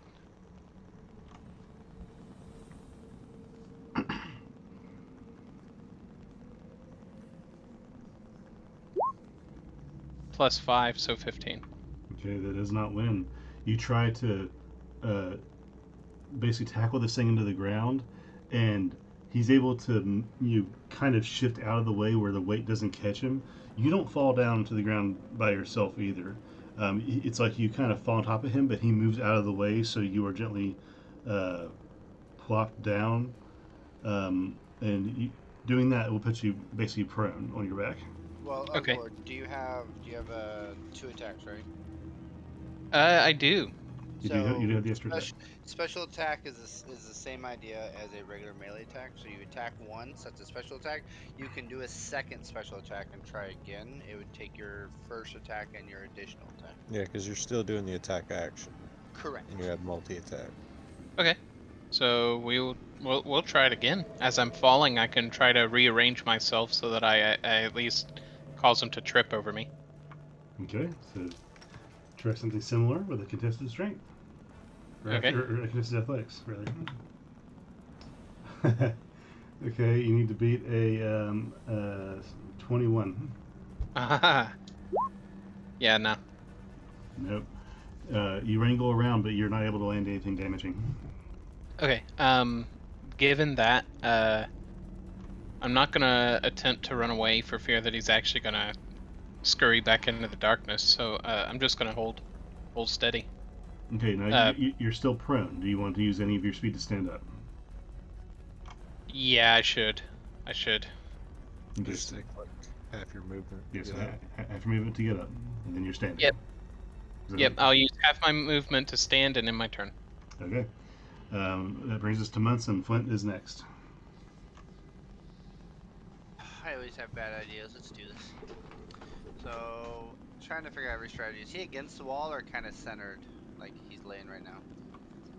He is a little centered. There's about 4 feet between him and the wall. Okay, I'm gonna try to squeeze in between like this, Mm-hmm. and I'm gonna precisely angle my shit. This is so risky. And I'm just gonna rub against this one, and I'm gonna try to go this direction to as far as it'll let me. I can technically go up to 100 feet, so it's just gonna push through. And I'm Okay. gonna release another bolt. Okay.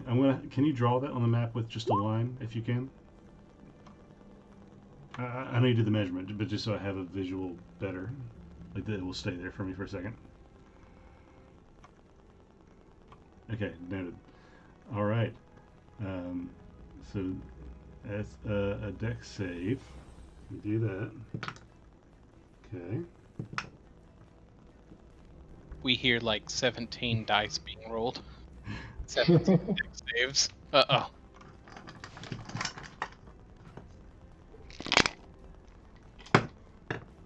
All right. So, go ahead and roll damage on that, please. And that one will be 33 lightning damage. 33. Okay.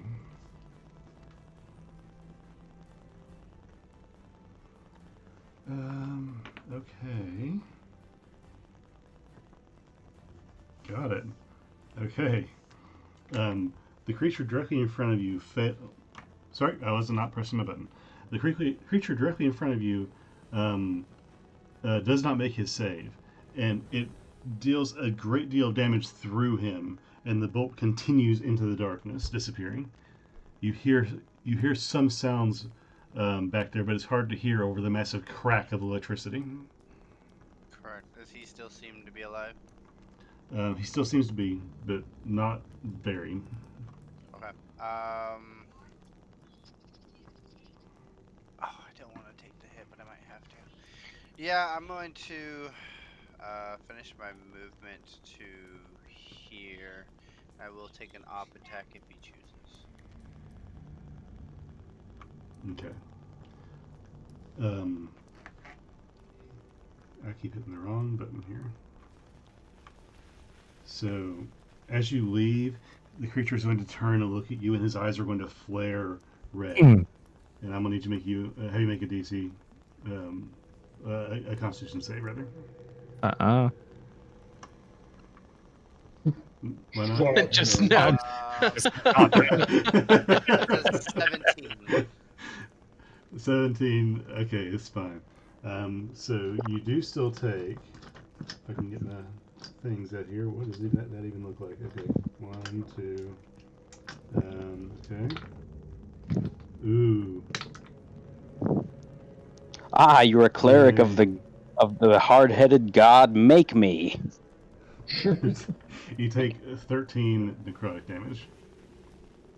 Roger But you do get out of there. So yeah. Anything else on your turn? Nope, that's everything. Okay, Flint, what are you doing? Pell, you're next. I will hit it with acid splash. Okay. So let me do that. And it's the dex. Let me see what his dex is. That is exactly a 15. 15 makes the save. All right, then I will hit it with my arcane cannon.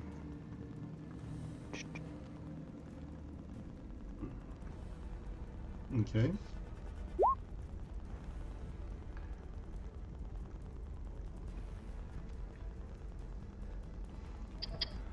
Okay, does the arcane cannon, is that a roll to hit or is that a save? It's roll to hit. Okay, so go ahead and roll the hit then.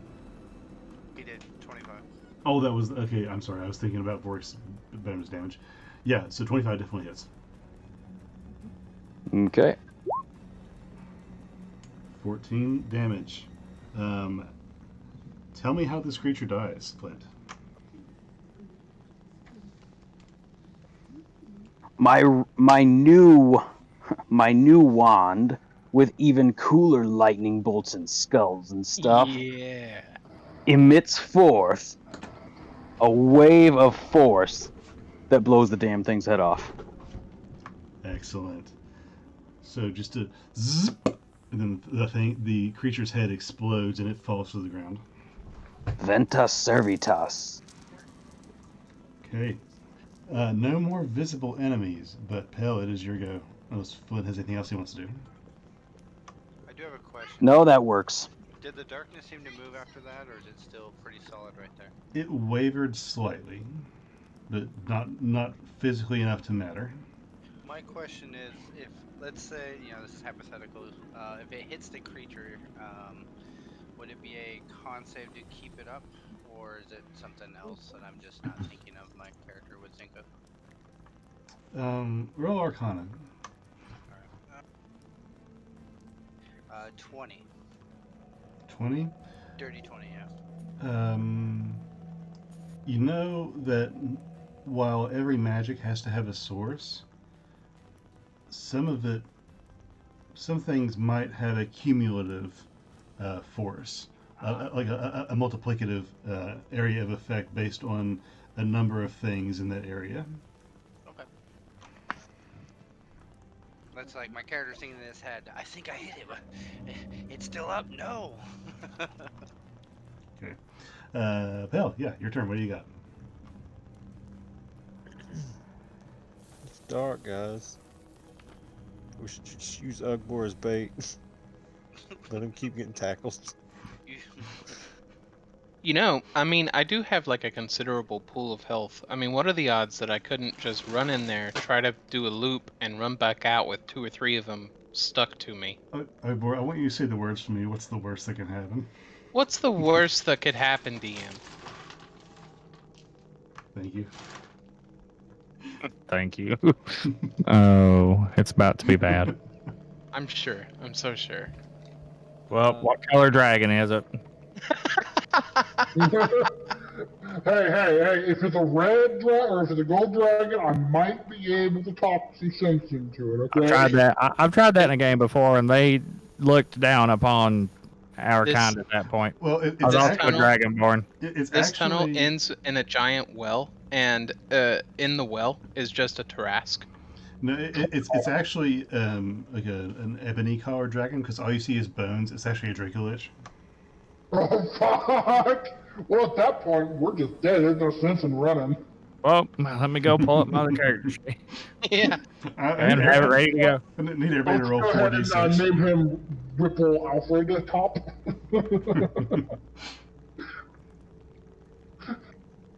Flint pulls us together, gives us a rallying speech, and You know what? And go off to our death. I don't think there's no way we'd have a TPK at this point because you'd have to completely reroute the story. I mean, if it was TPK, the campaign would be over. We would just, play another game. Yeah, you'd have to, because it ain't gonna be like, oh, these guys just happen to be down here too. More What secret peace people. What about that? They were sending his backup just in case these guys didn't get the job done. Jerky told us that he has employed much better men than us. So he calls the good crew. Yeah, are we the better crew? We're the bad crew. Well, Pell, This isn't what where are I you doing? parked my car. We're not A, B, C. We're just the D. I'm just gonna get right here right beside Ugbor. And I'm just gonna put my hand on his shoulder. Yeah, I could use a little top off here before I perform this maneuver. Okay. And just in case there is an issue, remember that while you were holding that spell for Ugbor earlier, I don't remember you casting it, so it would have just expensed your spell slot unless you casted it.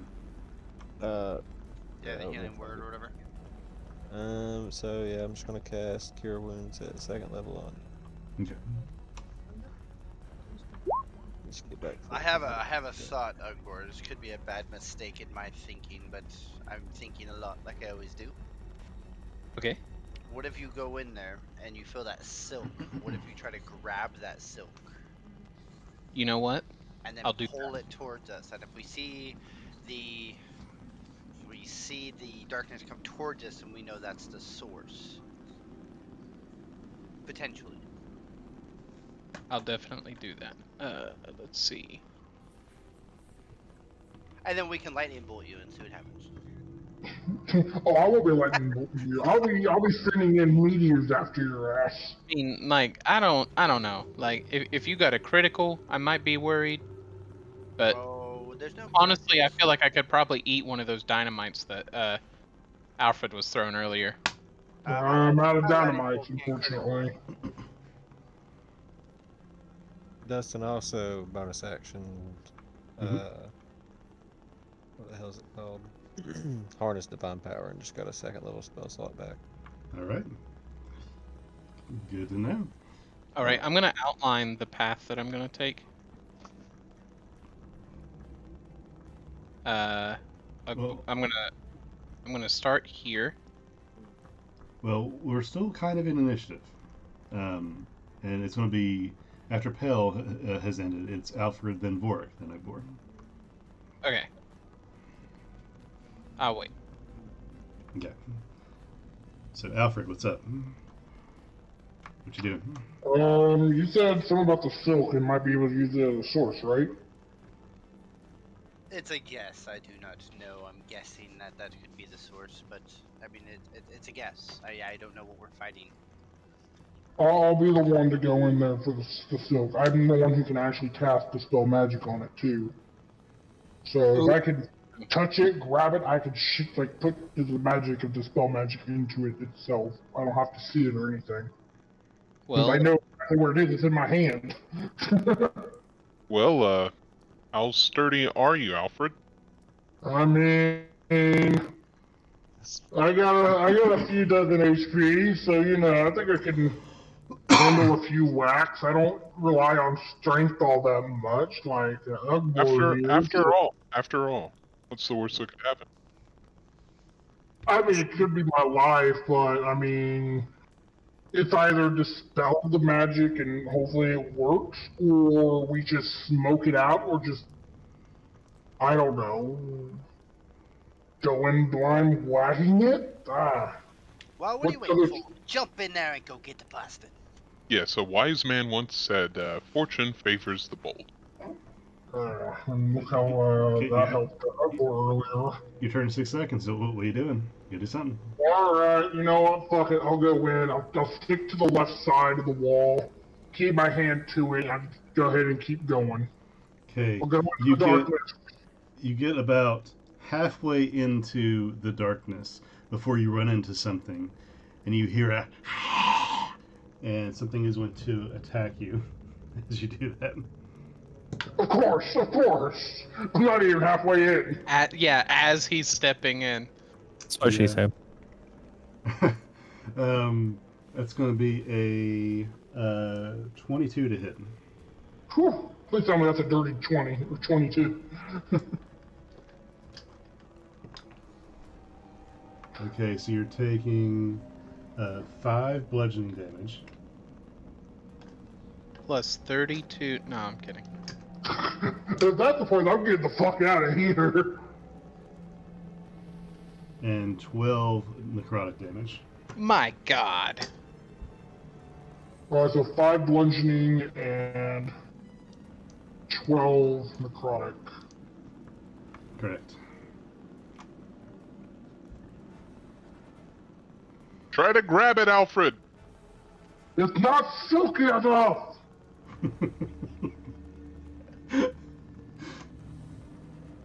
It's not silky as a smooth. I grab it by the balls.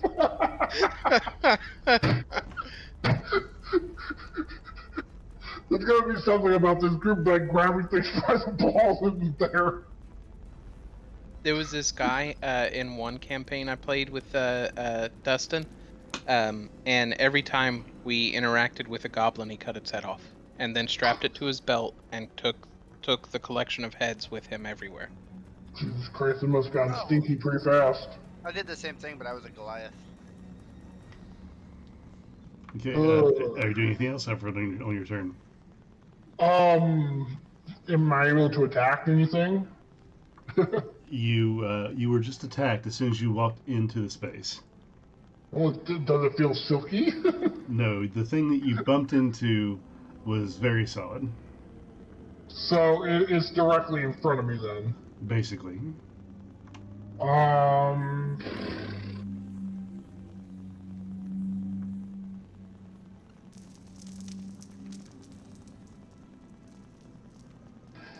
You know what? I wonder. Give me a second.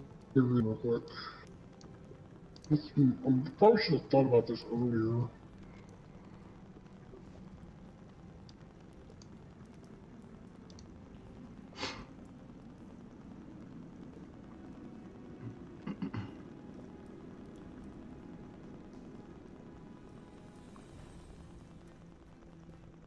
I don't have to see, so that's good.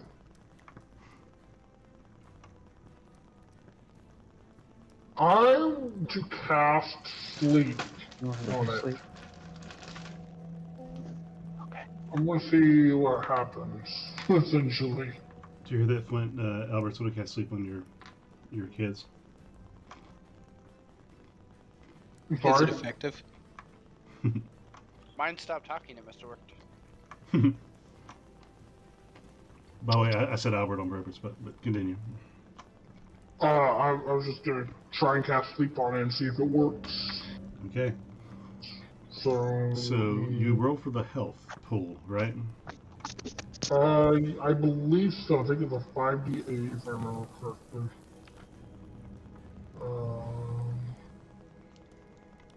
Let me see if I actually have to set up. I don't think I actually have to set up right. Yeah. Oops. Give me a second. Let me double check. 5d8.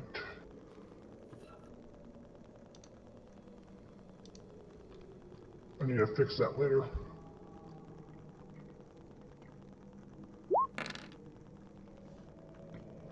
Okay.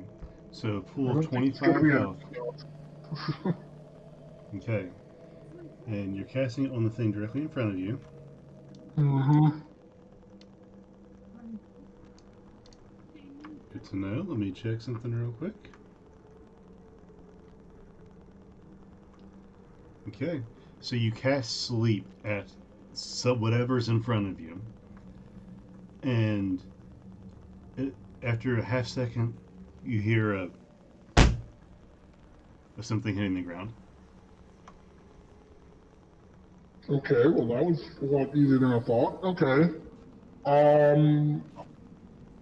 I guess I'm gonna keep moving forward. Keeping my hand to the wall. Okay. How much speed do you have left? I don't know. I mean, I got 30 feet. I know it took 5 feet to get into the darkness. Okay, so you have 25 feet left. Yeah.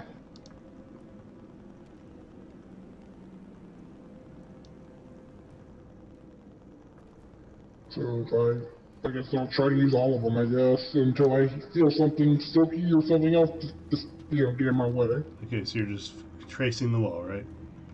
Yeah. Okay, good to know. So, Alfred, while you are in there, something is going to approach you. You're going to hear that same hissing scream at you, and then you're going to get immediately hit in the head. Oh, great! I get unconscious. Does let's see, what's the plus on that? That's a 12 to hit. Nope, he missed. Yeah, he grazes one of your horns but glances off. And that's going to be it for that. Let me check something else.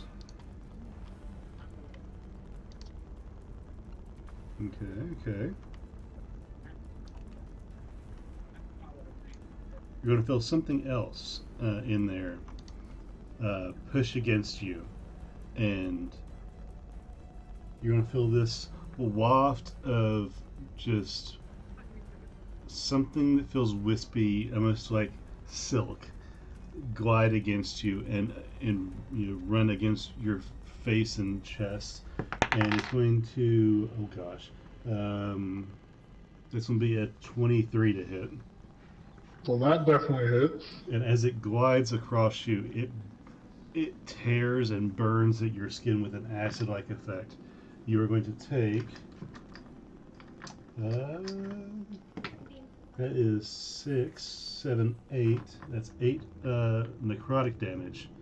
And you are going to feel, as this pulls away, it feels like your strength is being pulled with it, and you're going to lose 4 points to your strength total. Okay, I'm at 9 strength then. Okay, good to know. After that, it is Vork's turn. What is Vork doing?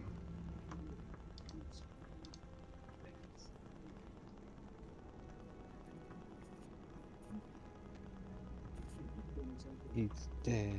Oh no. Who died? I'm dead. You. It's your turn. I died. It is my turn. Oh no. I'm definitely dead. I'm gonna move up here and join the party, I guess.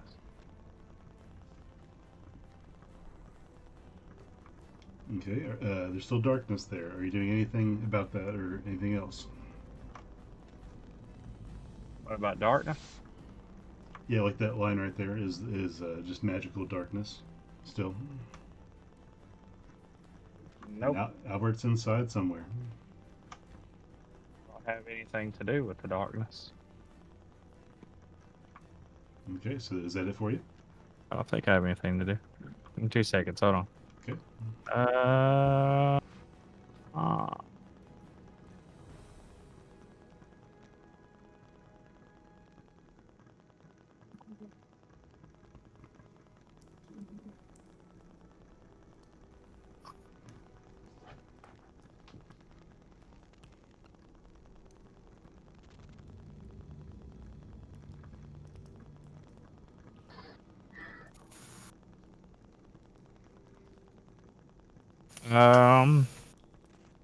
Nope. I don't think I can do anything else. I'm going to take the dodge action though.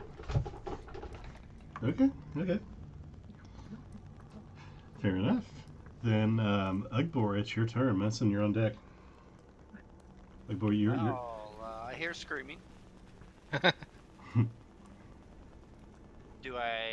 I sense location more or less? Well, Like, can I feel like this, or is it more like a wide echo that's kind of hard to understand? Well, first, Ugbor's before you. You're on deck. Oh, on deck, sorry. Yes.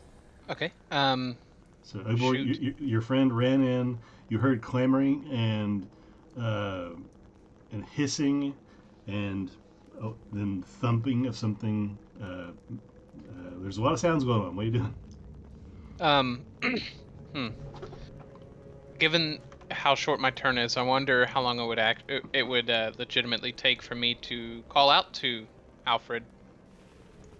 You're able to call out. Hey, buddy. How's it going in there? Fucking hell, bro, get the bastard! I'm not sure those are words, but there you go.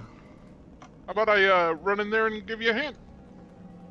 Nah, he doesn't wait to hear the answer. He runs in. Okay. As you run in, you bowl over something on the ground. I want to have you make a dex save to see if you trip on it. Okay. Bam.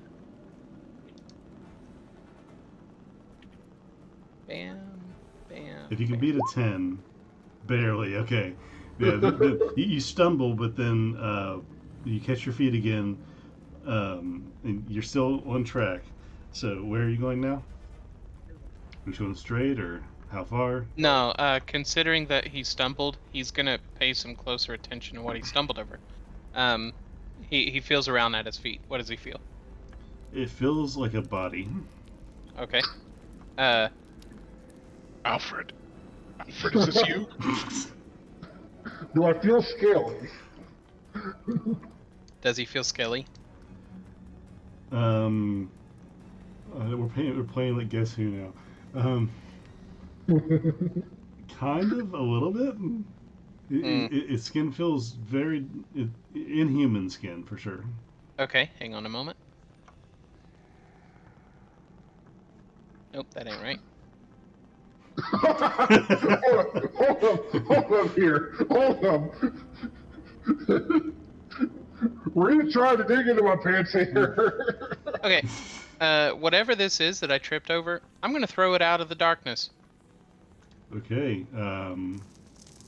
Yes, that'll be your action, but you're able to pick up this creature. I don't think it weighs so much so that you wouldn't be able to, and you toss it out in the direction that you came from, putting you at the edge of the darkness, throwing this out. So Obor is just inside the darkness, peeking out, and he threw this thing on the ground. You're the gift for you guys while I'm busy. Let's see. I used up, I think, like 20, 30 feet, so I don't think I have much more room based on where I'm at now. Yeah, you have maybe 10 feet. Yeah. So I'm a stick put. Okay. With your back to the darkness. All right. So now it is Munson. Well, this thing's unconscious on the ground, isn't it? Because it's asleep. Yes, it is asleep. You know what? I'm gonna fucking do this. This is hilarious. So it's unconscious. I'm gonna burn a big spell just because I want to do this once before tonight's over. Wait for the Dracolich. So if I hit, it's an automatic crit because it's unconscious. Which Okay. means Oh Jesus Christ! Good Lord. Okay. And does a 20 hit? Dirty 20. The 20 does hit. I'll roll it on the game. That's a lot of rolling. 6d10. Oh, crit too. It's a crit. Fucking Oh it's my 12. God. Yeah. It's 12. Explain what happens. This thing is dead. I touch it and it explodes in every direction possible, all over us. Okay. You guys are now covered in this black ichor of blood and ooze and viscera that just pops from this thing. Especially those that are around it. Flint, not so much. It works. And then I back up. Okay. Flint, it is your go, and then Pellinel. What are you doing, Flint?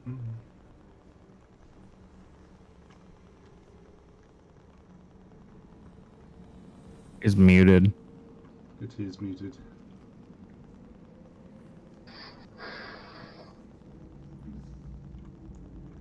There you go.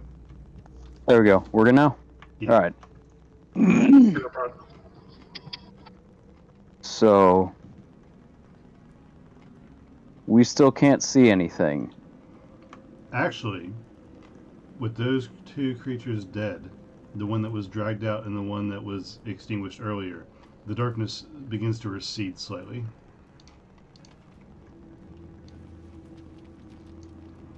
That's what you see.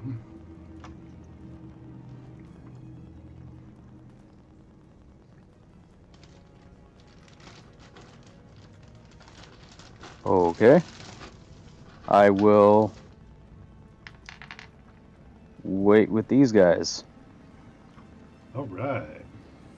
Then, if that's what you're doing, then Pellinel, what are you doing? Also, real quick, I don't want to be rude, but I think I'm being really stupid. Is it? I've been saying Pellinel. Is it Pellinol?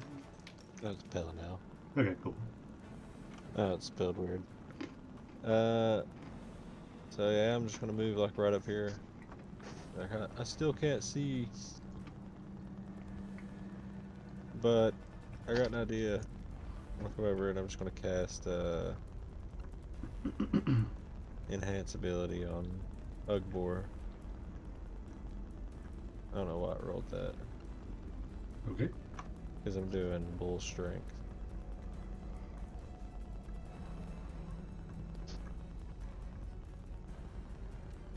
Okay. Oh, so that gives me 7 temp HP, right?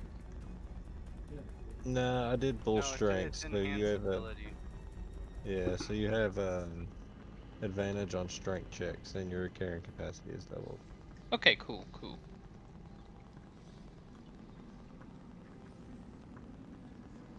Okay, is that all you're doing? Oh, you gave him bull strength. Nice. Yep. Like, I don't really know what else to do. I can't see in the dark. You like to go charging into the dark, so I figured this might help a little bit. Well, buddy, I'll try to do you proud. You got it, buddy. Okay, Alfred, you're in the dark. You've been hurt and hit. What are you doing?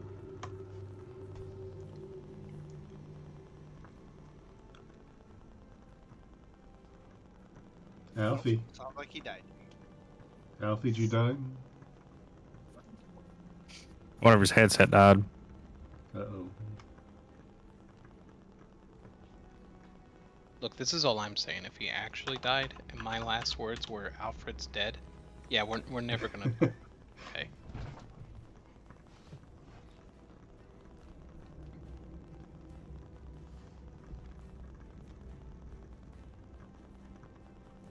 I don't know. Yep, he died. Okay. Well, while I wait on him, if when he comes back, he can have a turn, and we can figure that out. But well, let me roll some stuff real quick.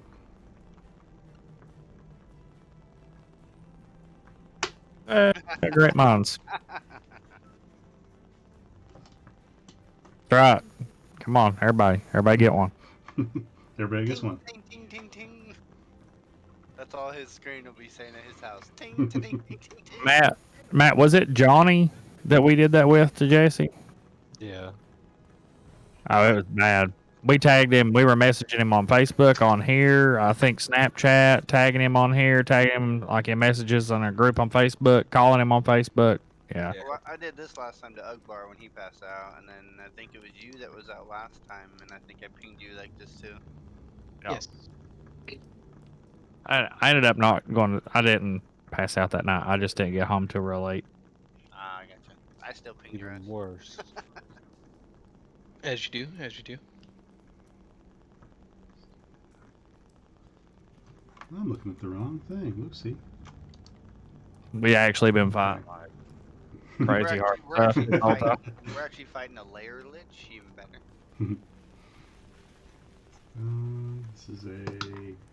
Okay, no, okay, we go. Well, Vorik, your turn. My turn. Did I see anything? You say everything that's exposed right there. Ah, God dang Now, it.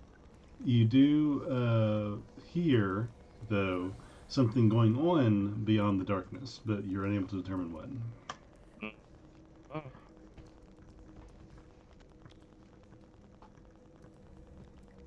I'm gonna crouch down, attempt to stealth a little bit, and I'm gonna work my way in. Okay, so you're stealthing in. So good enough.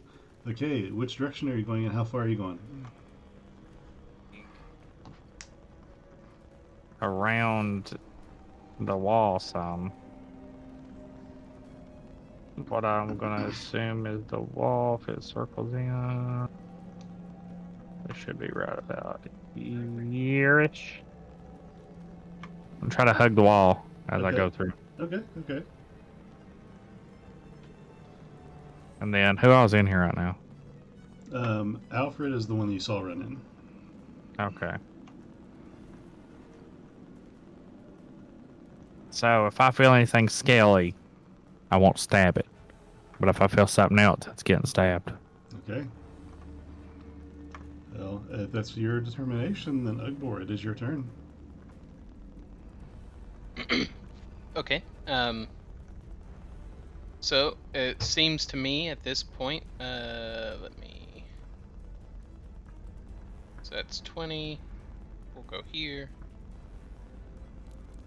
So it seems to me at this point, if I've been paying attention, we have somebody that ran the trace that way and another person that ran the trace that way. So I'm going to go up the middle. Okay, can About you... like that. I should have just held hands and went up through there, and then we'd be all right. As you run that way, just before you reach the end of your stride, you crash into something. Okay. What does it feel like? You ran into a figure, a humanoid. Look it. Hello? Anybody here? Okay. Is that it for your turn? Did nobody answer? Yeah, that's what I'm waiting to see if there was an answer at all. Nothing happens, and not as far as you can tell just yet. Okay. Let's see. I'm gonna ready a maneuver before I end my turn. Essentially, what I'm prepared to do, if I decide whatever I just bumped into is a threat, I'm prepared to grab it and fall backwards, kicking up with my leg. I'm essentially going to throw this thing behind me, right? I'm going to roll it over top of me and throw it behind me out of the darkness. Oh, okay. I see. So, but that's readied. It has to aggress me first for me to do that.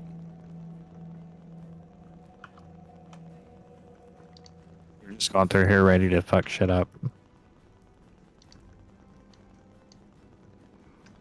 Okay, let me fix some things real quick. I'll have to add on to that now. If I heard him speak in here, I'm gonna have to not just stab everything. Okay. All right, So I like- gotcha. So Ugbor is holding an action to basically grapple and throw. With that, Munson, is your turn, and Flynn is on deck. So no Alfred still then. Okay. I will go here. Had to.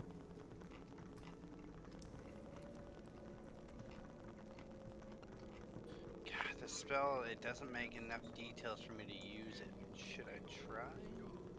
Alright, I'm back. Sorry. Is it my turn? Yes, go ahead. I will hold mine until you finish yours. Yeah.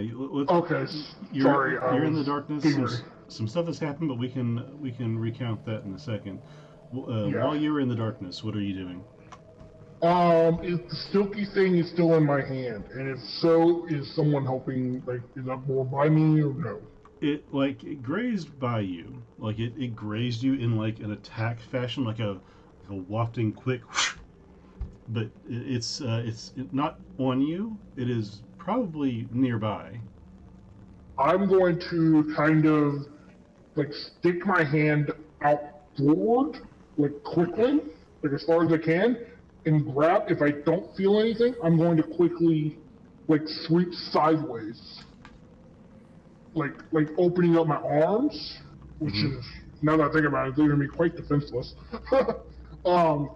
Like sweeping out my arms to try to see if I can grab onto it again if it's like to the side of me or something. Okay.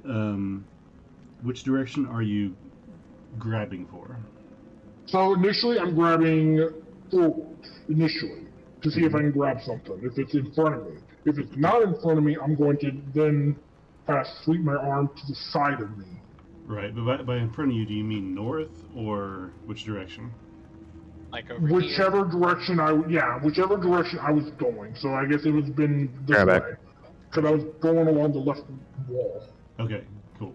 So as you reach out in that direction, you feel something in front of you that feels shimmery. I'm going to grab it. I'm going to instantly grab it. Okay. And so doing that, I'll have you make an athletics check. an athletic check. Oh dear lord. You gotta beat a 7. A beat a 7. Oh. That all, huh? Well. Natural 1. Yeah, I don't even No. make it. Wow. It's just No. a 5. No, you reach and try and grab it, but it just slips through your finger. Sorry, I forgot my button. You reach and grab, but it just slips through your fingers. So now I know where it is. Would I be able to dispel magic from where I am without even seeing it or feeling it now? But I know it's in front of me. You would, I mean, you wouldn't be able to use it this turn because it's an action to use dispel magic, I believe. Because you've already used your action to try and grab this thing. Yeah, true. Well, at least I know, hey, it's in front of me. Mm-hmm. As far as you know, for now. I wonder how long we're. No, I'm going to do something potentially stupid. I'm going to walk forward more. and I kind of want to walk 5 feet. Yeah, 5 feet. Okay. I want to basically walk into this damn thing. Okay, fair enough. You are in its space. Cool. Is there anything that happens? As you square up with this thing, you feel like the uh, the waft of whatever this entity is just wash over you and pull back like a flag flapping in the wind up against you, and and you feel the flutter of this acidic touch. So I guess I'm gonna square up to this thing, and I'm just gonna say, now you listen here, you little fucker, whatever the fuck you are, you drop this goddamn darkness, or so God help me, I will burn you alive! Your creatures did not scare me, and you certainly will not either! Okay. I don't know. With that, we're gonna have my brain is fried. Good thing I had this in front of me. Flint, it is your turn. Then Pell. No, I'm sorry. I'm way out of line there. That was Alfred. He made up his turn, right? So Yeah, that's the end of my turn. Yeah, that stuff happened. Ugbor was doing stuff, so now it's Munson then Flint. Have we caught Alfred up on what he missed though? We did not. Both So, I don't know, I see the darkness is going back though, that's all I know. Ugbor and Vorik are in the darkness with you, basically. Oh. And I see everyone has pinged me, despite me saying I'll be back. It would have been really funny. There was a possibility you could have tripped a held action I had when you took yours, and it would have been hilarious. Would it have killed me? No, I would have. You said you opened your arms out as if to leave yourself defenseless, and that would have I basically would have hugged you, and then you would have felt yourself fly through the air out of the darkness. So you're right beside me, but I didn't know that. You would have felt something. Well, apparently we weren't that close. You grabbed in the right direction, maybe. I'd like to roll a perception to see if I could kind of figure out distance of how far Alfred is in with how much speaking he's doing, if that's a possibility. Yes, with all the noise that's being done, go ahead and roll a perception check for me. Not gonna lie, I kind of wish that would have happened because that'd been hilarious. 15, 1-5. 15. With that, you're easily able to kind of get a feel for the space, especially with the echo. It helps you locate things a little bit easier when paying attention, and you can tell that Alfred is probably about 10, maybe 15 feet inside the darkness, a little bit to the left. Okay, so basically on top of him, I'm gonna drop my hound, and everyone on my team knows the password. So if the creature doesn't speak it, then it will attack. If it does not speak, then I will move to there, and that'll be my turn. Okay, The password again. I'm not sure that I should have let him tell you. Yeah, I don't think you've ever told me, nor anyone for that matter. I have. Okay. Remember it. So now the hound is dropped. Let me put that on the map real quick. Right there. That's my guess. How close was I? Nicely done. Okay. Nice. So not even close. Beautiful. I love it. Even if that's not where you exactly intended, that is beautiful. I'm gonna have to watch this video just to see the hilarity on it's fantastic, dude. And also, we're going to finish at least this section before we end, because I can't post the video because you'll see the map. So this is awesome. Okay, so that is yours. Anything else that you're doing? No, that is my action. Okay, so then it is Flint. Flint, what are you doing?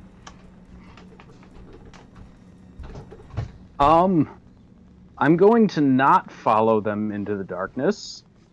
Join the darkness, Bill. Or Flint. Join the darkness. One of us. I'm not really sure what to do at this point. There's a big magical something in our way, and everybody keeps running into it. I don't run into it. It's really only Ugbor and me at this point. Oh, and Bork, yeah. Yeah. Well, Bork only done it once. Ugbor and Yeah, I I are guess just the two idiots.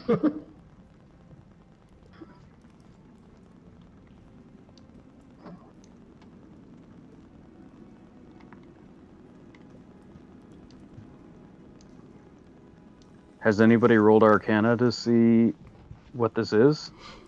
No, I think twice actually. Yeah, I've done it twice. One on what the ability is, the other one not sure exactly what the creature is, but the magic content. All right. If you want to roll separately, you can certainly do that. Yeah, do your own idea of what you think you want to know.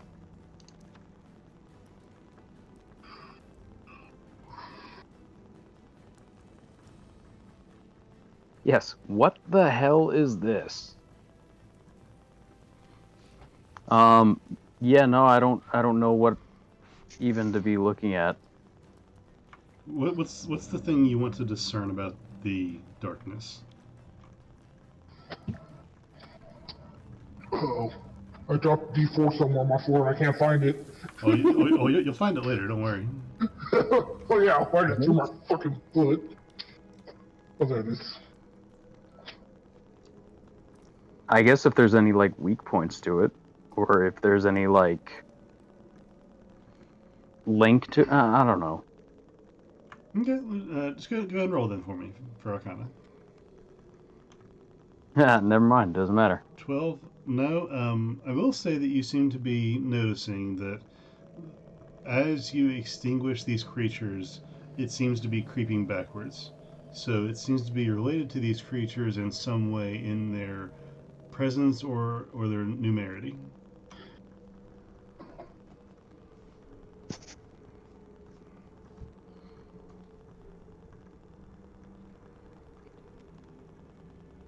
Are you doing anything else on your turn? I'm gonna wait to see if anything comes out of the darkness, friend or foe. Okay, then Pelnell, you're up. Then Alfred. I'm going to, as a bonus action. But this is gross. I don't really like to do this all that much, but oh fuck it. There. Let me I'm back. roll it. Okay. Welcome back. Get out of here. But like, it looks like ghosts like just come around me, and I'm casting Spirit Shroud on myself. All right.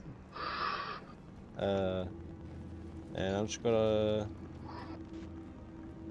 hang out right here and hold an action. If anything nasty comes out that is not my friends, I'm gonna whack it with my hammer. Ghosts. Yep. All No, right. I have the ghosts. So Alfred, you're up. What are you doing?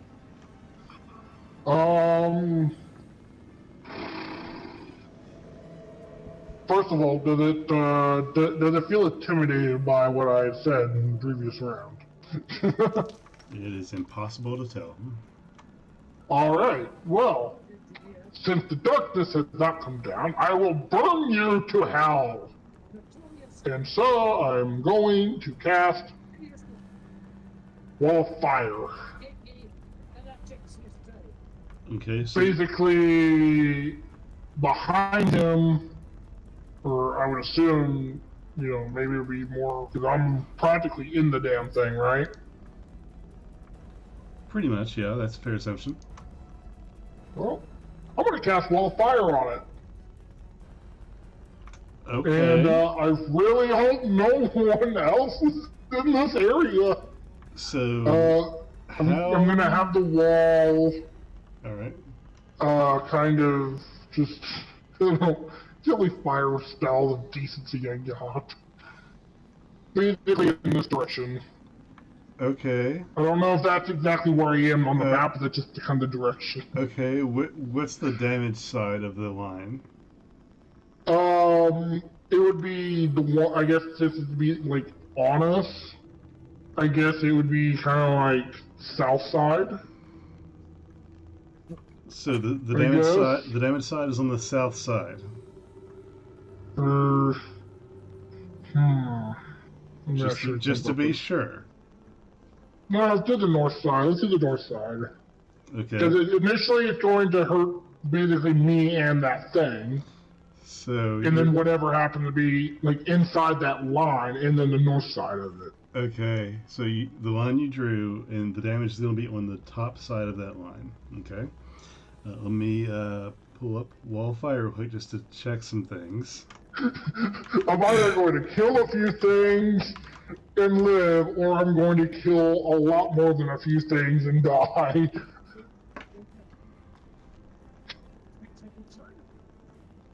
Okay, so it's a 20-foot diameter. I think that line is way more than 20 feet. And I think it's only like a... Yeah, you have like half of that line is 20 feet. Okay. So however you want to address that, you need to shorten that line. You can redraw it if you want. I mean, like I said, I was just drawing that line where it's just, that's the direction of the wall. I don't know how big the area is. So it kind of centered on me, and then spread that evenly beyond that, I guess. But I don't know fair enough. where I am now. So we'll say that the line cuts off here. Like we'll say this is where the wall is.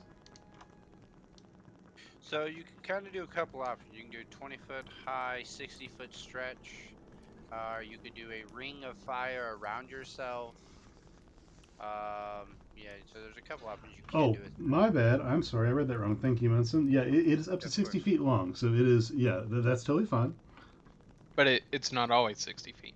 He can choose it. Yeah, I could. Yeah. I don't know how big this area of effect or this room is. Exactly. So I'm just kind of casting it as far as I can. Why? Because I don't know, where you guys are. So in his mind, he's casting the full 60. He just doesn't know how much room he has. Correct. Yeah. Okay, perfect. Okay, so when the wall appears, each creature within this area must make a dex save. On a failed save, the creature takes 5d8 fire damage, or half as much on a successful save. On the outside wall, when you cast this spell, it's 5d8. On the side of the wall, switch by... Ends this turn. Okay, cool. So go ahead and roll the damage for that, please.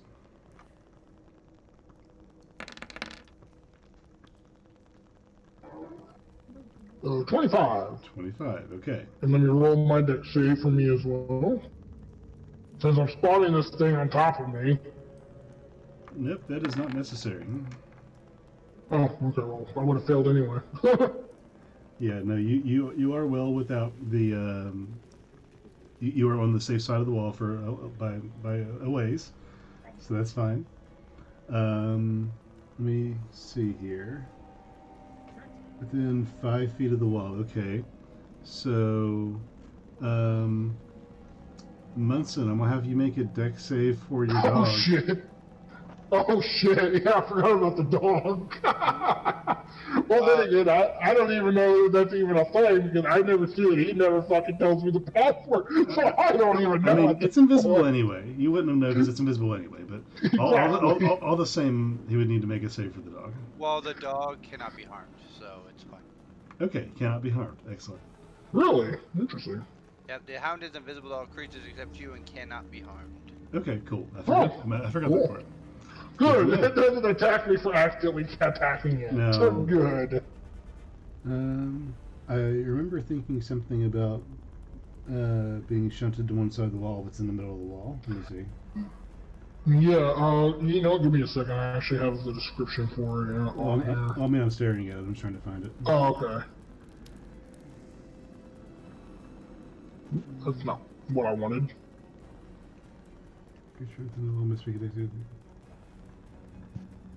No, there's nothing saying it's on one side of the wall or not. Okay, never mind. Cool. So that's it for you then. I need to make some rolls here real quick. So let's see. This goes there. This goes there. Okay, you're there. I guess. Let me make some rolls. Yeah, one side of the wall selected by you when you cast this spell deals 5d8 extra fire damage to each creature that ends its turn within 10 feet of that side or inside the wall. So any creature that ends their turn within or on the northern side of the wall within 10 feet does take 5d8 damage. And it doesn't Sure. even seem like it's a dex save on that point. Sure. Okay, so Alfred, just because of the positioning, there's going to be the creature to your right is going to hiss at you again. Or this is the one in front of you who you talk to or whatever, and it's going to hiss and then make a swing at Alfred, and I'm betting that a 23 hits. Yes, it very much hits. Okay, so it's going to be 3 damage bludgeoning and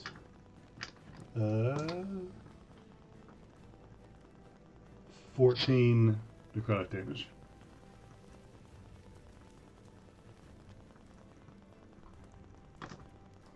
Okay.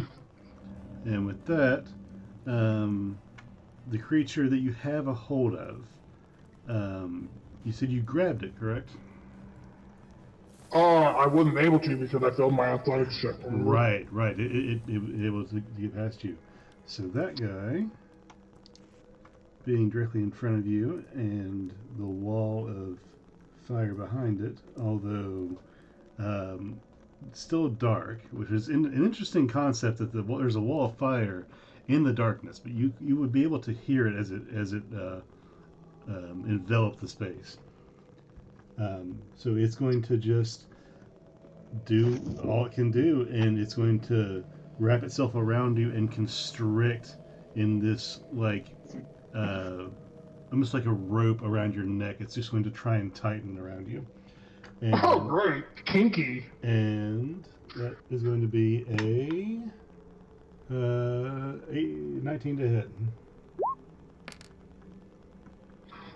Lord doesn't know I like it. Oh, yeah, but hits. Okay. So 19 hits. Then you're going to get these up. That is 7 necrotic damage. And 7, yes. And your strength is going to be decreased by another point. Your total strength another score. point. Mm-hmm. So now I have a -1 in my modifier. Okay. Okay. I like it when I get shot. With that, that's going to be the end of everything that you know about. Vorik, it's your turn. Can't see shit, can I? No, it is totally black. I mean, with the wall of fire, you think you would be able to at least pierce a little bit, but... This is a really fun fight. All you guys know is you probably feel a little bit of heat. Yeah, so wall of fire, even in this kind of ability, would still be 100% invisible, just hot. Yeah. It's actually black fire. Can I feel where the heat's coming from? You hear it definitely in front of you. Like as far as distance, it's hard to tell because of the roar of the fire. But it's got to be at least 5 or 10 feet. Hmm.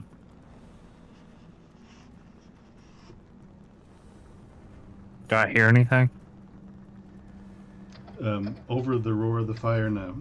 You hear maybe some scrambling or struggling in the nearby distance, but it's hard to discern.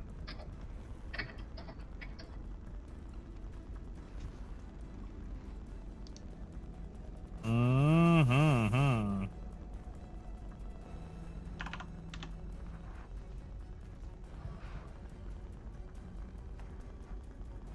It's not a lot to do. My psychic whisper still up? Yeah, easily. You've only been in this cave for probably an hour or so. Who all's in the darkness? Me, Alfred, and Ugbor? Correct. And that's 2 of the 3 or 2 of the 4 that's on it, I believe, right? Yes. I'm gonna reach out to them. And just to be like, it is dark as fuck in here. Where are you guys even at? And it just got hot. You just hear somewhere just some choking sounds. It's just me saying, "You think this? Trust me, I'm just as hard as you are now." Something else that's striking is that this space is still cold. Like you're still like able to see your breath if you could see, and then it goes from frigid to fire in front of you. Awesome. You're welcome, guys. I balanced the heat for you. Kind of a hellacious situation. Hey, Alfred, did you roll a con save for your wall? That's right. He has to concentrate on that, doesn't he? Correct. I pass. It's still up. See, I'm so kinky this doesn't faze me. I guess I'm gonna still hugging the wall, take a few more steps forward, trying to go slow. That way I can feel when I'm getting close to this heat. All right. How far are you walking? As far as I can make it without running into a big ass wall of fire. Okay, you're able to walk about 15 feet in front of you before you reach out and start to feel your hand get a little painful. Okay. Well, yep. This is where we stop. Okay. Anything else you're doing? For the sake of it, I'm gonna hold a dodge action. Okay. Good to know. I'll hold it, but take a dodge. Okay. Well, if that's it for you, then Ugbor, you are standing there in the darkness, and it is your turn. Munson, you're up next. Okay. That thing that I tripped over, is it still in front of me? As far as you can tell, because you heard it like hiss, and then you heard a thump on something. And I think you might have heard Alfred as well after that. Okay. Oh my god, why did I think of that? Fucking hell. Is the thing in front of me within grabbing distance? Yes, yeah, I'd say so. Okay. Considering that last turn it did not respond, I'm gonna throw it. So I'm gonna activate my held action on it. Oh. Damn, never mind. Okay. So what was your held action again? Essentially grapple, and then I'm gonna roll backwards so that I throw it. I'm able to kick it and throw it behind me. Okay. Basically, this wouldn't be your held action anymore because your turn has cycled. This would just be your action on this turn. Fair enough. But, yeah, you're able to grab it and try and throw it. So go ahead and make an athletics check for me. And Okay. I'll contest that. And you have advantage. What gives me the advantage? Oh, because it's a strength. Pelinel gave you, yeah. Yeah, enhance ability. So yeah, you have to beat a. Let me see here. 8. It'd be an 8.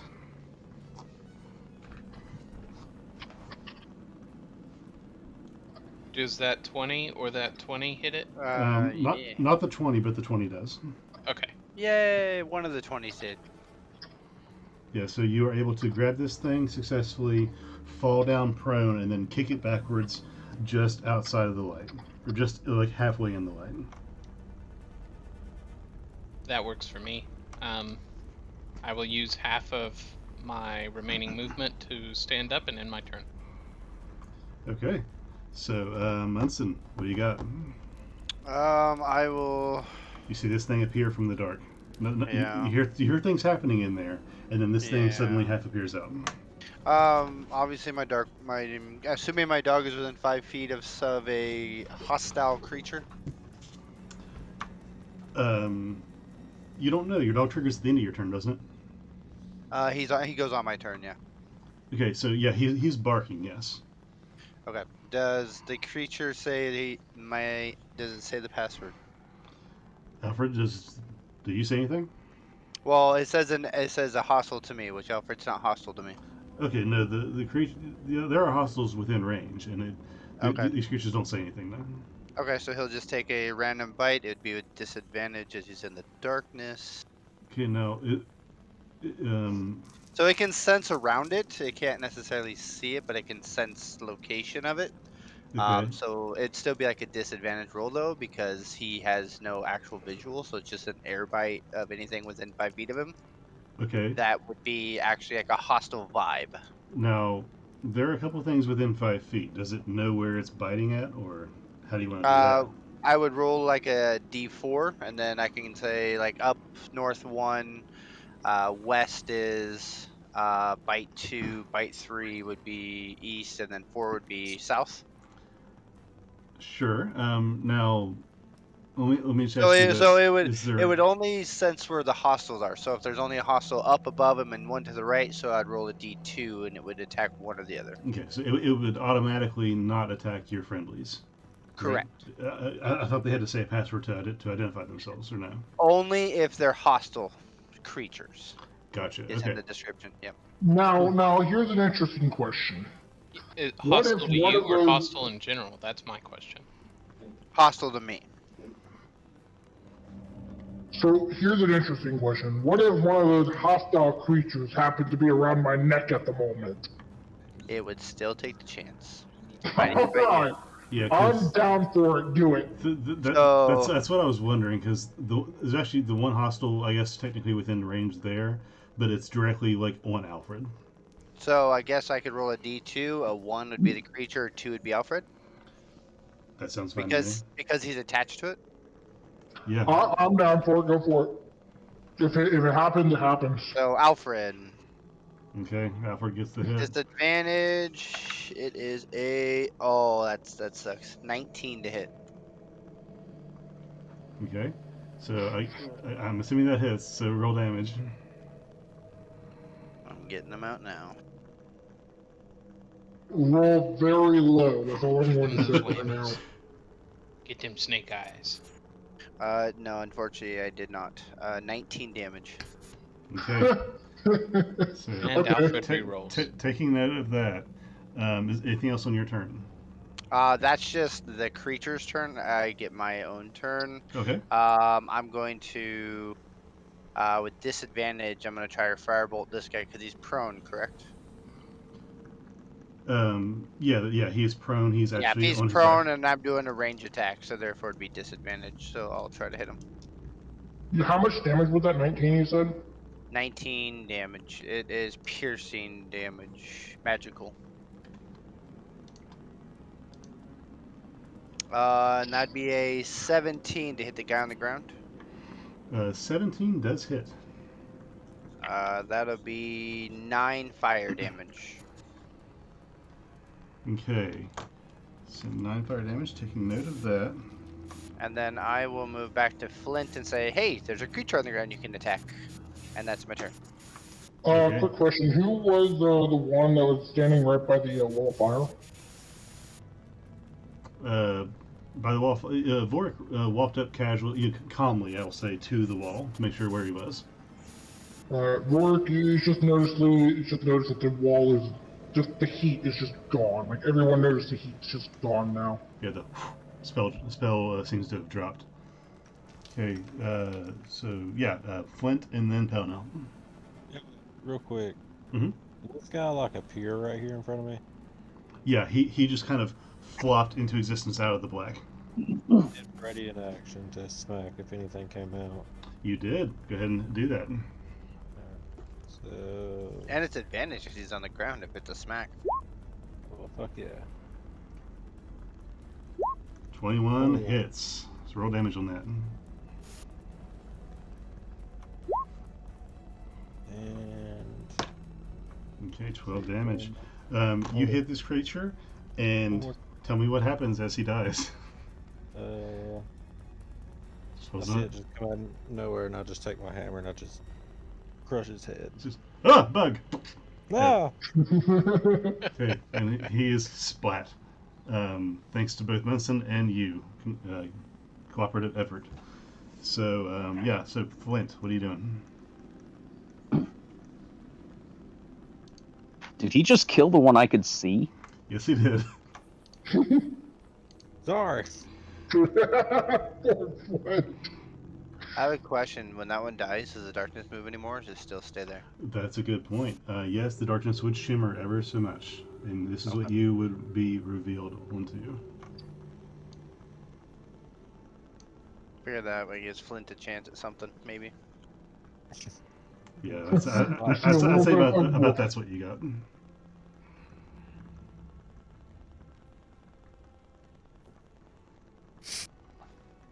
Hey guys. You see the ass of an Ugbar, it looks like.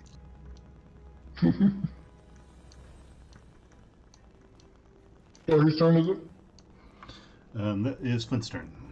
Okay. Well, I'll wait for another chance to see one. All right.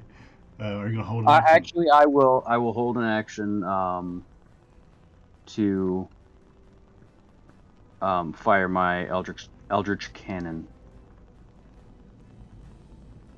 whenever a hostile is visible. Okay, good enough. Helena, your turn.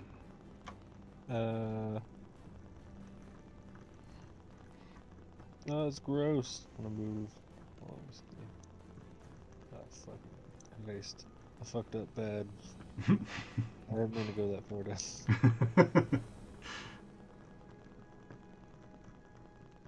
Grab the goddamn thing. Okay, I'm just coming over here. All right. Well, can't see nothing. I'm just going to, as in, what is it? Yeah, as an action. There's just going to be like a big, like, spear come out from me, and everybody that gets within 30 feet of me gets, let's see, I get 11 temporary hit points. Okay, I'm gonna look up the text of that real quick because I want to check something. I barely make it. Temp hit points don't cover regular hit points, so if you're unconscious, temp hit points won't bring you back, if they were wondering. I'm also looking at something else. Oh, okay. It's Twilight Sanctuary Channel Divinity.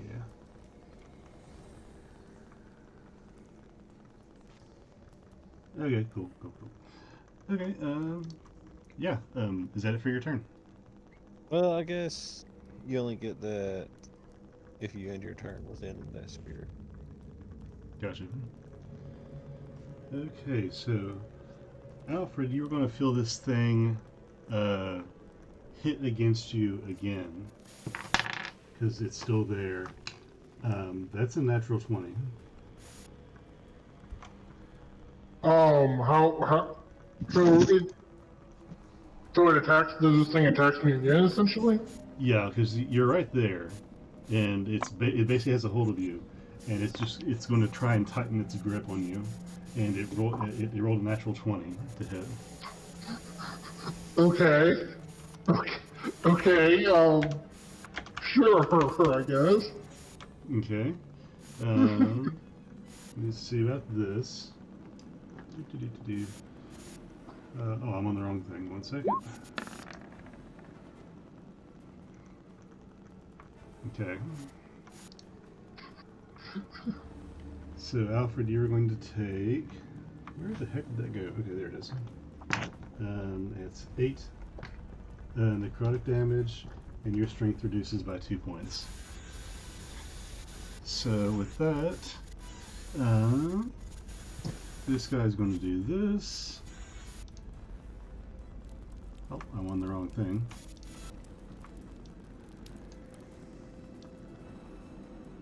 And Vorik now. Vorik, you're going to, since the fire has dropped from in front of you, something is going to run up and swing at you as it hisses, and it's going to clock you, or try to clock you, around the middle. And that's a natural 1. So that misses, and that puts us back to the top at Vorik. What are you doing?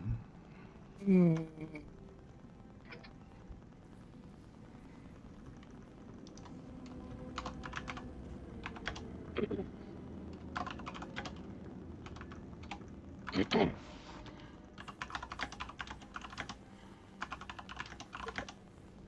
right.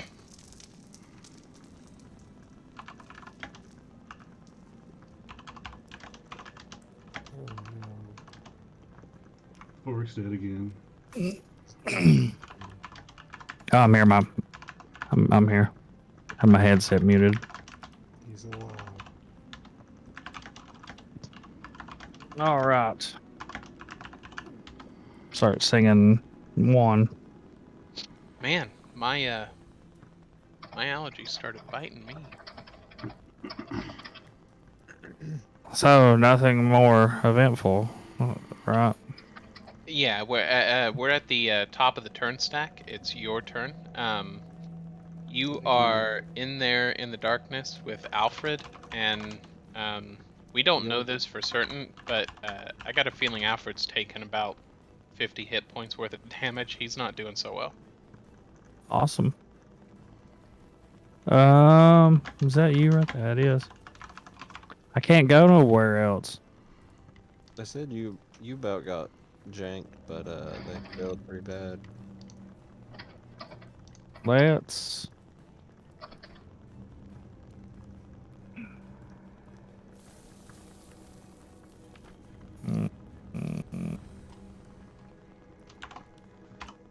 I guess start working my way back out. There ain't really much else I can do in here.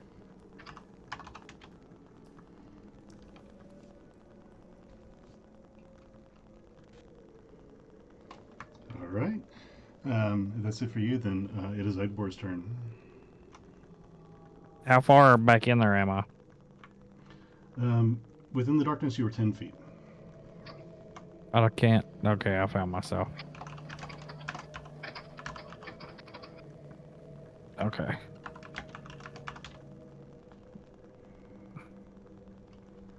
Well, I'll hold dodge again.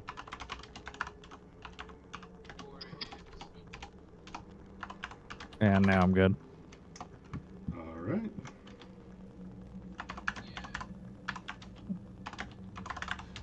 Okay, had to fix something there. Okay, so with Fork done, Ugbor's turn, and then Munson. Alright. Ugborg runs to about here. All right. And starts feeling. He feels specifically to his right. Okay, first off, your mic's a little bit weird. I can barely hear you. You sound like super far away. It's like you're down a tunnel or something. Is this any better? Yeah, you're good. Yeah. Alright, cool. So, Ugbor runs to the point I mentioned, right in here somewhere. Right. And then he's feeling around to his right Okay. for entities. To your right, you feel a small pile of rocks, but nothing very high, and you don't feel anything necessarily in that manner there. Okay. Just you to your direct right. Yeah, I still have plenty of movement.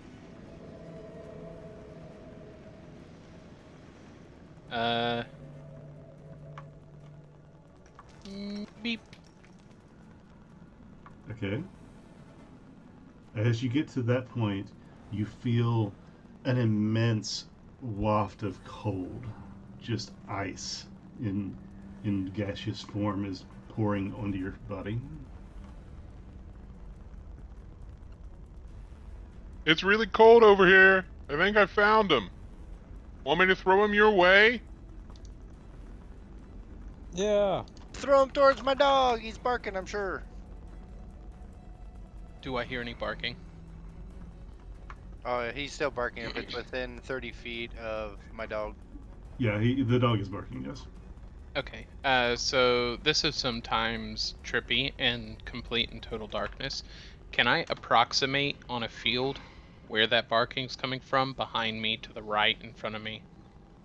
Yeah, it's pretty easy to tell. The dog is basically directly where you came from. You kind of like went just past it or over it, and it's back that direction about 10 feet. Okay. Given how cold it is, am I relatively confident that if I reach out, I'm gonna find purchase on something? No, not as far as you know. You walked into this space, and there was nothing to your right. You're so far past the barking. You're in a black, empty space. Okay. Hmm.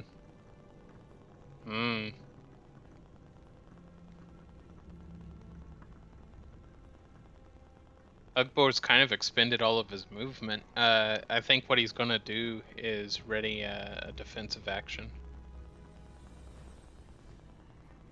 Okay. What action are you going to ready? He's just gonna prepare to block a strike with his greatsword, the broadside of his greatsword. Are you going to block or are you going to attack? Block. Okay, That's the action. I'm readying a reaction. I'm prepared to block something if it swings at me. Okay, so I mean, you can prepare to attack or you can dodge, and we can flavor it as your sword. But I just will make sure. Oh, sure. Well, then in that case, I guess I would prepare a dodge. Yeah. Okay, cool deal. All right, so you're there in that position. Munson, it is your turn. So no creature within 5 feet sensory of hostile for the dog, correct? No, there is a creature within 5 feet. It is barking. Okay. He will try to take a bite at it with disadvantage. Okay, go for it. That would be a 10. 10 does not hit. I'm going to... Oh, this is stupid. I'm going to move here, and I believe I remember throwing that. I think my dog's ish there. God, that's so risky. Do I do it? Oh, I'm mindling with Ugbar, and I ask him, do you feel like you're on the right wall or straight in the left corner? Do you remember anything? Be perfectly honest, it's really cold over here. I started off along the left wall. Now I don't know where I am. Did you feel like you hit a dead end, or did you feel like you kept going left? I'm in open space now. I'm not near any walls. Oh, okay. Shit. God, it's such a risk, and I don't know if I want to take it. Alright, I'll just hold a firebolt. Just because I don't have any faith in the ability I was gonna use, so I'll hold my firebolt. Hey, real quick, Channing. I know you have to work tomorrow. This is ran way over just the way it's been done. If you need to drop it anytime, that's totally fine. I can auto you for a little bit if you want. We're good. I'll wait another couple rounds and see how it goes. Okay. Okay. So, sorry, Manson. What were you going to do? I'm just holding a firebolt as my action. Okay. As what trigger? If I see a creature that's not on my team. Okay. Flint, what are you doing?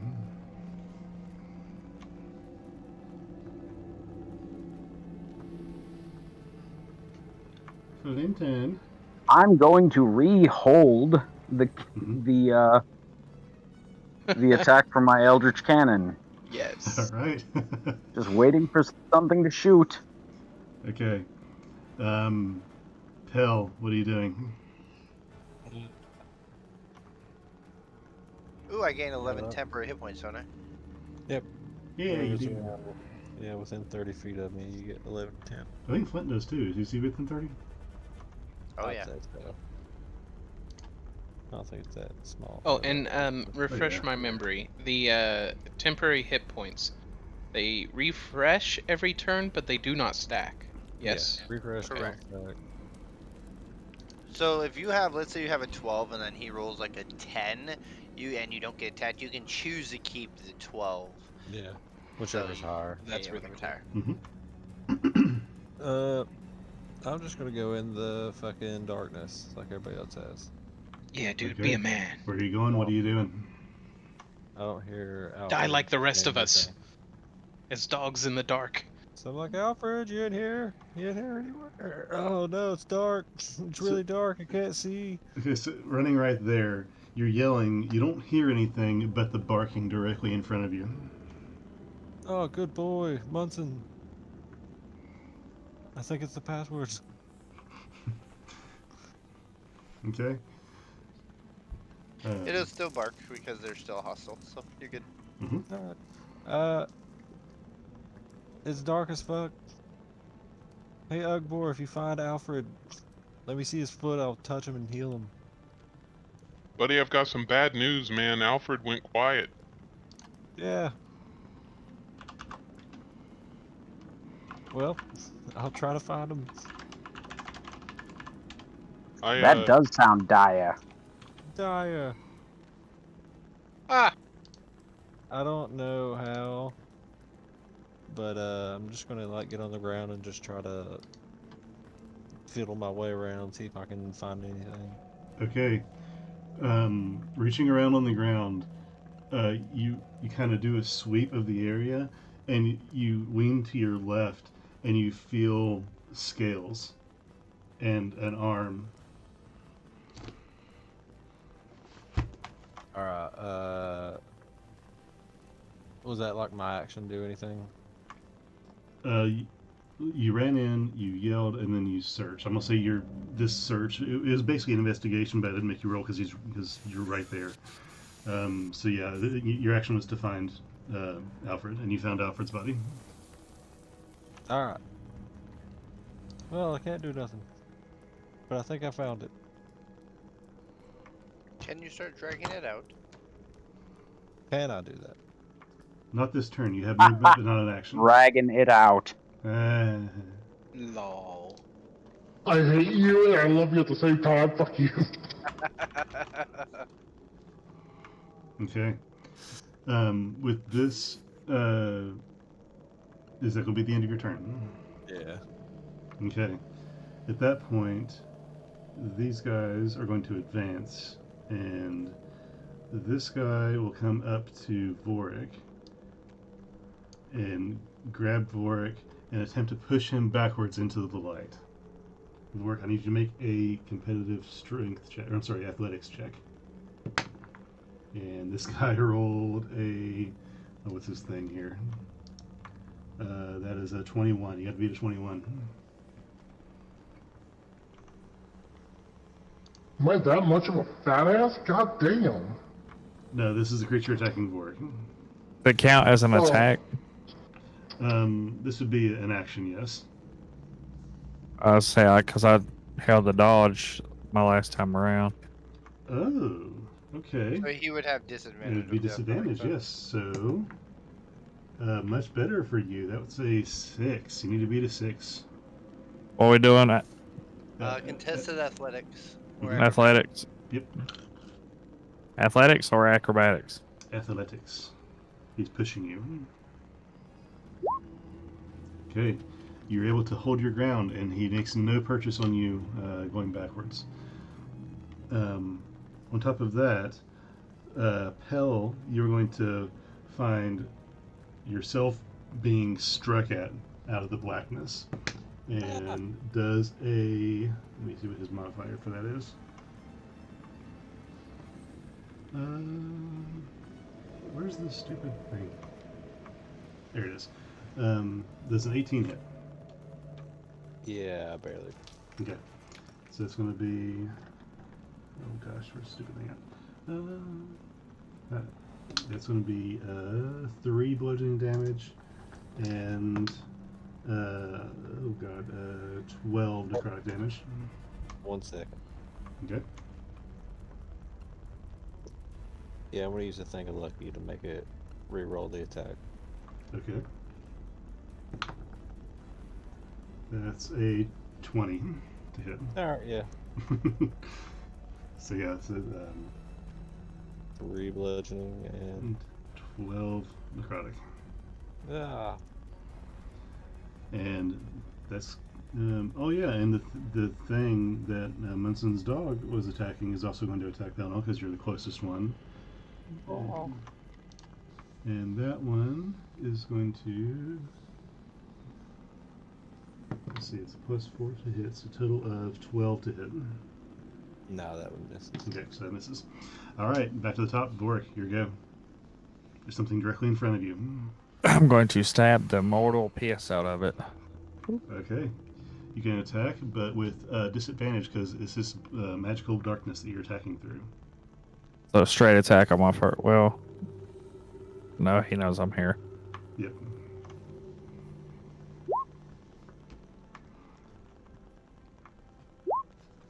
Nice. That 22 will definitely hit. I'm gonna go ahead and do damage on this one. All right. 19 damage. Well, that's counting the sneak attack. Oh, that's right. But you know what? It doesn't matter because the 10 was enough to get rid of it. It's dead. Bitch. Okay.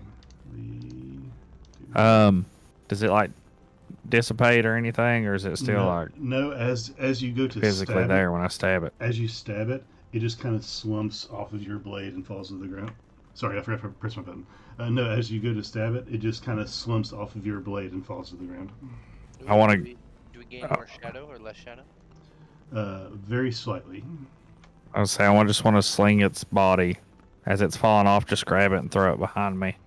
Easy enough. It's not a fight, and it's not incredibly heavy. The creature would fall behind you. No problem. Okay. So, Trying to keep everything out of here. Less for us to trip over.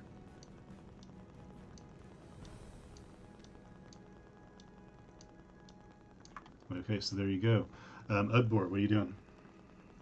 Want to move a little bit too. Oh yeah, go ahead. There you Let's see. go. How level's the ground? Are we still descending? Very slightly in this area, yes.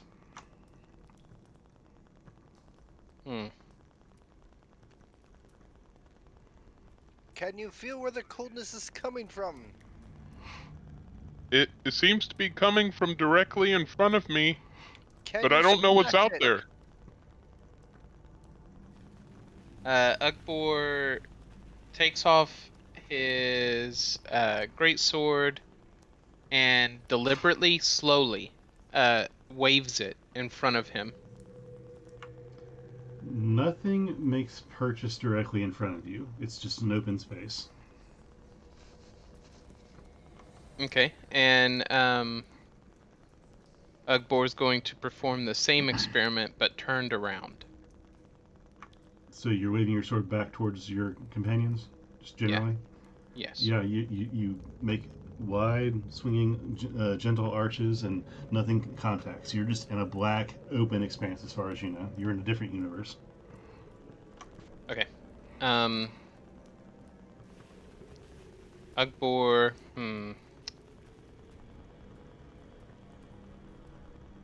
Ugbor bravely steps 5 feet forward. Okay. Can you see your token on the map? I'm just curious how that works for you. So what I'm having to do is everybody has the ability to highlight with the regular mouse selected. So I'm highlighting in the space that I can't see, and it finds my token for me. Gotcha. Okay. Yeah, so you walk that direction, and the cold increases if it can. You believe it's increasing right there. You don't step into anything or over anything, but it's getting colder.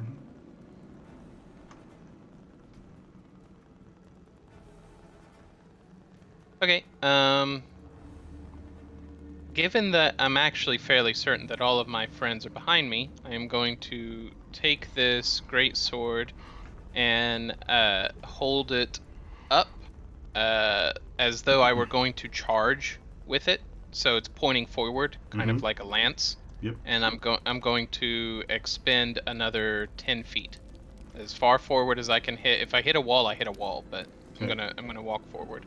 So you hold your sword out and walk forward, and your face hits the wall before your sword does. Your sword apparently seems to have gone into some sort of crevice, and your face and body are up against a wall, but your sword and arm are inside this space. And inside this space, you feel your hand get numb. Okay. Okay, so that's actually good info.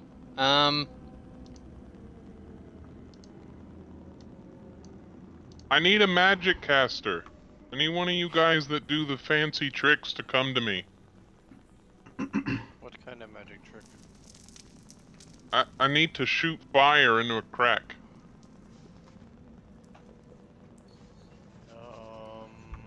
And from this crack, Ugbor, I will say also that you hear just this whispering and murmuring off in the distance, similar to how it was in the cave, but it's coming from this crack. Just this,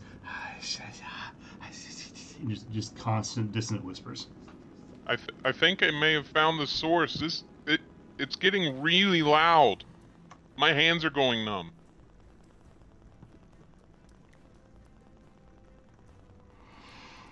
Okay, so if that's it for you, Munson, you're up. Shit. So is there a creature near my dog? Yep, there's barking. A 15 to hit. 15 does hit.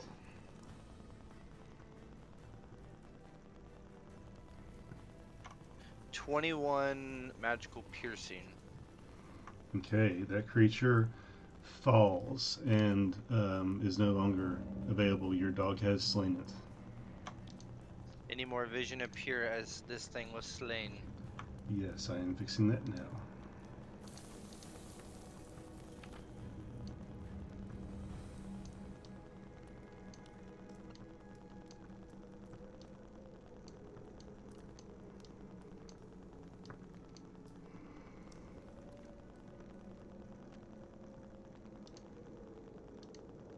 Does this thing stay dark?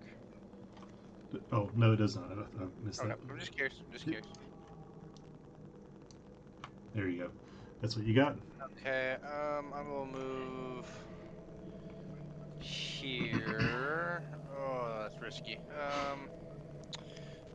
Before I move, I'm gonna tell Ugmar in his head. I'm gonna say, make noise.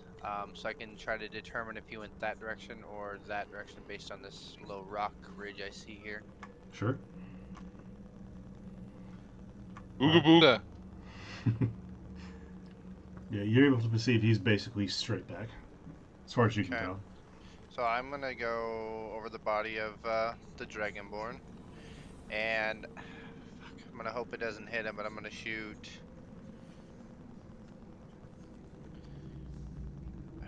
You know what? I'll hold a firebolt to shoot right there. I'll make a line.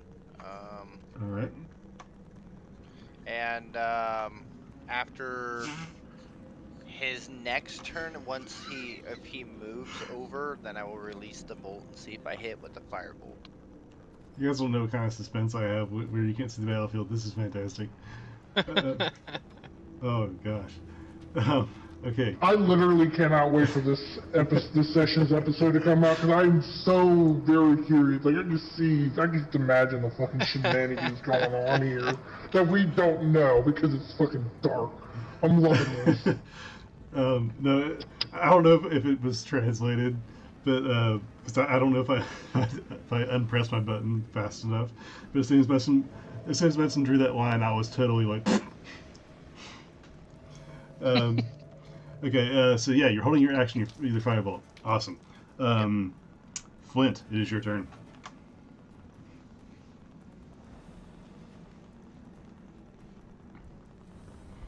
Okay. I suppose I will walk up and... nope, can't even walk that far. Remember, you can shoot through the dog. You can just hear the barking.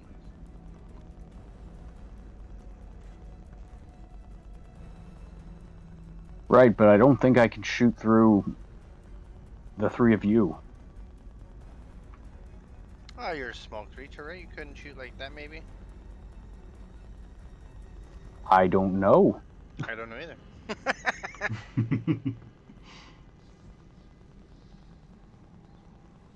I still don't have a target, so I will... I'll say that if you wanted to shoot between Munson and Pell, that would be possible because Pell is on the ground trying to search for Alfred at this time. Gotcha. I mean, I think I'm just gonna prepare another Aldrich Cannon in case any hostiles show up, because we haven't gotten rid of all the shadow. Stands to reason. Okay. Well, there's this weird thing right here. I don't know what that is. That's the thing that your dog killed. I know, but I haven't seen that before. Interesting. Yep. Again, pay not really close attention to the actual icon, but No, but it looks different, so it's fancy. yes. Okay. Well, if that's it for you, then it's Palino's turn. We'll look down. I see Alfred is not doing hot. So I'm going to cast a 4th level Cure Wounds. Okay. Go ahead and roll the health on that. He gets My 20. gosh, dude. That was That's a fat. beautiful roll too. Okay. You cast Cure Wounds and try to pump him full of health, and nothing happens. Ah! He's dead! Well, I can fix this. It's not gonna be cheap. Just gotta give me a second. Okay. Is that it for your turn? Yeah, that'd be it. Okay. At that, this thing is going to come out of the darkness, and being the closest one in direct line to it, it's going to try and attack Pelinal, who's kind of on the ground.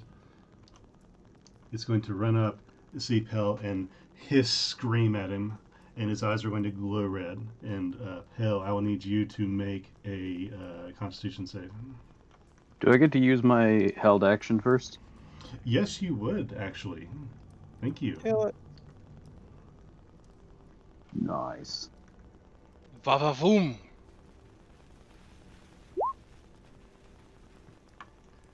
9 does not hit. Christ. So, All right. yeah, Pel, make your Constitution save. 18 does save. Okay, so you take no damage from that. But as you do, the creature is going to raise its arms and then kind of bring them down and roar this hiss that just echoes through your heads. And that's going to be the end of its turn. So with that, it is back to Vorik.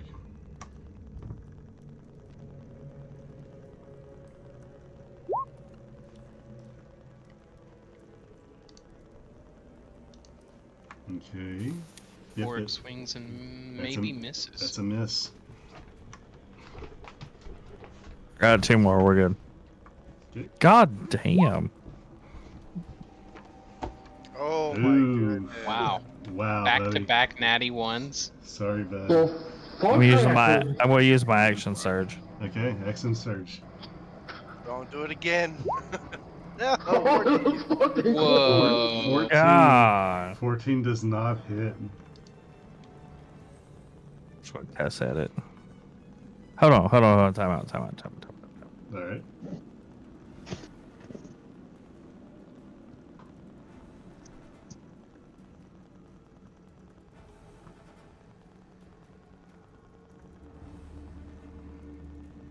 I think Vorik needs to go and buy lottery tickets. Rolling a 1, a 1, and a 3 consecutively with a d20 is unlikely.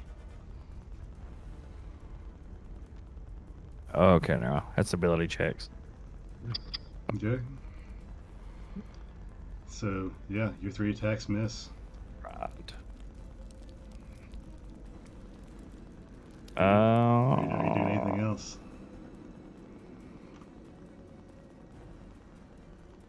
I'll move over here. Okay. Fair enough. Well, if that's it for you, then Ugbor, you're up. You have your hand in the ice hole. Right.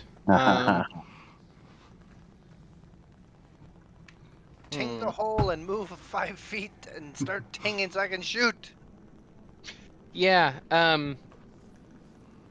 yeah, that's an excellent idea. Ugbor removes the sword and batter up and he swings right at the crack where he was previously lodged Okay. to create a noise, and then he's going to move out of the way.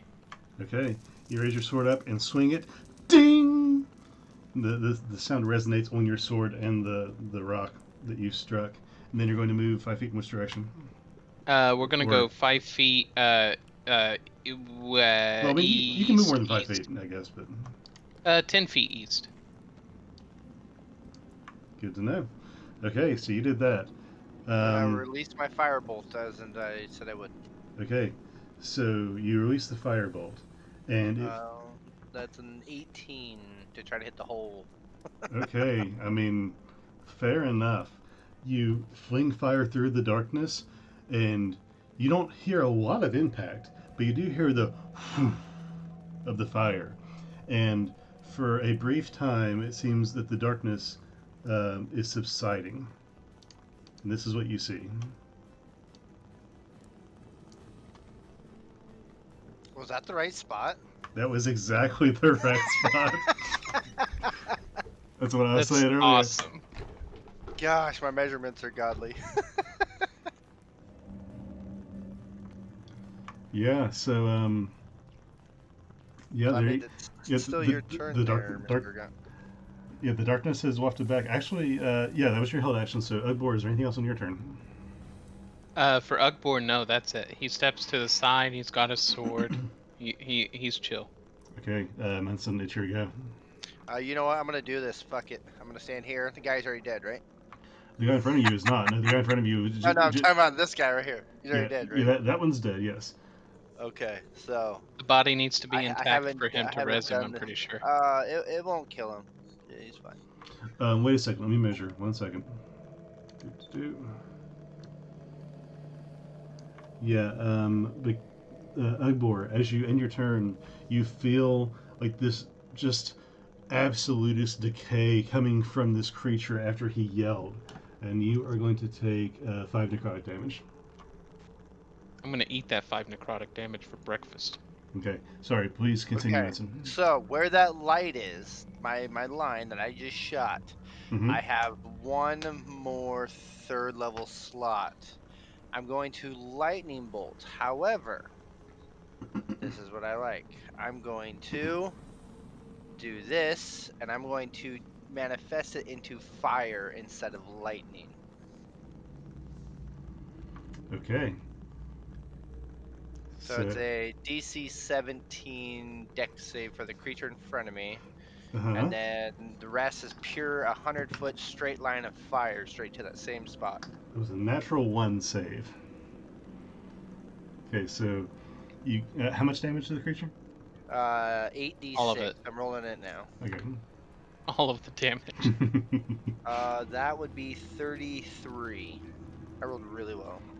Okay, 33. And the straight line of lightning comes from me, and as I release it, it transforms into a fire, just straight through. Okay, as the fire strikes the black void that is creeping through this crack, it starts to re-enter the space as it pours out. Your fire goes in and ignites it from within, and comes back out at you, like just fire goes in and then just starts pouring back out.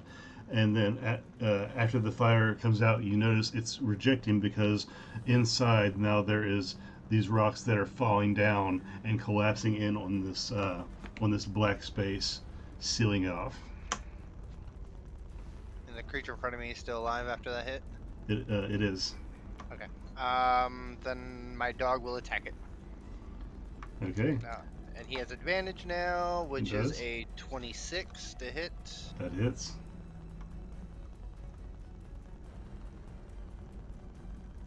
Okay. 20 magical piercing. 20. Okay. The creature takes it and hisses at the invisible force that is tearing its arm off, and it's like wrenching itself away, but it's still not dead. And then I'm going to move to here, and I'm going to look away from it. Okay. That's my turn. All right, then Flint, it is your turn. This thing is right in front of you. So anyways, I just started blasting. Funny you should say that.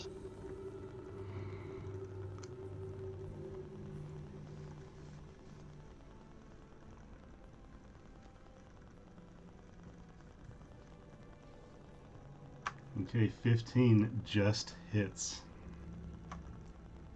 Oh, and you get what, 3 of those? Go ahead and roll your damage. Oh, right. Oh yeah, he does get 3 of those. Yeah. Yeah, that's scorching ray. Yeah. 9 does not hit. 27 critical does hit with double dice.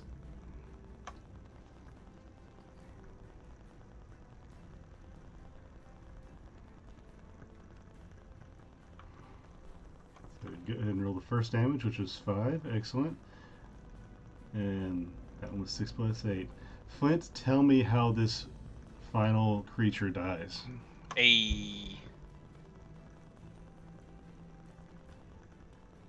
I take my really... Oh, wait. Hold on.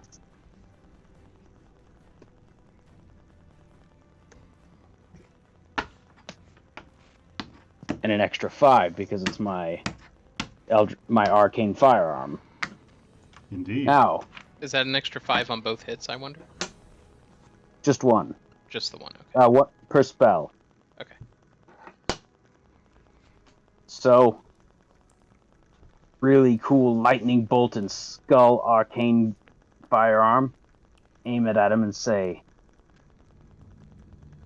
"Bye." And then I immolate him. Yes. Okay. The creature is consumed in fire and falls down a charred husk. The portal from whence they came from seems to have basically collapsed in, and the darkness is not returning. The area is still pretty cold, but doesn't seem to be getting colder. As you guys look around at these creatures that you've killed in the space that you're in, you notice that Alfred is still on the ground, unmoving. Can you bring Right, him let's back, go. Paladin? Yeah, we're done here. See you later. Or we'll just leave the body? Okay, sounds good. There we go. About to say, motherfuckers, I will haunt your asses. I will play the goddamn ghost just to haunt your asses. You all hear that? I think he's already starting. Shit. Yeah, after seeing Pelino, is he dead? Yeah, Yeah, he's what do you think? dead. Well, I He just looks threw dead. fire on his body, so Yeah, he's pretty dead. I tried to warm him back up. Battle has been over for 10 seconds. So yeah, if you guys want me to, I can bring him back to life. Yeah, Do it. I say do it. Do it while there's time. All right. So he'll like reach in his little pack, and he'll pull out a diamond. He'll like put it on his chest. Be like, Then he "Well, like smashes the diamond into his body. Oh, sorry. here you go. And he's gonna cast Raise Dead on him. No. Smashes the diamond between his pecs. Okay, let me see. Your turn. Okay, Ray's dead. Okay, that's better than Revivify, I guess. No, Revivify is better than Raise Dead. Oh, is it? Okay. Let me Oh see. yeah. Nah, You're Raise so- Dead. I think with Revivify, this. Revivify is like you have to bring him back to life within like a minute. Yeah, but like, don't they have more than one hit point or something? No, No. it just brings him back to life. Yeah, Revivify is 3rd level, and Raise Dead is 5th level. Yeah, Raise Dead's better because your Revivify is within 1 minute. Raise Dead's 10 days. Okay. So you lose one of your diamonds. Now, how much are your diamonds worth? And they're like 2,000 apiece, I think. Okay, so you place this 2,000 gold equivalent diamond on the chest of Alfred, and you cast the spell, reaching out to Saloon. What are you saying to Saloon? hey, I know this guy doesn't really like vibe with you all that much, but he's pretty cool. If you could bring him back, that'd be awesome. If not, then you know it is your will, and I can't really deny that. But give back the diamond. Nah, Okay. she's very greedy sometimes. You know, And, you could ask me to break it down to size. You didn't have to spend the whole 2 G's. as you cast Yeah, the spell Alfred. and say this prayer, energy glows from your hands, almost too bright to look at. And when the energy starts to dull down, you see the diamond start to dissolve and become part of the energy as it re-enters over the body of Alfred. I counterspell. No, I'm just kidding. Little do you guys know, I've been wanting to fucking die. So Like that was my only spell slots. And dispel magic. the energy falls into Alfred, and after a couple moments, Alfred opens his eyes and takes a deep breath in.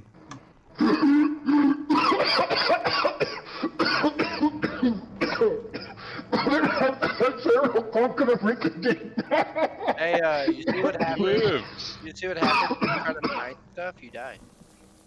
Yeah. Yeah, buddy.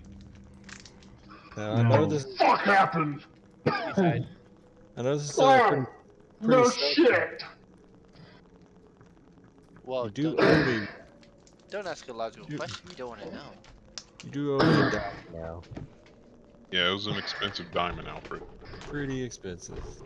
And Alfred, Yeah, you feel very rough. You feel extremely sore. And you're going to take a -4 to all your attacks until. I thought you were about to say, and you're gonna take -4 hit points, and he had 1. I go back being unconscious. So with 4th level penalty, or is that just attack? It's -4 to attack rolls. Saving throws and ability checks. Oh yes, sorry, yes, it's saving and ability checks, and that's going to be reduced by 1 every time you take a long rest. But for now, you are very weak and just rot, having your soul torn back into your dead body. And with fucking 6 strength, yeah, I'm very fucking weak. Yeah, you also have 6 strength still, and there's something else. My brain stopped. Shoot, I'll figure it out later. Alfred, how much do you weigh, buddy? Oh yeah, Shit, I don't even know. Yeah, Like 260. does, Let me double check. Let's see if I actually written it down or not. does he have 1 health or what's the thing? Yep. Yeah, I one believe HP. he has 1 HP. But Yep, 1 HP. there is an aura around me, so you get 10 pin points back. Oh, Yeah, so 1, that's true. 1 plus 10, but your strength is wrecked and your attacks and saving throws and abilities are wrecked. Your body feels a husk of what it was. I'm gonna cast Cure Wounds at 2nd level on you too. Ooh, okay. I was getting ready to say, Ugbor was just gonna walk over there and pick him up. yeah, I don't have the weight actually set, but I'm pretty sure I'm like probably 260. I actually think I could carry that. And I'm gonna also do my other Harness Divine Power. With and his get that strength, 2nd level spell slot back. with his strength, he can only carry 90 pounds besides his own weight. That is correct. So you have to make like a stretcher or something. No, that means well, that means a one of the 200 mine pound carts. or you'd have to have someone else carry. well, double check your inventory as well because you're carrying a 75-pound rock right now as well. Yeah, that's right. Oh, So- dear, so I'm like 310, 320.